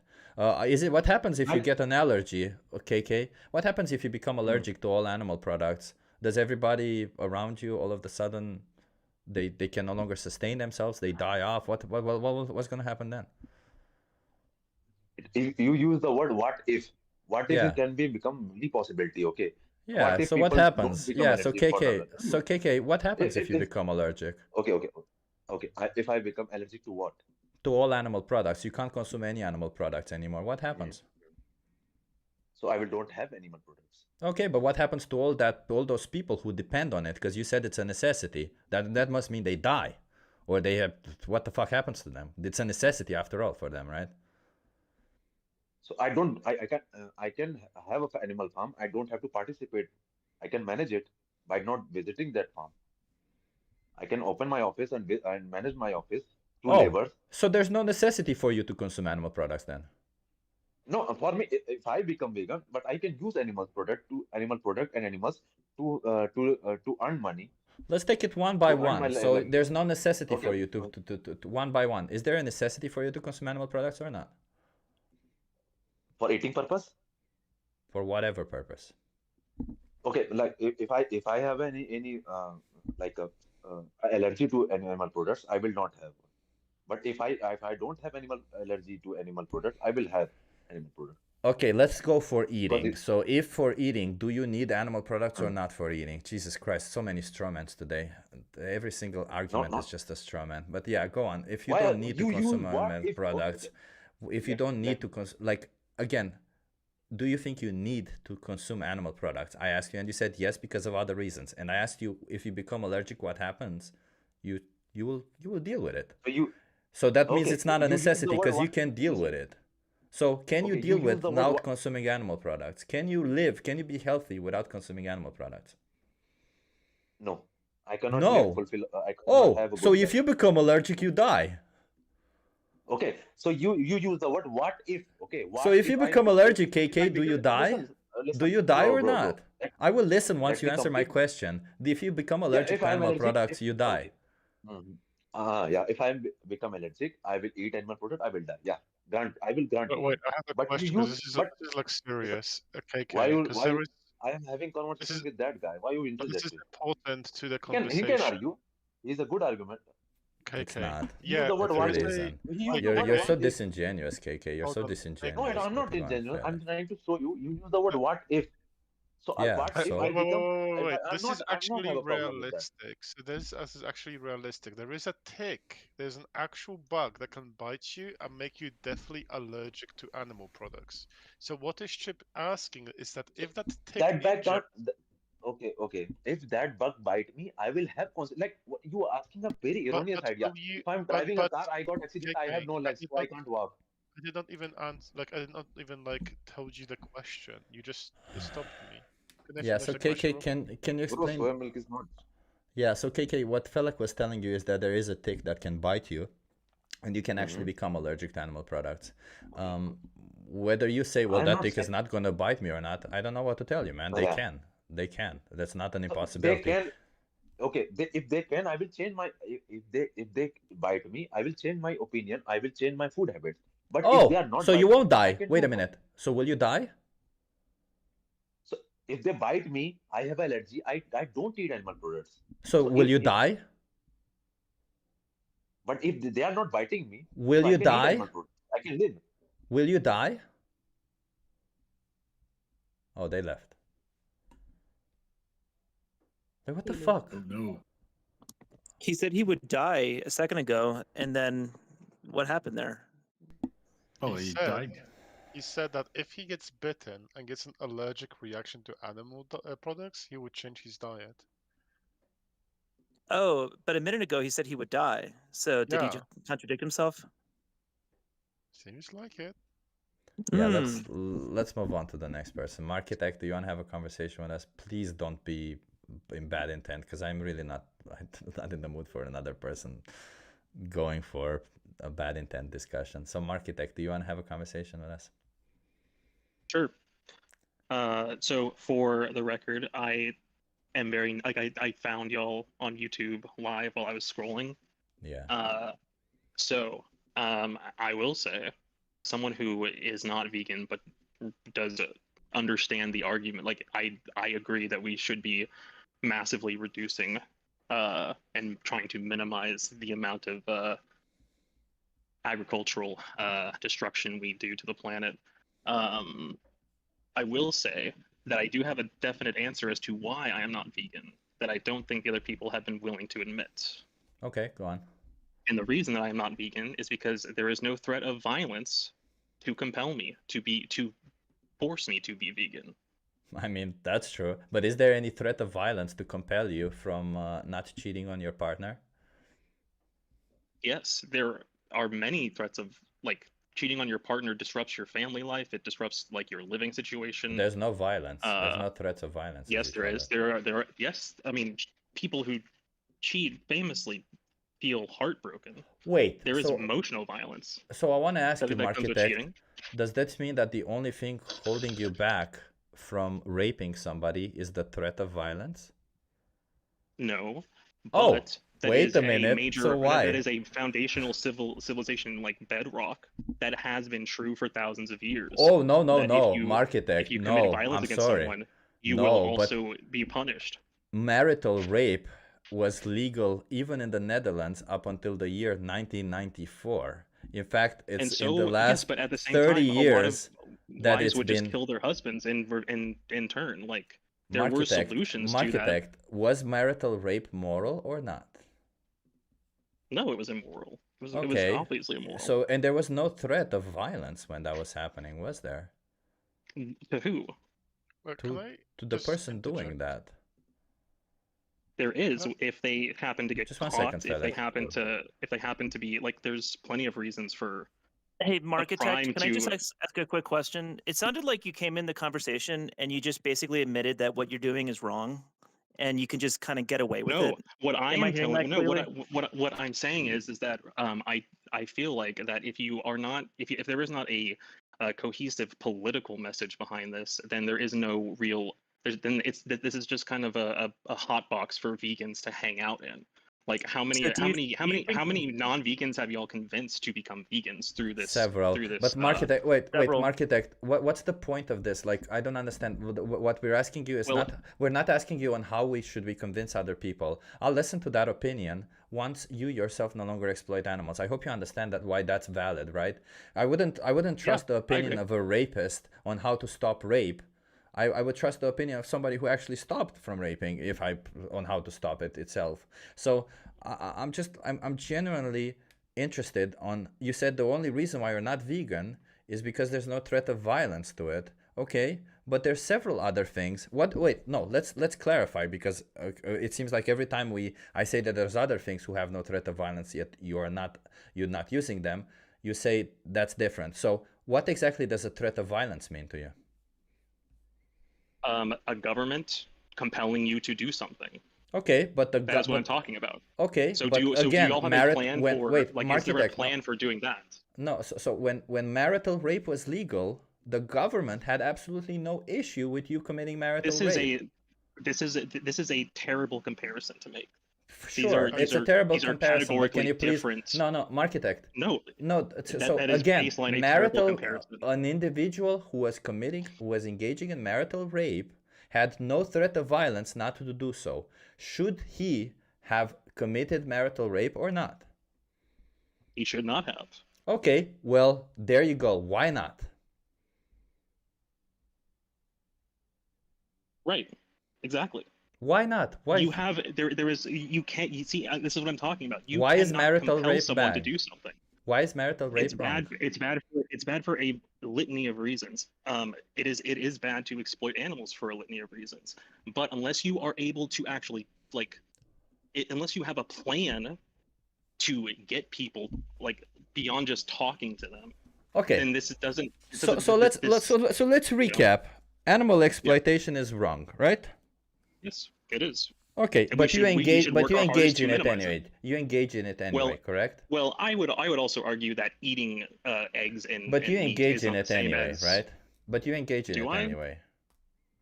I mean, let's say I take myself out and I become vegan right now. How much is my CO2 that, because that's what we're arguing, right? No, it's not I- fucking 20%, CO2. your personal greenhouse gas emission would reduce by 20% just by going vegan. No, Wait, I does meant he just know what me. veganism is? Dude, what is No, being no, vegan? no animal products or animal derivatives, no dairy, no. No, that's what a vegan does. That's not what being vegan is. Okay, fine. It's respect for all sentient life and trying to find more harmony among Earth's Nope. environment. Nope. Okay, fine. Well then, It's ahead. it's rejecting the commodity status of non-human animals. okay, I agree with that. You agree with it, I but fully agree with but that. still you do it, right? You pay for animals to be commodified. I don't pay for that. I pay for their end products. Which I have is no. wait. I don't do any. Let's imagine. If Do I you stopped understand being supply vegan, and it would demand? not change. Marketect. Yes, First I of all, do. it would change. Do you understand supply and demand? Yes. Okay. So what do you're you arguing for think? is a Do you boycott, think that? basically. Do you think that? Yes, I am arguing for a boycott. Yeah, because that's Okay. how you do. Wait, if, Marketect. Let's put it this way: if slavery was rampant all over the world. And it is actually currently practiced all over the world. Can you please let me finish? Logic that the world currently Please, operates on. for fucking sake, let me finish.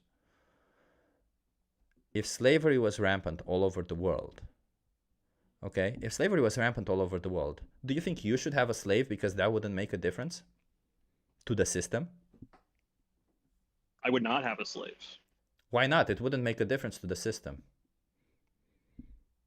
Well, it would, because having a slave is much different from having like animal food in your pantry. Wait a minute. So having a human slave is different than having an animal slave? Yes, absolutely. Okay, what's the you difference kidding me? between a human being and an animal? Okay, Well, let's for go one, directly we there, domesticated Marketect. animals. What's the difference Well- between a cow and a human that justifies the difference in treatment? We domesticated them. We No, domesticated no, I cows and didn't changed their domesticate any of species. these animals. I didn't domesticate any of these animals. So what's the Humans did. difference You between are- a you are cow? human. What's the difference between a cow and a human that justifies the difference in treatment? You have already said that they are. One is a cow and one is a human. Oh, the difference what's the categorically difference different between a things. man and a woman that justifies giving rights to the one but not the other? Well, one is a man, one Those is are a the woman. same That's not species. actually. That's the same kind of. That's the Jesus same fucking kind of Christ, thing. Marketect. Really, are you really this? Like I had hoped. No, I had. this is I a really you thing. hoped. It's that you are I not really making a good hoped. argument right now. I really hoped that you would have at least some form of good answers. So I'll try it yet again. Yet again, Marketect. First of all, you mentioned that the reason why you consume animal products is because there's no threat of violence. The minute that I asked you, yes, I'll let Felix jump in because I'm no longer interested in speaking to this person. But I just want to recap. First of all, you said that there's no threat of violence.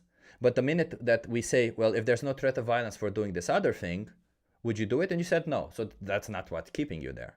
Number one. Number two, you said that the difference between a human being and an animal would be that one is domesticated, one is not. Somehow that makes sense. Well, could call a human child a domesticated individual also. Or or do you think, Marketect, before I let somebody else speak, do you think that we should judge individuals based on their belonging to a certain group? Oh, no, of course not. Oh, okay. So it doesn't really matter what species they are. That's just a group. No. One okay. has the capacity to converse with me, and one doesn't. Oh, so if a human doesn't have the capacity to converse with you, then it's okay to exploit and slaughter them. No, because you can get someone to help them. That is a major aspect that I'm trying You to get can also at, is get that someone to help an animal, yeah. Oh wait, so communicate with them? wait, To so wait a communicate minute. with them? Wait, To so get them to talk to you? Marketect. So wait, if there is absolutely no way for you to communicate with a certain human, there's absolutely no way for you to communicate with them. Nobody can help you communicate with them. Then it's okay to exploit and slaughter them. I mean, someone like that would not be exploitable in the first place. What would you do with someone who can't communicate? Use them for their flesh. I would eat them? So now I'm a cannibal because I'm not a vegan? Marketect, I doesn't ask make you any yet sense. again. No, it doesn't make any sense to be a cannibal or a carnist. It's the same thing. But the question was pretty simple. Oh, that is absolutely not true. Sure. So listen, Marketect, because I really am interested in this question, and I'm gonna let Joe speak to you because I'm so done with nonsense like this. Because you see what we're sitting here, Marketect, we're sitting here trying to defend innocent animals, and what you're doing is you're just trying to come up with bullshit to say I won over this guy. You didn't, because you see the thing about veganism, it's a fucking superpower. There is no argument that works against it. Absolutely none. Because in every single choice that you're making, you're faced with the choice of doing something that is, no matter how you see it, the vegan side is always better. It's always. There's either less exploitation, less killing, less abuse. And you claiming that does not make a difference in the system doesn't mean shit. because that's not why you don't exploit and abuse others. So I'm sorry, Markitect, but you know what? I'm not even interested in talking to you. Joe, if you want to have this conversation with him, come on. Yeah, so I just wanted to go through. So the first reason was you said no threat of violence. So I just kind of wrote it down in a propositional form. Sure. Yeah, so is your proposition for all actions, if an action does not have a threat of violence for performing that action is morally permissible?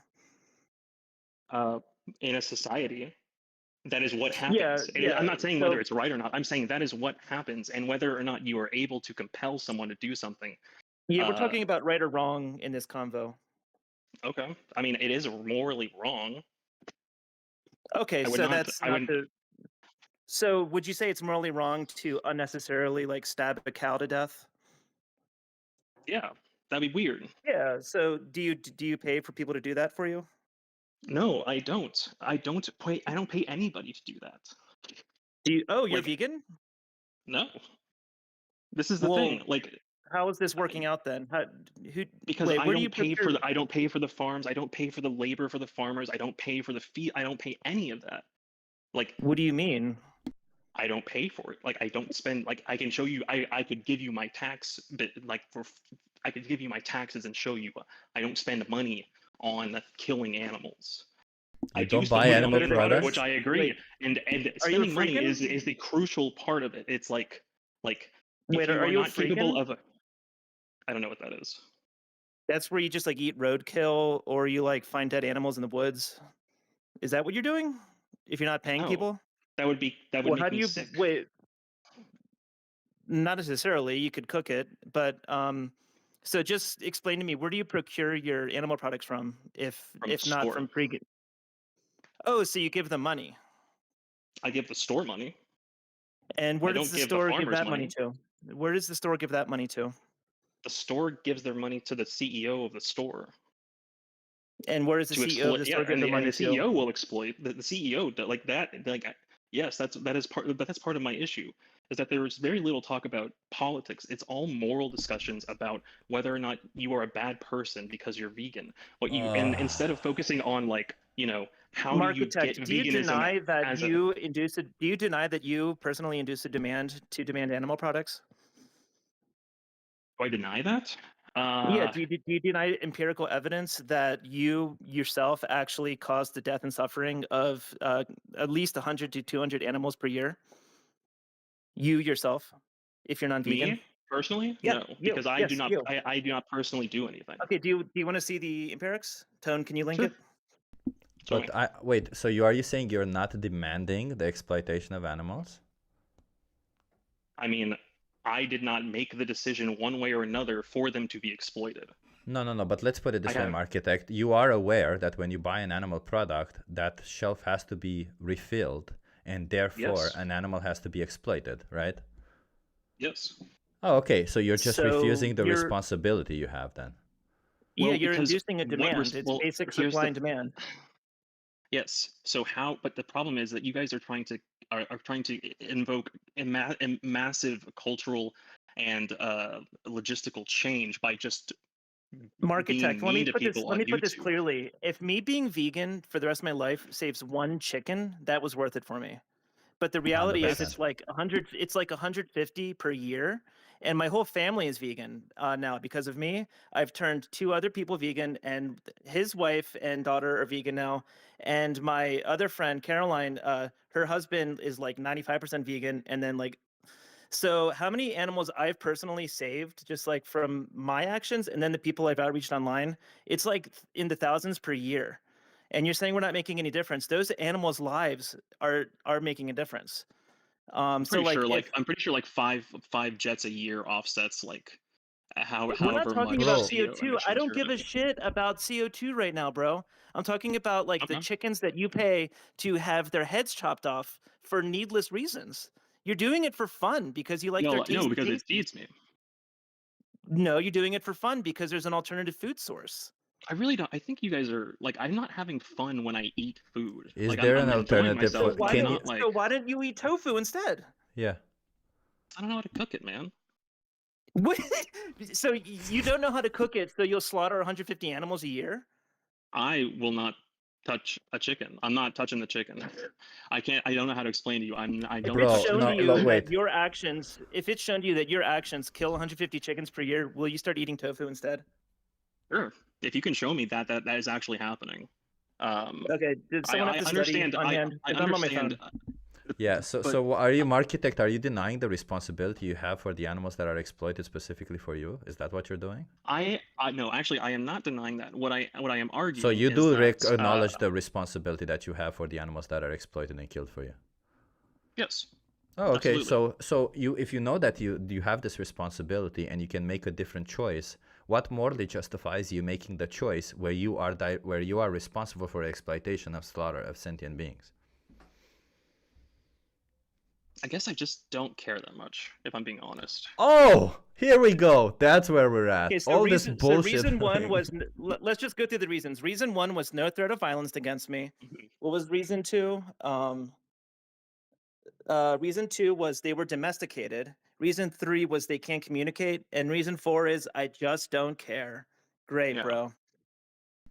Well, Yeah. and this is what I'm talking about. Is that instead of trying to convince me, what is the plan to actually enact this, like more than just by member to member, like a Yeah, like a. Markitect, we have many. Like- Hold on, Joe. Hold on, Joe. We have many plans working at the same time. We have people behind the scenes. We have people in politics and in logistics and everything else. Can you We have people can who you have. show me?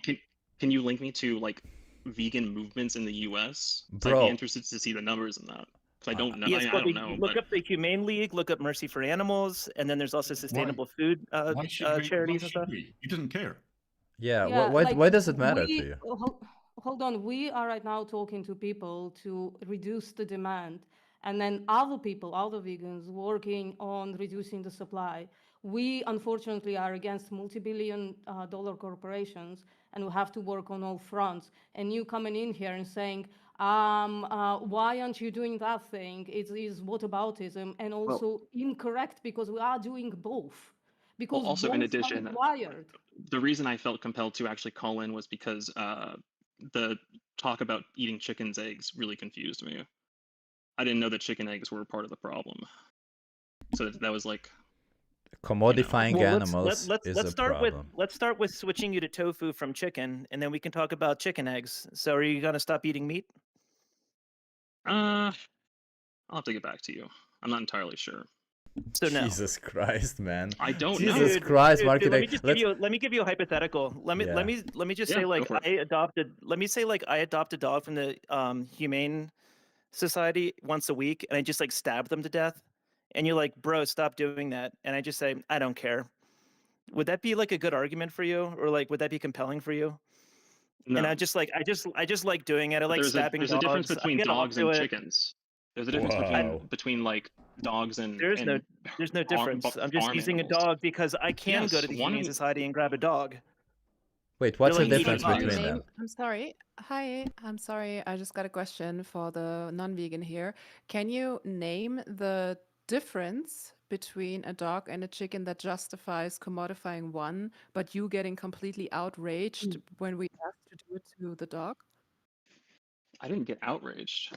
What are you talking? Okay, well, one, dogs are man's best friend and are like possibly the first animal we domesticated.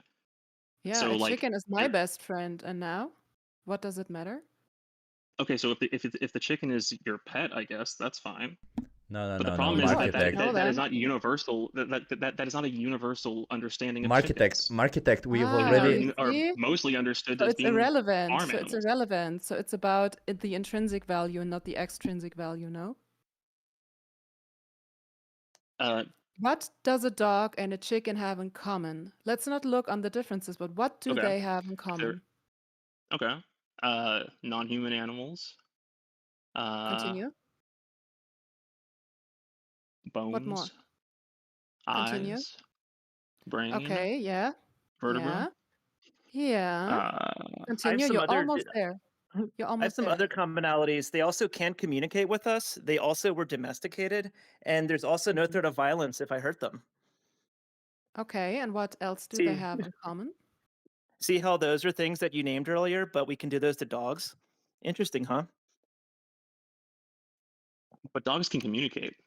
That is a difference. So can Same as chickens. chickens. So can Yeah. chickens. Can chickens So can can chickens pigs. communicate with Yes. us? I Yes. got another question. Is communication skills the level that we decide on whether we exploit someone or not? Yes, that is something that the world does all the time.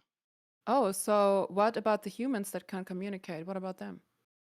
They tend to be ostracized or exploited, or like, you know, Oh no, there's if they just happen to people be who are not physically able capable. cognitively. They're just on the cognitive level as a chicken. They will never be able to communicate with us. Completely dependent, completely at our mercy. What about them? What about them? Yeah. Yeah, Can we should we exploit them treat and them kill like them? chicken No. for the same reason? Marketect. Because Just Well, for one, personal because they're not food. Humans aren't food. just That's a personal pretty easy anec- distinction. personal well, Jeffrey anecdote. Dahmer thought otherwise. So my Sure, but cousin Jeffrey Kimmy. Dahmer is not humanity. That's one person. That is Marketect. obvious aberrations. Marketect. My cousin Kimmy, she's like in her 50s and she has the intelligence of like a 2-year-old. I'm not making this up. She's like actually my cousin. Let's not like exploit her and kill her for meat. Let's just harvest her organs. Is that okay to do? Because she has the intelligence of like she can communicate and there's no threat of No. violence if we were to stab her and take her organs. Is that moral to do? No, Why not? because she's human. She can't. Because she's She human. can't. She But can I- communicate. There's no Yeah. threat of violence. Plus, and, Marketect, you just she's just admitted. domesticated. Yeah, and you just admitted that we shouldn't judge individuals based on their belonging to a certain group. So you calling them human means that you're just telling them that you're just saying that they belong to the No. group of individuals called humans. You were making It the doesn't mean comparison between anything. men and women, which was weird. I wasn't. I was I talking was about the making difference a between comparison. I man- was just between saying human if you and cow, should. which does make sense. Oh Jesus Okay, Christ! so all this Marketect, we're sliding. Marketect. We're at reason number 5 now. Reason number 5 now is human though. So if I had a scanner and I scanned my cousin Kimmy, and it turns out that she's actually like Neanderthal, can I then stab her and take her organs? No, because Neanderthal would be part of the Okay, so human. it's not human. So it's condition. not human. So it's No, not it human is. then. Neanderthals are very like it's well accepted that they are like close relatives of humanity. Like Oh, But they're okay. not How about humans. Homo erectus? If she was Homo erectus, could I then stab her and take her organs? yeah, what if she was a whale? What if she was a different thing? Yes or That's a- no? that Yes or no? If she was Homo erectus, can I stab her and take her organs? that is and this is what I really want to get at. You guys are not good at debating. That is a really bad question. You're not good That at doesn't make answering any questions, sense. and it sounds like I'm you're great at fucking answering soft. questions. I've been answering every question you've asked me. I've answered every Answer question you've yes asked me or no. honestly. Yes Actually, I or would no? like If to she was just Homo erectus, can I stab her and take her organs? No, because it would be impossible because she'd be a fossil. That's why. How would it be impossible? Because Is how it could she be logically Homo impossible? Wait, Is if it she were a logically impossible? dog, what if she were a dog? Can you stab a dog? We already established that dog is not human. A dog already, could stab a dog already checks all the points that you said, and yet you say it's wrong to stab a dog in the throat for optional food. Well, I didn't say that. I said it was bad to just stab a dog. Like you were not talking about for food. If you gotta eat, How if you about need to eat, then you need to eat.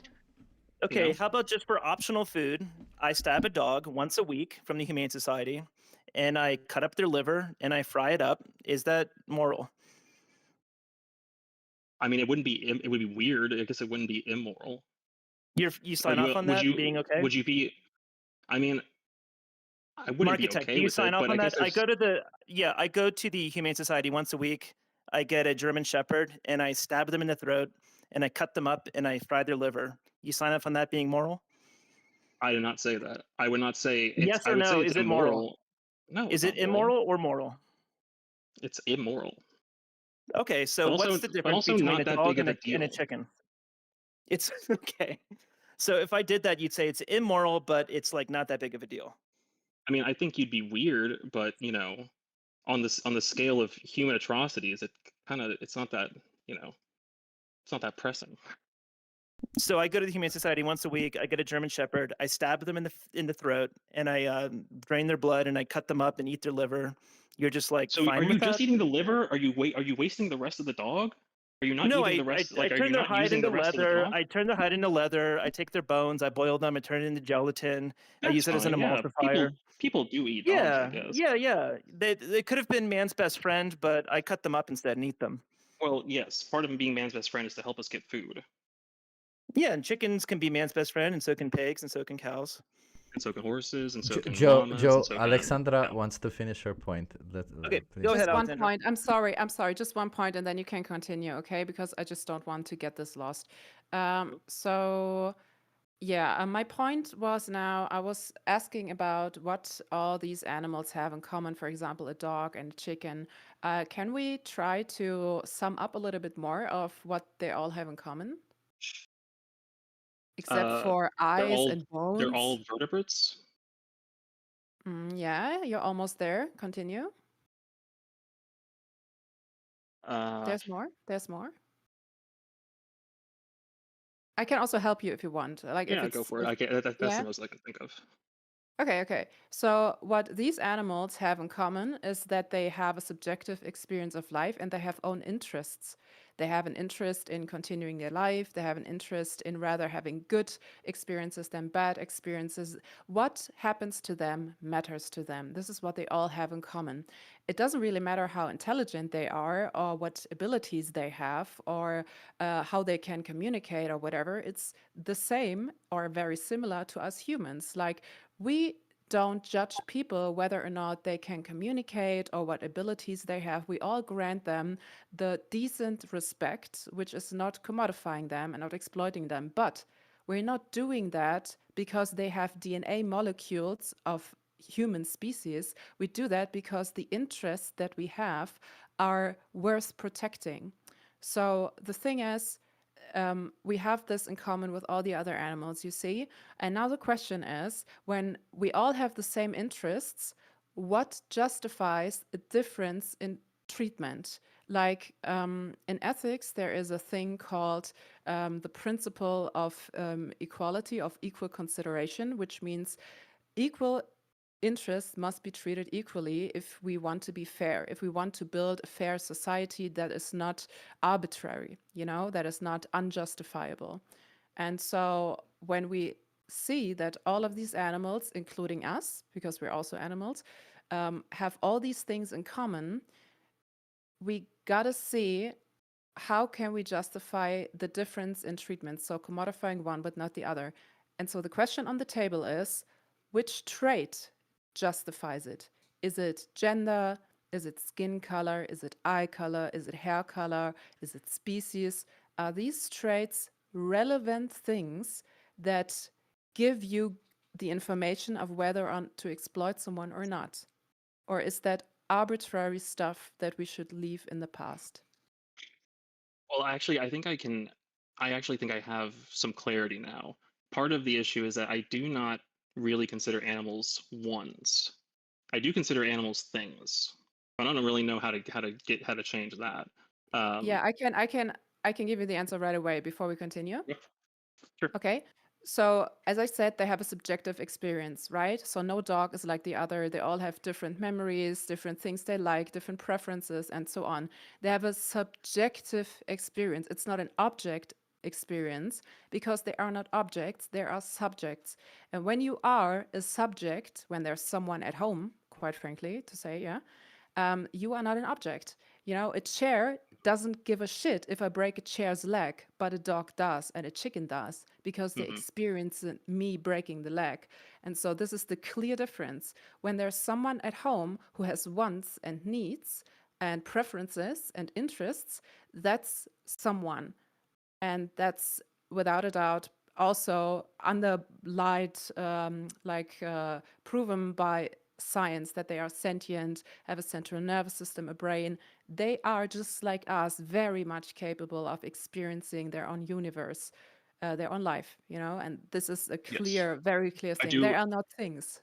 Yeah. I do understand and agree with this. I do understand that. So I do have a question. So in an ideal world, are there farms? Are cows being kept in farms to be cared after and milked? I mean, not milked, but to take care.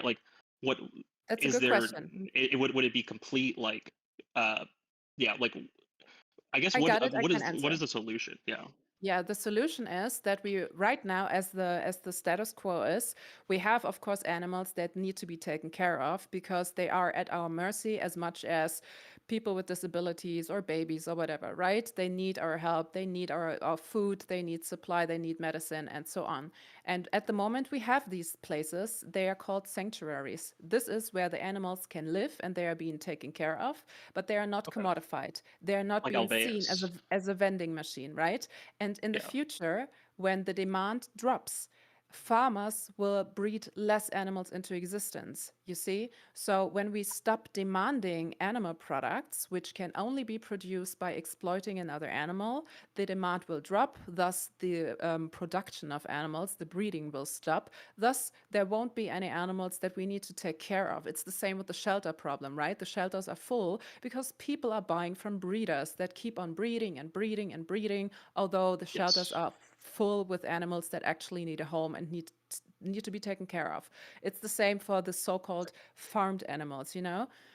So the solution would be the breeding goes down and the animals that are there need to be taken care of in a good way, as much as we would like to be taken care of ourselves if we would be in their position. I'll be honest, that's a lot more convincing than the other guy. Which I guess is Well, kind of the only thing. Like, I mean, I don't particularly understand the moral outrage. Like I can am explain trying to too. imagine it. I'm Yeah. I'm trying my heart. Like I just cannot imagine myself caring about an individual chicken as much as I care about a dog. You know, Yeah, like and you don't have hypothetically. to. Listen, hear me out. You hear me out. You don't have to. What I'm saying right now is very honest. Okay, I really don't care about humans. I don't like most of humans. I really don't care about them. Frankly, for most humans, I don't even have empathy, to be honest. But at the same time, I would not take human rights away from anyone. I would not anyone to be enslaved or disrespected or treated unfairly. You know what I mean? So you don't even have to like them or to care about them or to think about them. But what we have to find is a common ground. And the common ground for a fair society is that we stop treating others arbitrarily unfair and that we grant them the basic rights, the basic respect, and the bare minimum is that we don't commodify them, is that we don't exploit them, that we don't use them as a bare means to an end. They are the means, you are the end.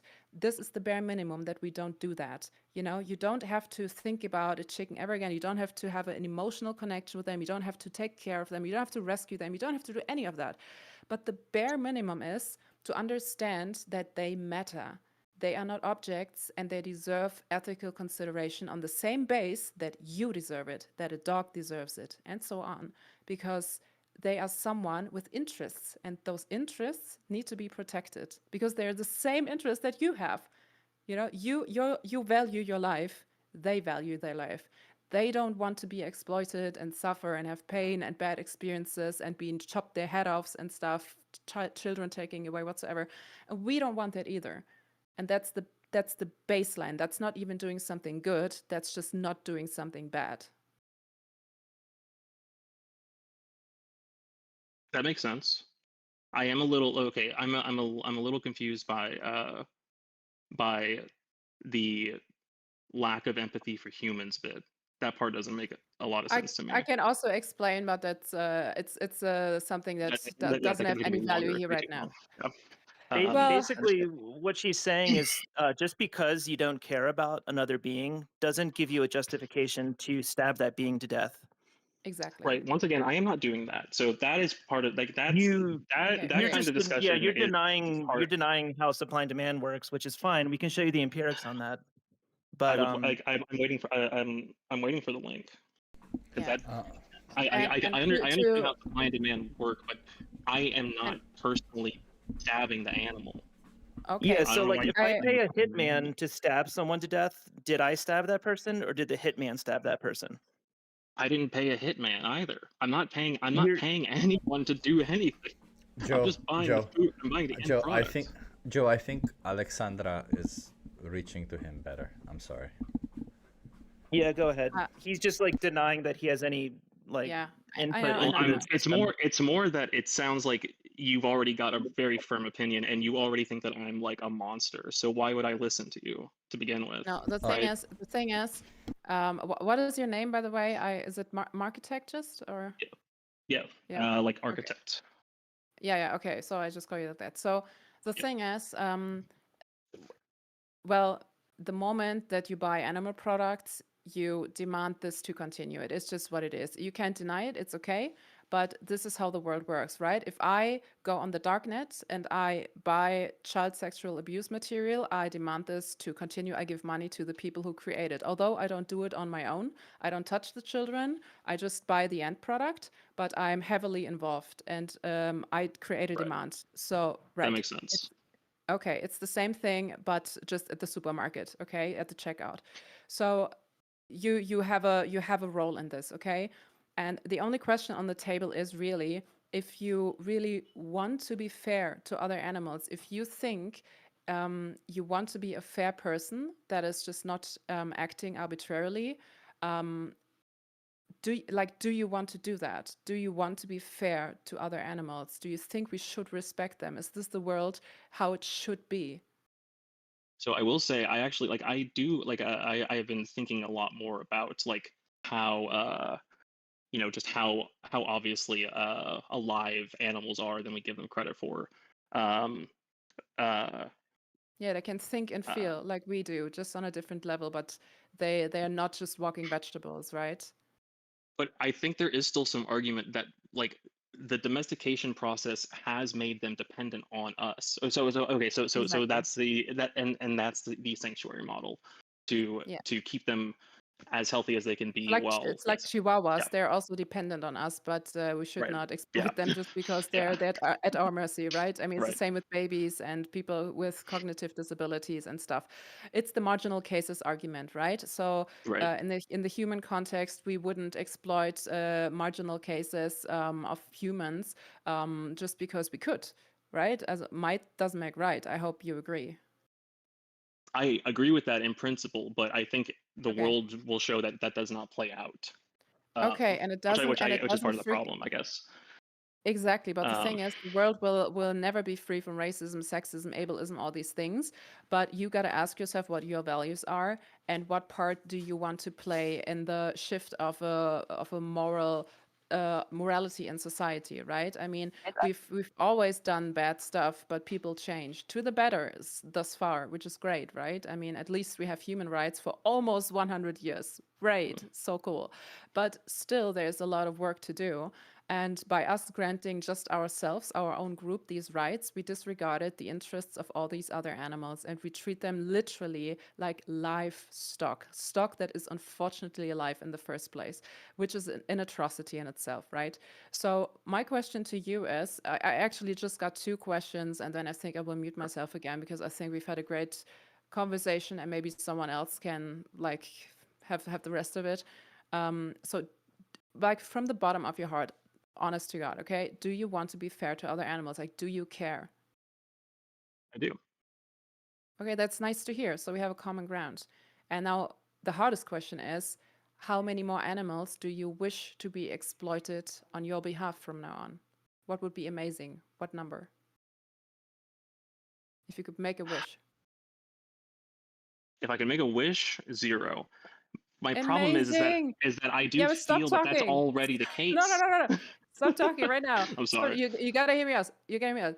Okay. You said 0, which absolutely Yeah. proved my point. You have, if you want to believe it or not, you have vegan values. I know that you've been raised in non-vegan and taste, convenience, tradition, habit, all these things are like a big wall in front of you. And sometimes it's also scary to change because you don't know how life will be after the change. I get it, okay? I've been a non-vegan too at some point.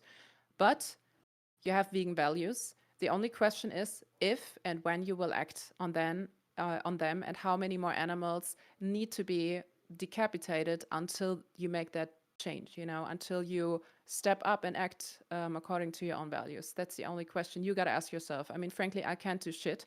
If I could force you to be vegan, trust me, I would. I just hope that our conversation maybe gave you enough information to rethink your role on this earth at the time that you'll be alive here?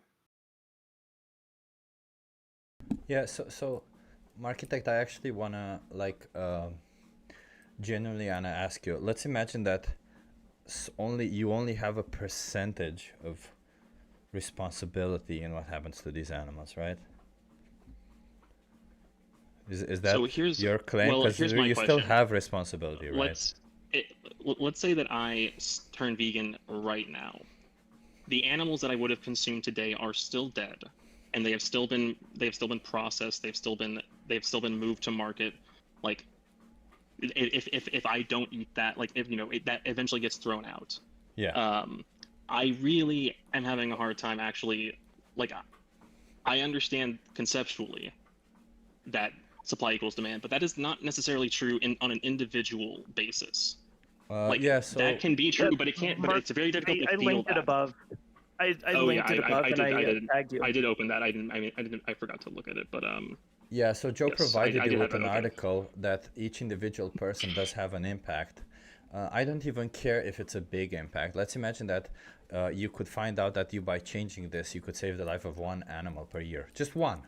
I mean, even you, Markitect, regardless of how much you want to deny it, I hope you at least some form agree that at least one animal is exploited and killed for you per year. At least one. Yeah, for sure. Sure. So if you could choose to no longer exploit that one animal per year, why not choose that?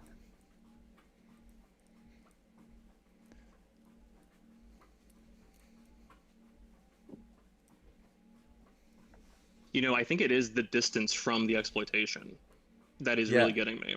And I get that is- it- because you're disconnected from the process, but That's true. you're also, we talk so much about the difference between these, and you did you mention intelligence? You did mention communication and intelligence and all this, Yes. and I'm like, yeah, but wouldn't the intelligent thing to do be not base yourself on, like, do you know the difference between what do you call it? I forgot the name.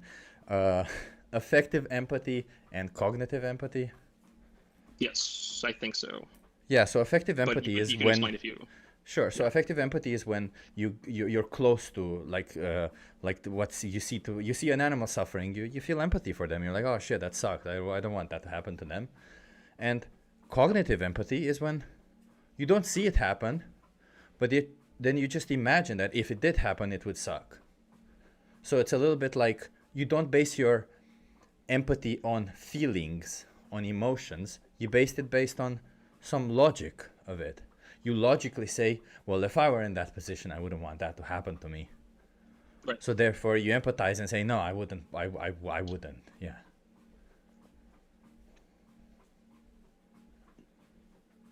Can I ask? Do you think? Oh yeah, go ahead. Yeah, Marketer, can I ask you a few questions? Sure. Yeah, so you said that you aren't aware of the impact. Like, let's say the supply and demand, right? Let's actually remove supply and demand from the whole process. Let's assume that let's say you walk into the supermarket and you see human flesh and human dairy, and whether you consume that or not has no bearing on the supply and demand of that product. Would you then buy the human flesh and dairy?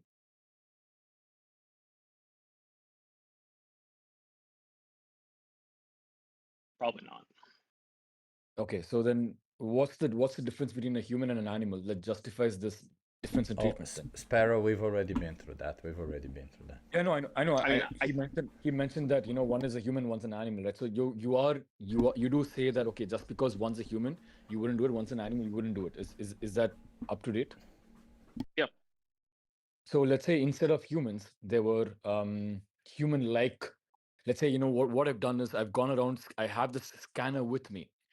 This is a hypothetical question, right? I'm going around scanning people, and I realize that, hey, wait a minute, some people who are walking, talking, wearing clothes, who look just like us, they aren't humans, but they're actually from the planet Krypton, right? And I'm just gonna take these humans, I'm gonna farm them, or rather, take these non-humans, I'm gonna farm them, and I'm gonna place them in the supermarket.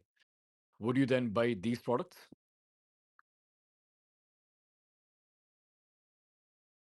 Because they aren't human. they are actually they're actually Superman species, right? Kryptonians. Yeah. Right? Would you then buy those products? I also would not do that. Okay, so then what's the differentiator between, because you said species, but then these aren't of the human species. So what is the differentiator then? Well, I mean, in this specific scenario, Kryptonians are they look exactly like it. Like it would be too difficult to pass that barrier of like I am eating my own kind. Yeah. I'm sorry, everyone. I'm done with this. I can't do this conversation anymore. I feel like we're just going again in circles, and I don't want to get put in this again. No shit, and I'm walking again. See what happens? I keep walking when I get these conversations. They stress me out, and I start walking.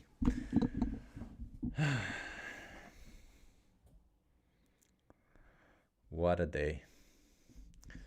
You know, I really wish that maybe the outreach that I need to work on is, well, obviously I shouldn't get ticked off by people, but I still do. I'm human. The one thing I think I should work on more is separating why they're not vegan with why they won't go vegan, right? Like these two things of, I don't know how to put it. My brain is kind of fried from all this outrage, but I just feel like, oh, the responsibility is an important one. Why they're not vegan? I'm just gonna write these down. I'm gonna write them down and see where we can go with them, because you see, this person was dodging the responsibility. Yeah, I know, Miss Katie, you say ask less questions, do more teaching. I know you say that. I don't know. I like the Socratic method a little bit more. I like to ask questions, but yeah, I saw that when Alexandra essentially, that's what she did, right? She didn't just ask questions. She went down the teaching route, and it worked a little bit better. So maybe in some situations it does work a little bit better. I'll have to assess when that's the case a little bit more. I never thought about thinking that maybe for some people teaching is a little bit better. So I'll have to get a little bit better at that, also assessing when that happens. People aren't that smart. Teach them like they're 10. Yeah. That one guy earlier was an annoying prick. I don't know, man. We've had so many conversations. Well, not so many today, but we had a couple that were a little bit weird, I would say. I don't know. I just feel like the point, it's being dodged so much, isn't it? You will be less likely to burn out. Yeah, maybe. I'm not gonna burn out too easily anyway, Miss Katie. Thank you for saying that. I'm pretty good. I kind of like, even if I get frustrated with all of this, I still like what I'm doing. I like fighting for animal rights, and I know I'm on the right path. And everyone listening to this, you know, however bad some of the debates go, however bad some of my arguments go, it doesn't really matter, because at the end of the day, I really like what Tim said about veganism. It's a superpower. That's the reality. There is no logical reason to not be vegan. None. It's all just either based on emotions or something else. But logically speaking, no reason. Absolutely no reason to not be vegan. So, you know, we got this superpower, and maybe we'll get better at using it at some point. But we're learning, right? It's never the same case, is it? I genuinely thought this guy would be nice. I just started having this conversation with him, explaining to him, please acknowledge. But I guess some people don't acknowledge the responsibility they have. I also believe that, you know, when you kind of have this tension in one situation, it can become tense in another situation. So I don't know. It's sad that people need convincing. How about looking into animal agriculture and the despicable practices that animals must endure for taste buds and greed? Yeah, Pia, but the thing about it, isn't it? You're right. It's just that, you see, this person already agreed with everything that it's bad. He just refused to take responsibility for it, isn't it? And it's kind of the same. It's kind of weird. It's kind of, some people either don't take responsibility, or, you know, there's people who are like, well, if I buy from local small farms or stuff, like, how many times have we had the conversation today about eggs and why they're a problem? It's like, okay, you really want to do this. This is motivated reasoning at its finest. That's what's happening with every conversation we're having. You really want to get to the conclusion that you want to consume some animal products, or maybe all animal products. And based on that, you start drawing conclusions. Well, what about this situation? What about this situation? What about this situation? But even if you do end up doing that, maybe you're not vegan and you're listening to this, even if you do end up doing that, you know, don't get stuck on it. Don't just get stuck on this, I want to consume it this way. Maybe at some point, you know, take a step back and think, what the fuck am I doing? Just take a step back and think, wait, am I really want to be defending this stuff? Am I really that desperate as to continue demanding this? I don't know. She thought eggs were gifts from chickens, lol. That was funny to me. I don't know, Linda. Yes, Chip, speaking of how to exploit or who to exploit is about objects, not persons. It reinforces the object paradigm that gives animals no moral consideration. It does. It does. You know, but the thing about it, Vegan Anthem, sometimes we need to like reach people where they're at. So we try in good intent to explain to them, like as I tried today, right? That if you just take care of an animal and they shit, I literally said so many times today I'm about an animal shitting and you eating their shit. I wouldn't really have an issue with that. It's the issue is it comes when you start to bring animals into existence so that they can shit and you eat their shit. So you see, I tried explaining it to people in a nice way that, hey, there might be situations where if you put an egg through your mouth hole, it's not necessarily immoral, but if you're commodifying an animal, that's what the problem is. It's just difficult for people to understand, I think. Or the hunting conversation yesterday, finding the perfect situation. It's like a stage of grief where you are still bargaining to keep your worldview. Wow, Casey, that's actually a really good point. Maybe it is a little bit like a stage of grief where you're just bargaining to keep your worldview.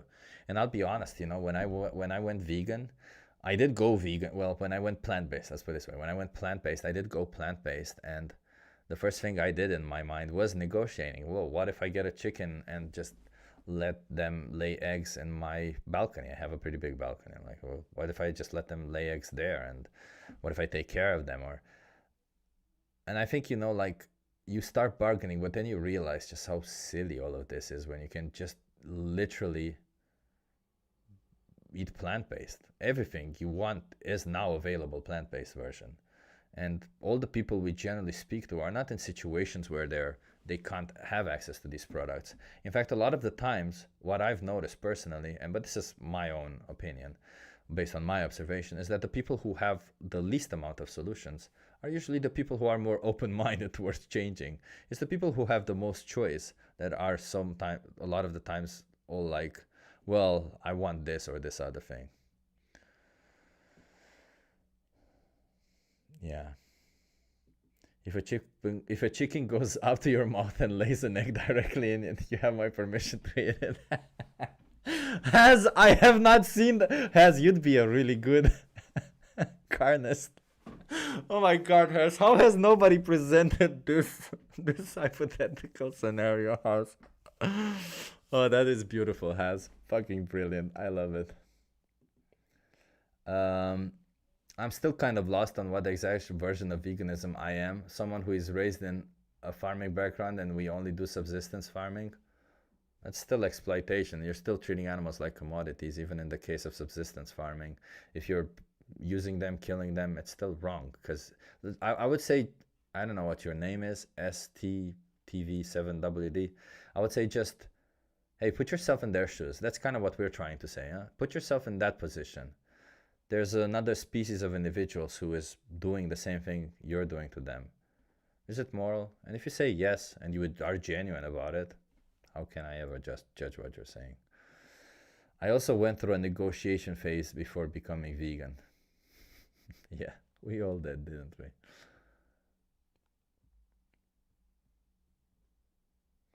There is a base rate fallacy as to how people go vegan. Strong animal rights messaging is extremely rare. Yeah, isn't it?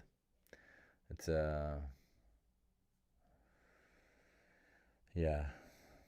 I didn't even know what veganism was. I just saw what I did as an inspector and stopped viewing them that way. Man, David, I don't know. David, you're an dude. I think, David, you should make at least one video per week about your experiences, David. I know it probably isn't easy, and it would be essentially using you for your experiences, but that would be so good, you know, just explaining to everyone kind of what you saw, telling like you have so much, you have this experience that you went through. It would be so valuable. You could use it in so many ways. Well, you already do, but I mean, more. As long as we are there to talk to people through the phase, hopefully they won't get stuck in dissonance. I think Casey, sometimes they do get stuck in dissonance. I think the exit of a conversation is just as important as the conversation itself. And it's always difficult to know where to exit. And I think the exit is different for every person, isn't it? I kept telling people that I think the best activism I think we as people can do is when maybe the person changes. Obviously, that would be best. But the absolute best is when they get to watch something and they admit that they need to change. I think that's something. When they watch something, when they commit, like they need some form of commitment that they do more than just have this conversation with us. Because if they just have this conversation with us and then they just do nothing, yeah, maybe they do make some changes and it is valuable, but it's not as valuable as if they themselves do some homework afterwards. You can't put yourself in the position of the animals. How? Well, it's pretty simple. There's in the case of a chicken, there's somebody who's bigger than you, stronger than you, and they can exploit you for anything that you're making. If you're a male, I don't know, your sperm. If you're a female, your eggs. They can exploit you however they want. You have no way of fighting back because they just do it in a way that seems magic to you, really. They like magic appear in front of your eyes, grab you by the throat and cut your throat if they want to, like magic. Like magic, they can make you feel pain like this. You don't know why and how, they just can't do that. So just imagine yourself in that situation where somebody has that kind of power over you and they can choose to do it. Would it be moral if they choose to do whatever you do to animals? Because maybe for an animal, what we do to them is kind of like magic, isn't it? I'll be on a panel at VARC and I'll be in a documentary. I do the live streams, but I agree I should share more. There's a lot. I mean, David, you know, like if you like just like a story, you know, like a little story. Oh, I remember, like, you know, I'm guessing you have a little bit of PTSD also, which kind of sucks. But, you know, if you get a little bit of that, just record it and see what you said. Just record it. You don't have to record it on a video, like for YouTube specifically or whatever, shorts. Just record it and then later form a video out of it. They say they have seen what animals go through and later find out they knew absolutely nothing after watching a 3-minute video. Visually experiencing things is so much important. Yeah, it is, isn't it? It is, yeah. Yeah, I want to give a shout out before we go. Hey, Peg, nice to see you here. I don't know if I said hello. Hey, Peg. I want to give a shout out to, by the way, we have a really nice community here on this channel. I'm so grateful for this community. I keep saying it, but I really appreciate it for the community. Charcolum, you were not first, no. So shout out to Sabby Coops for being the first. That doesn't always happen. And Tone or Soy Daddy for being second, and Has Vegan for being third. And by the way, Has Vegan makes a lot of good YouTube content, everyone. If you're not following them, I don't know what you're doing, but Has Vegan does an amazing job. Sabby was first, yeah. Yeah, Sabby was first, Tone, indeed. The server that's linked in this stream, that's also pinned here. The server that's pinned here in this chat, the server that you can find in the description of this stream. So remember this, you can always open a stream that I do on Discord and see the link there for the server. It says Debate a Vegan. It will take you to a room in the server where it is for debate. But even if you're not vegan, even if you are vegan and you want to hang out with some of us, because a lot of us do hang out often there, join. Like, you know, maybe you want to have, like, we hang out almost daily there. Sometimes we hang out doing nothing. So, you know, if you want to, like, as I said, I love this community, and if you guys want to, you know, just chat with others, that's a good place to start. You know, it's not easy to be vegan in this fucking world, is it? We hear these arguments, we hear the arguments, we know what's going on there. Yeah, thank you, Tone. Tone has put it yet again here, the link.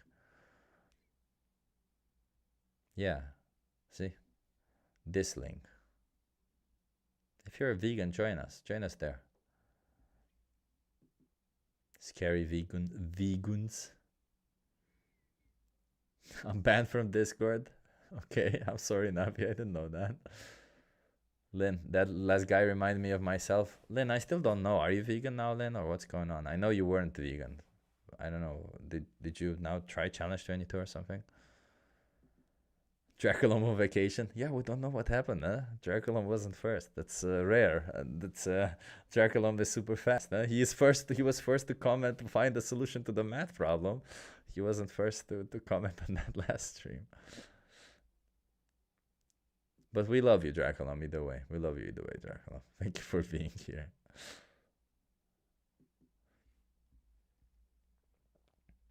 Yeah.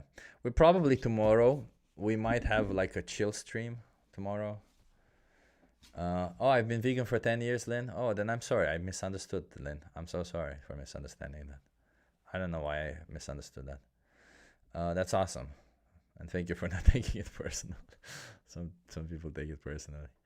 We'll probably have a chill stream tomorrow. We maybe play some games, maybe watch some videos. If you guys want me to watch something in particular, let me know. I'll gladly watch it. It doesn't have to be vegan content, right? Like, we can watch some vegan content, but we can also just watch something to chill out on our own. I do like space stuff, for example, as I said before. I also have some really weird shorts of misogynistic bastards. Chip didn't miss leg day. Well, Utops, actually for me every day is leg day because I do a full body every day. So yeah, and also Utops, man, my strength, like I dropped a little bit in weight from my travels, and I started gaining a bit of weight back, and now my strength is going so good. Like, it felt so easy today to do the squats, and I'm not there yet with my strength. So I'm just gonna get there all the way up and then drop in weight again, because I wanna reach all those cool numbers that everybody wants, you know, the 315 bench and all that. I think I've said that in the last stream. All your arguments start with let's say or what if. Kids. No, I mean, you know, in a world where an injustice is already widely accepted, you kind of have to start with what if or let's say, because that's the only way you can get people to think. Take, for instance, Oleg, you right now probably think that animals are treated as commodities simply because you see them as commodities. The only way for me to challenge that is to try and, you know, throw a wrench in that view, is to try and put you in a situation that's not what you normally see, that's not what you normally do, because that's the only way to change, isn't it? For you to see a slightly different view. So all these hypothetical scenarios that we play, that we give people, are to test their consistency, and the purpose isn't for me to be right or wrong in those situations or to show the absurdity of your view, but rather for you to explore a little bit on your own. If you see them as a gotcha or something, then yeah, you might say, you might call us kids. I can understand why you would call us kids if you see them as a gotcha. But in reality, they're just situations or scenarios to get you to think a little bit outside of the box of where you're already in. What are your thoughts on non-fertile eggs and the consumptions of them? I mean, we just went through this whole stream about it. Don't commodify animals. That's it. That's just it. That's just as simple as that. But I'll just, you know what, for you, I'll just gather up the energy and then I'll go, okay? So there's several problems with eggs. Number one, the only individuals that lay eggs are the female chickens, right? Well, what happens is that when we bring into existence female chickens, because we bring into existence all of these animals to use them for eggs or for anything else, what happens is when we bring into existence the chicken eggs, the chickens that lay eggs, the ones that are males, they don't produce any eggs. So what we do is we kill them. We grind them up to death. We asphyxiate them. We gas them. These are the most common solutions. The most one is the grinding up. It's the most common. So that's number one. The issue is the male chicks are grounded up alive. Number two, when they can no longer produce eggs, when they can, or their eggs production declines, usually farmers kill them. That's the second problem. It's fairly simple. Number three, you see, these chickens are individuals that their species or the way their body worked in the wild was that they would produce between 1 to 15 eggs every year. We selectively bred them to produce 300 eggs per year, which is extremely detrimental. Well, it's detrimental to their body. They might be in pain for all we know it, right, as they exist. But they definitely don't necessarily like laying eggs every single day. In fact, there's several things to be said about if you leave the egg there, the chicken may not lay an egg the next day, right? So there's a lot of things, right, to be said. They also, you know, a chicken is this big, an egg is this big. I don't know, let's just imagine the ratio is like this, like a finger out of my whole hand. If I lose that, I obviously need a lot more nutrients to get it back. So there's also that, right? A lot of the times they're not actually fed that because they don't really care as much to fill those nutrients. And then in sanctuaries, they feed the eggs back to the chickens. But let's imagine that in the perfect scenario, you get a rescue chicken, they shit somewhere, as I've told everyone. If you want to eat their shit, I wouldn't have a problem with that. It's the same with the eggs, isn't it? What was it that I really like what Has Vegan said. If a chicken comes and lays an egg in your mouth, I wouldn't have a problem if you eat it. I still kind of lost when you say commodity because I have multiple occasions on the farm where the chickens themselves would consume their own eggs. Yeah, exactly. They're allowed to consume their own eggs. It's their eggs. It's you who don't necessarily have a right to take their eggs. Just like I wouldn't have the right to take the eggs of a human, right? Yeah, but I explained to you all the issues. That's not just the one. There's a lot of other issues. As I said, with the breeder, the breeding of these chickens and all that. Okay, thank you so much everyone for being here. I'll see you tomorrow. As I said, tomorrow we might do a nice stream where we chill. And if you guys want to prepare some videos or some articles that you want me to read with my amazing voice, I can. That would be cool. I was also thinking it would be cool to kind of watch my absolutely earliest outreach, because I was thinking these days, because I still have it, and I'm curious to see what one of my first outreaches, what it was like compared to today, what I did good then and what I'm doing bad now. But we'll see. We'll check it out tomorrow, and we'll vote on why it is that we want to be, what it is that we want to do. Thank you so much, everyone. If you're not vegan, go vegan. Stop it. Don't be a dick. Be vegan. Okay? Don't be a dick. Be vegan. Don't be a dick. Be vegan. 20-minute goodbye. Yes, Navia, you know me. Bye.